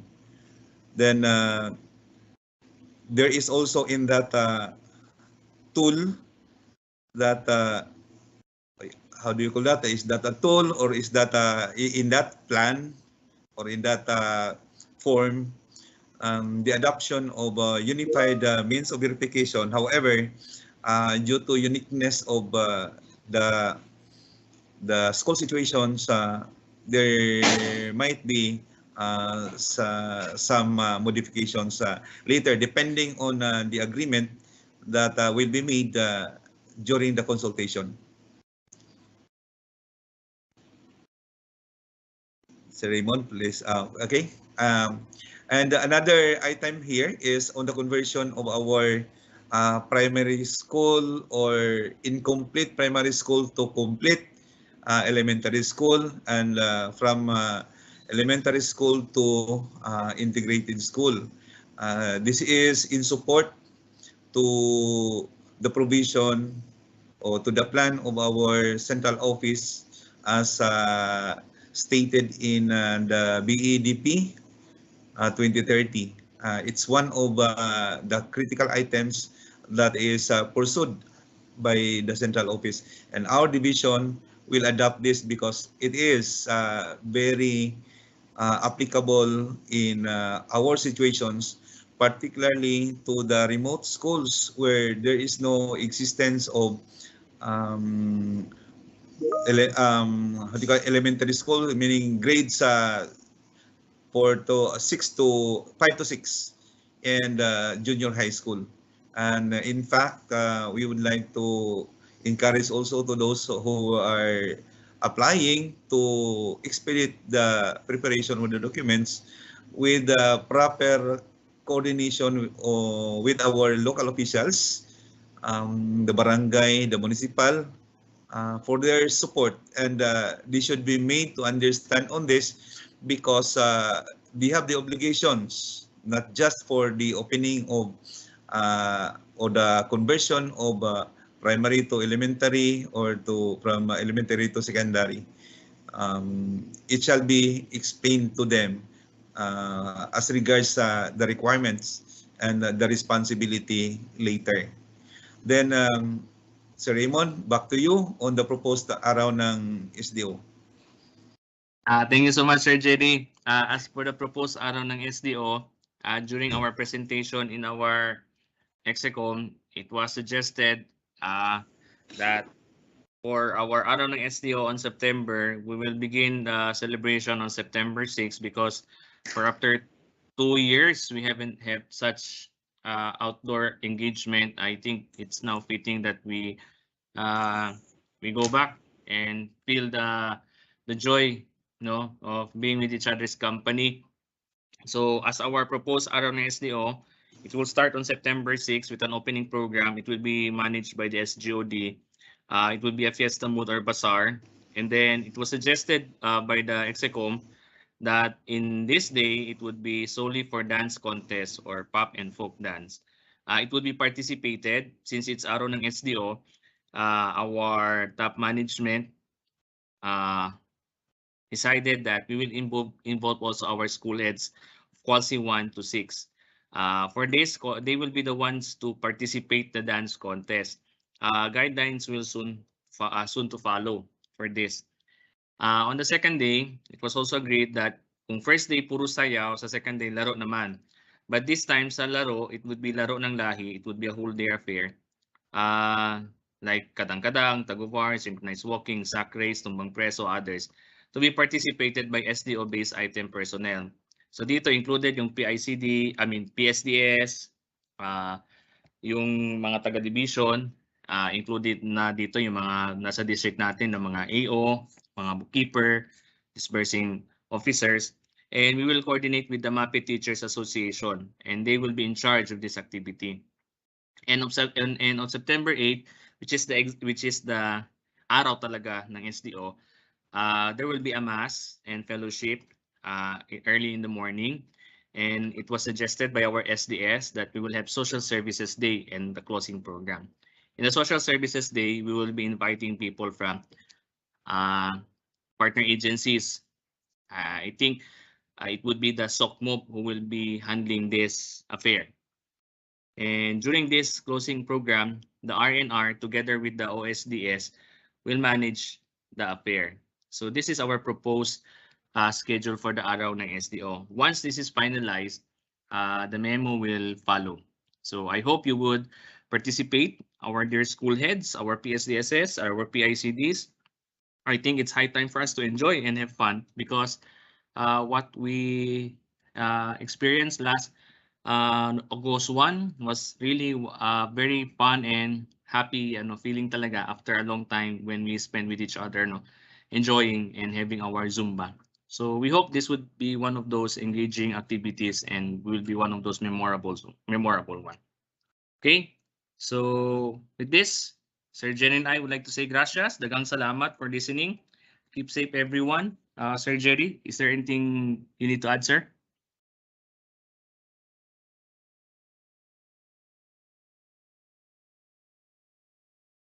I'm okay, sir. Okay, thank you so much. Back to you, Attorney Therese.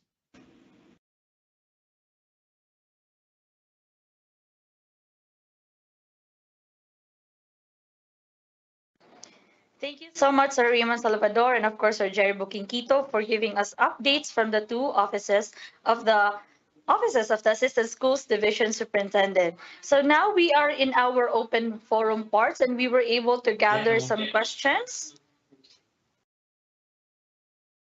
Before we proceed to the superintendent's out, let us first have questions, of course, from the previous presentations that we had since this morning to this afternoon. But okay, so before we proceed to the questions, I would just like to announce that the national validators for ALS, or the Alternative Learning System 2022 National Literacy Award, shall be arriving on August 16 and will stay in the division of Zamboanga del Sur until August 19 to validate literacy programs in different venues in Kumalarang. So our personnel from the Alternative Learning System, headed of course by Dr. Alma Villarmino, is asking for our prayers and for our support for the success of this event. So good luck and God bless, Ma'am Alma, and to all the teams composing Alternative Learning System here in Zamboanga del Sur Division. So moving on to the open forum part of our program, may I ask members of the EXICOM to please be present in the platform so you can immediately answer questions addressed to you. Okay, let us start. We have from Sir Roylin Pedrano. May I ask this to A.O. Mago, how can a teacher avail a copy of his or her updated record of leave or service credits earned para makita niya unsa ang napasok ug unsa pod ang wala and pila pa ang available? Mamago?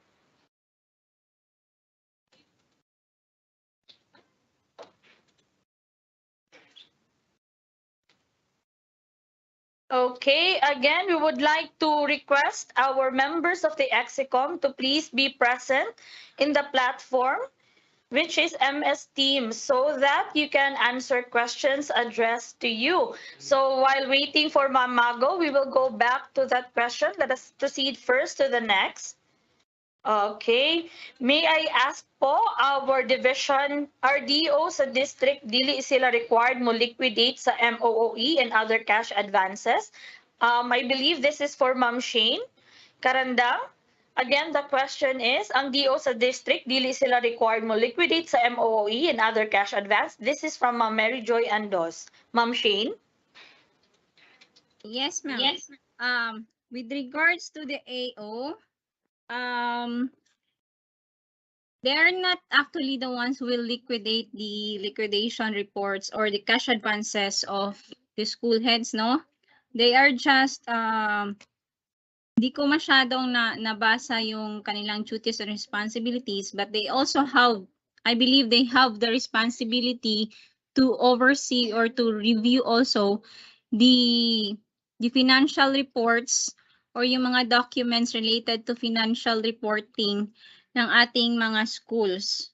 So, di talaga sila yung mag-liquidate kasi they have different duties and responsibilities din naman aside from overseeing those financial reports.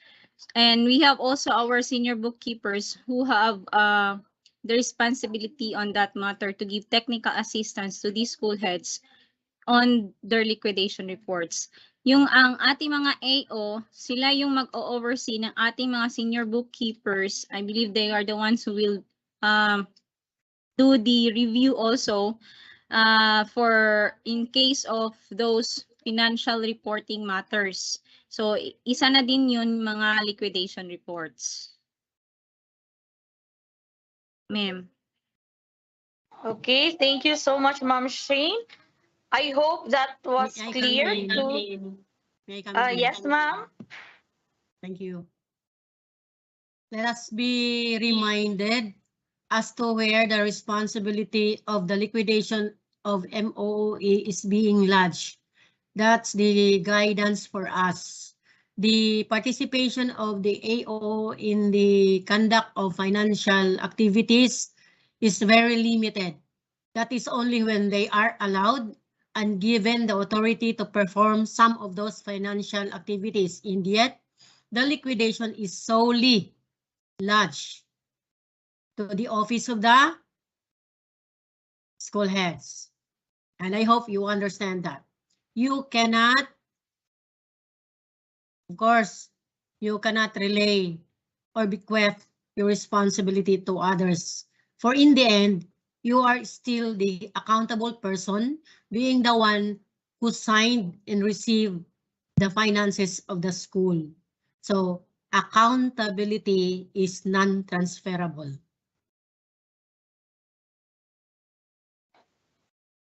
Thank you.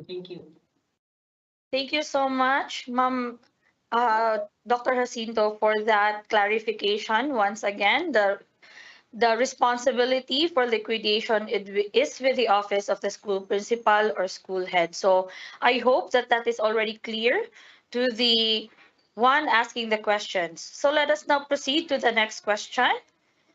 Okay. There's no name for this question, but it says, can we ask this question to Ma'am Udang? Again, may we ask if naa na si Ma'am Udang sa tong platform? Okay, so she's already in MS Teams. So this question is for you, to our AO 5 in the administrative services. Can we ask this question to Ma'am Udang or kinsa na to pwede pangutana about sa application for reclassification kay makalibog manggod? Do we really need to join in district ranking para maka-upgrade si teacher sa iyang kaugalingong item? What if dili si teacher ang marangkwan? Possible ba nga dili maka-upgrade sa iyang position si teacher or mahatag sa nagrangkwan ng iyang present item? Why man kinahanglan i-rank ang magpa-reclass? Hello.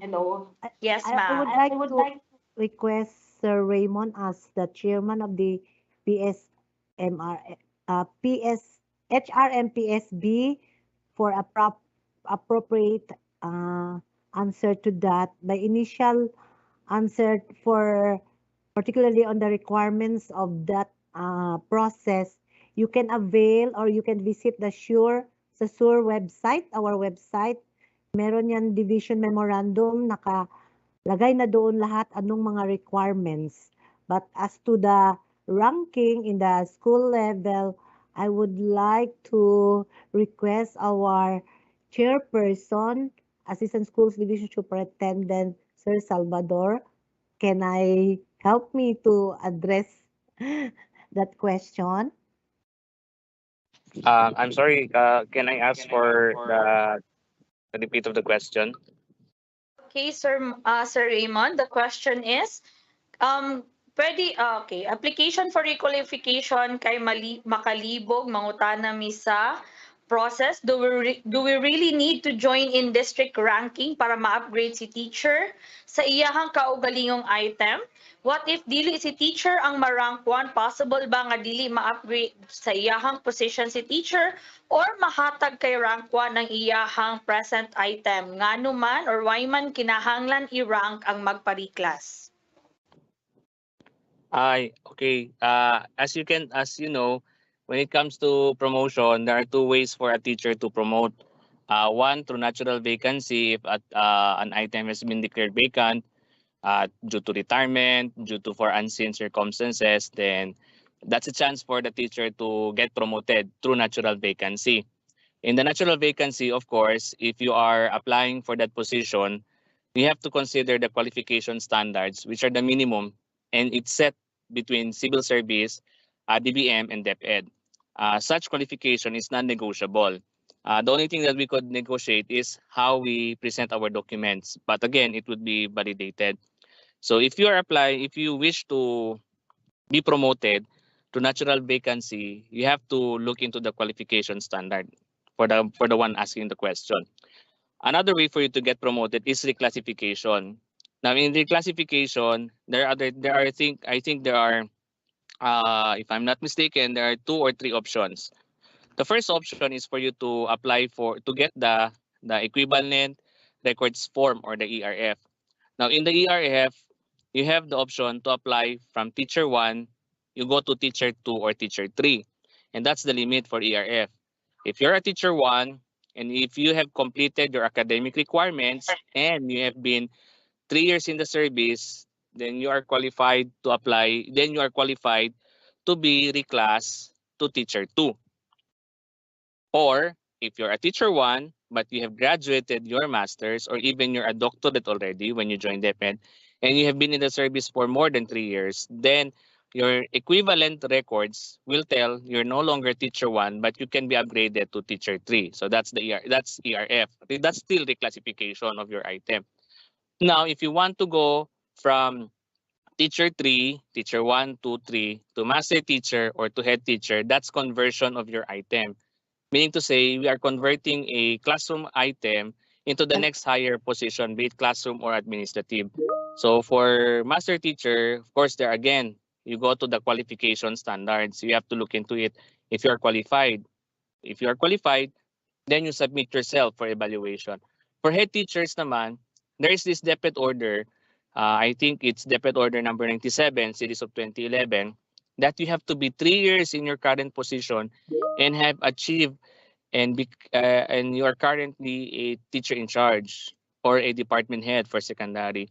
So if you have met that prerequisites, then you are indeed qualified for the classification. So again, it will boil down to how you work in your respective way as a teacher for you to get promoted.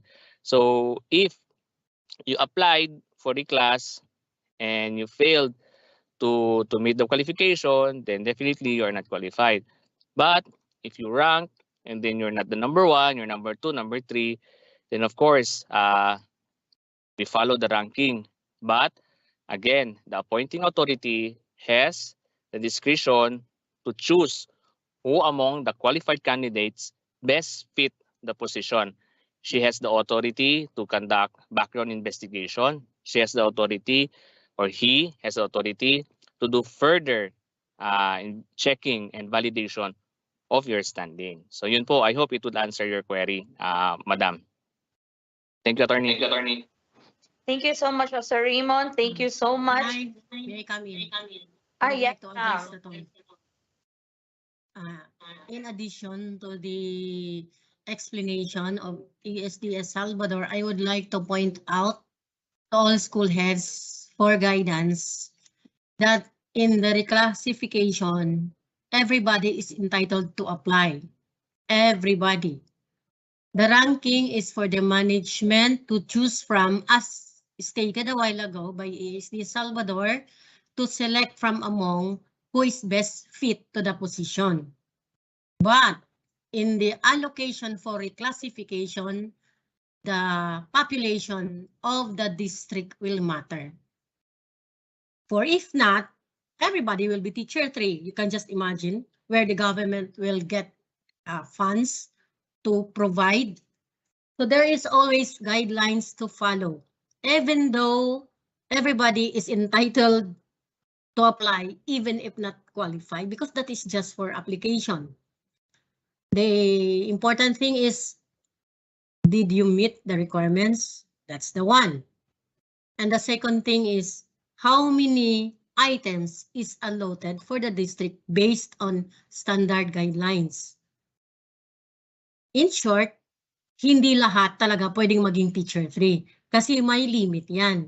May limit yan kung ilan ang allocation for teacher 3 in a certain district based on population. Kung ilan ang teacher 2, ilan ang empty requirement in a district. Kaya hindi talaga lahat pwede. As to the question, nabibigay ba sa number 1 yung item? Yung item niya dahil hindi naman siya ang nag-number 1 tapos binigay siya iba. Hindi. Kasi ang sagot sa reclass, it's your own item that will be reclassified. In the event you're the number 1 and you are not identified for reclassification for some reasons, as there is no guidelines that will tell us that the number 1 will be the one to be appointed. It's always who is best fit to the position. And in the event, it's the number 3 who will be chosen or the number 5 who will be chosen to be given the reclass opportunity, it is his item or item that will be reclassified and no others. Malinaw ba yon? Kasi yun yung tanong, no? Ibibigay ba yung item niya? No, it's not.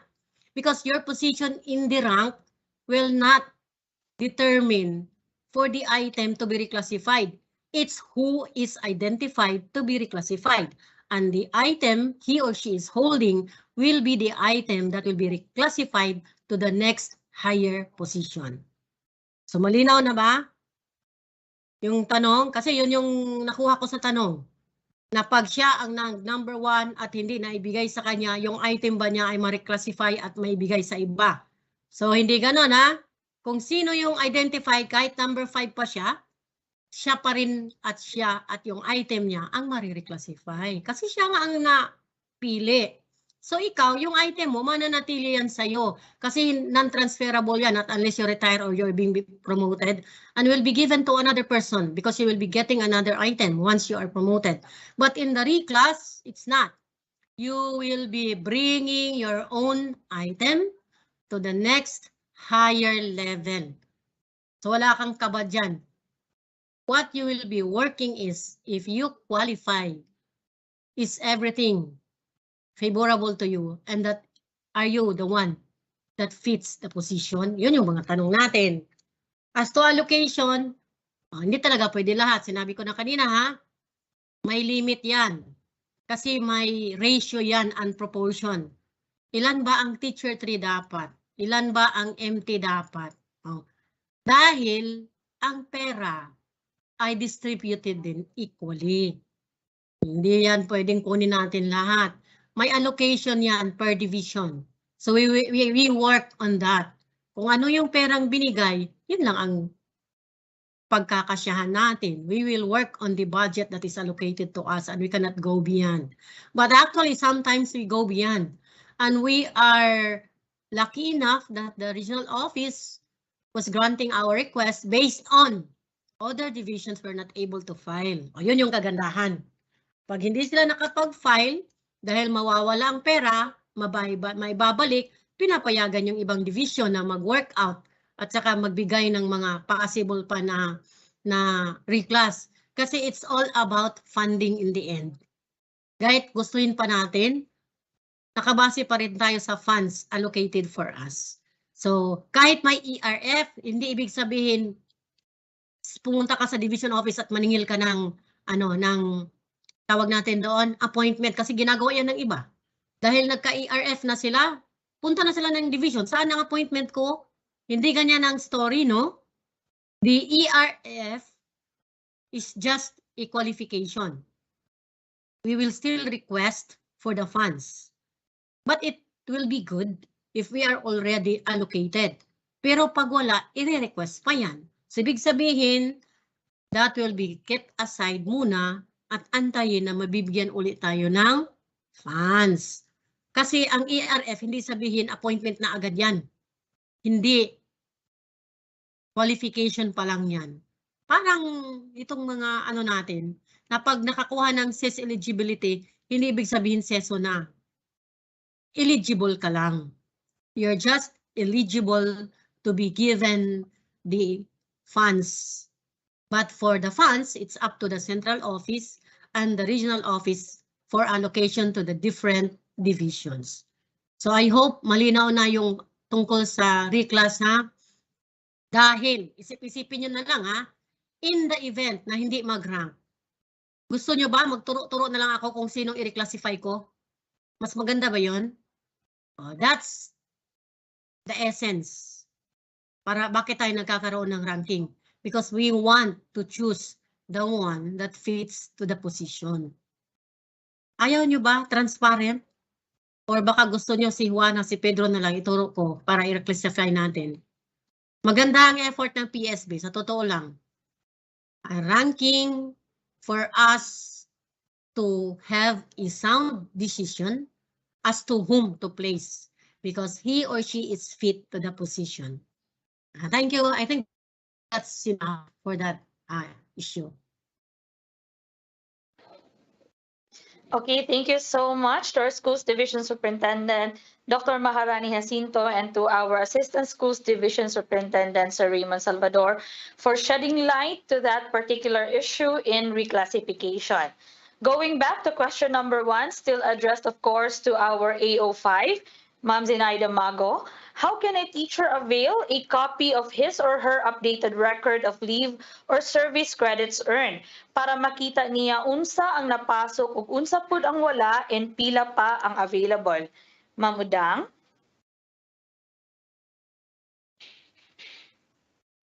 Yes, Ma'am Terry. Hello? Okay, ma'am, going back to the question again. So we have a question from Sir Roylin Pedrano. How can a teacher avail a copy of his or her updated record of leave or service credits earned para makita niya unsa pa ang napasok ug unsa pa pod ang wala and pila pa ang available? Okay.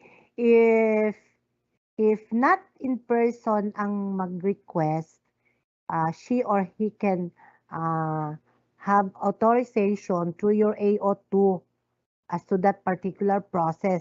But pag nagkataon nandito kayo sa office, you just fill up the transaction slip and to be presented sa personnel yung in charge, and then para mabigyan kayo ng copy ng ano ninyo, yung request ninyo.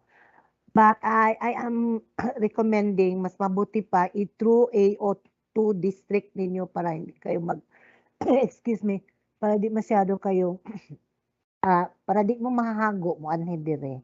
Okay. Okay, thank you so much, Ma'am Udang. Now, next question is of course from our yes, ma'am. Okay. It's quite difficult if we will be asking the teachers to come into office just for that request. So I think we'll make it a policy, and I think this will be good for everyone that the AO will take charge of those requests from the district office and submit it in bunch to the division office for the personnel section to address. I think that's quite good para ma-address yung concern nila as to their updating of records. And it will help us as well because we can now know actually as to what's the status of our teachers when it comes to their leave credits, service credits, and everything that would matter in the event they will be filing for a leave of absence and a vacation leave. Thank you. Thank you so much to our schools division superintendent. Proceeding to our next question or comment, we have from our CID chief, Dr. Juliet Magallanes. This is addressed to Ma'am Shane, if I'm not mistaken. Request from the field, please include number of days in reporting to SDO and number of days in reporting to their respective stations for MOOE checkers. Shane? All right.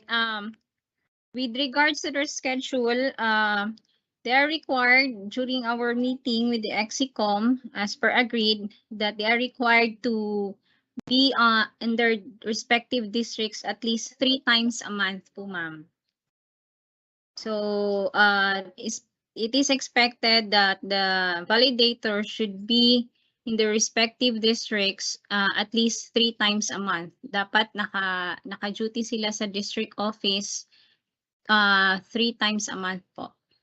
So, depende kung when kailangan ng technical assistance ng ating mga school heads sa district, pupunta sila doon sa district to give technical assistance with regards to their liquidation report. So, at least, they should render at least 3 times a month na duty sa kanilang respective districts.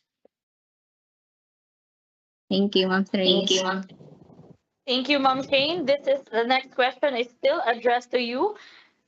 Regarding po sa pag-purchase ng supplies sa PS Sibugay, 3 reams of bond paper lang kasi ang available sa PS Sibugay. Pwede po bang hindi mag-purchase sa PS Sibugay o kailangan talaga naming doon lang mag-purchase kahit yun lang, 3 reams lang of bond paper ang available? Ma'am Shane? With regards to that question, actually, this has been already agreed with our audit team sa COA na if ever mas mabigat yung cost kaysa sa benefit na kanilang makukuha pag doon sila bibili sa PSDBM Sibugay or Roqueta or anywhere na PSDBM, they have to present lang a justification presenting there the cost benefit analysis proving that it would be costly for them to procure from that PSDBM compared kung dito sila bibili sa ating local suppliers. Okay, thank you for that clarification, Ma'am Shane. Again, addressed to Ma'am Shane, from Ma'am Emma or Sunal, may I ask if there's no changes in the schedule of checking of liquidations? Changes with regards to the new schedule presented, presented in the recent memorandum, division memorandum, ma'am, no? Actually, bago pa lang po yung schedule na yon, so there was still no changes as to the regards of that schedule of downloading as well as the submission of liquidation reports as of now po. Okay. From Sir Wilfredo Baksan, still from Ma'am Shane, who will carry the liquidation report of the schools from the district to the division office to be submitted to the division senior bookkeeper checker? Right. Meron po yan doon sa ating division memorandum, sir, with regards dun sa submission of liquidation reports. School heads are not advised to submit the liquidation reports. Instead, we have our senior bookkeepers from the field or yung ating mga district senior bookkeepers as well as ating mga disbursing officers. They will be the one to submit the liquidation reports to the division office, particularly to our respective validators sa ating mga districts. Thank you so much, Ma'am Shane. We have 10 more minutes for this open forum. Next question is addressed to our AO5 Mamago. Good afternoon, ma'am, from Ma'am Eva Ruslinda. Applicants for transfer are asking for update with regards to their application. Updates regarding applications for transfer? Hello again, attorney. Okay. Ma'am, from Ma'am Eva Ruslinda, applicants for transfer are asking for updates with regards to their application. That is the question po, Ma'am Uda. Okay. I think pending pa yan kasi we need to validate. We have activities starting August 11 towards September na parang 1 month activity to in validating the data in the SIPAP. After that, maybe yung team leader namin si Sir Raymond can recommend for to our superintendent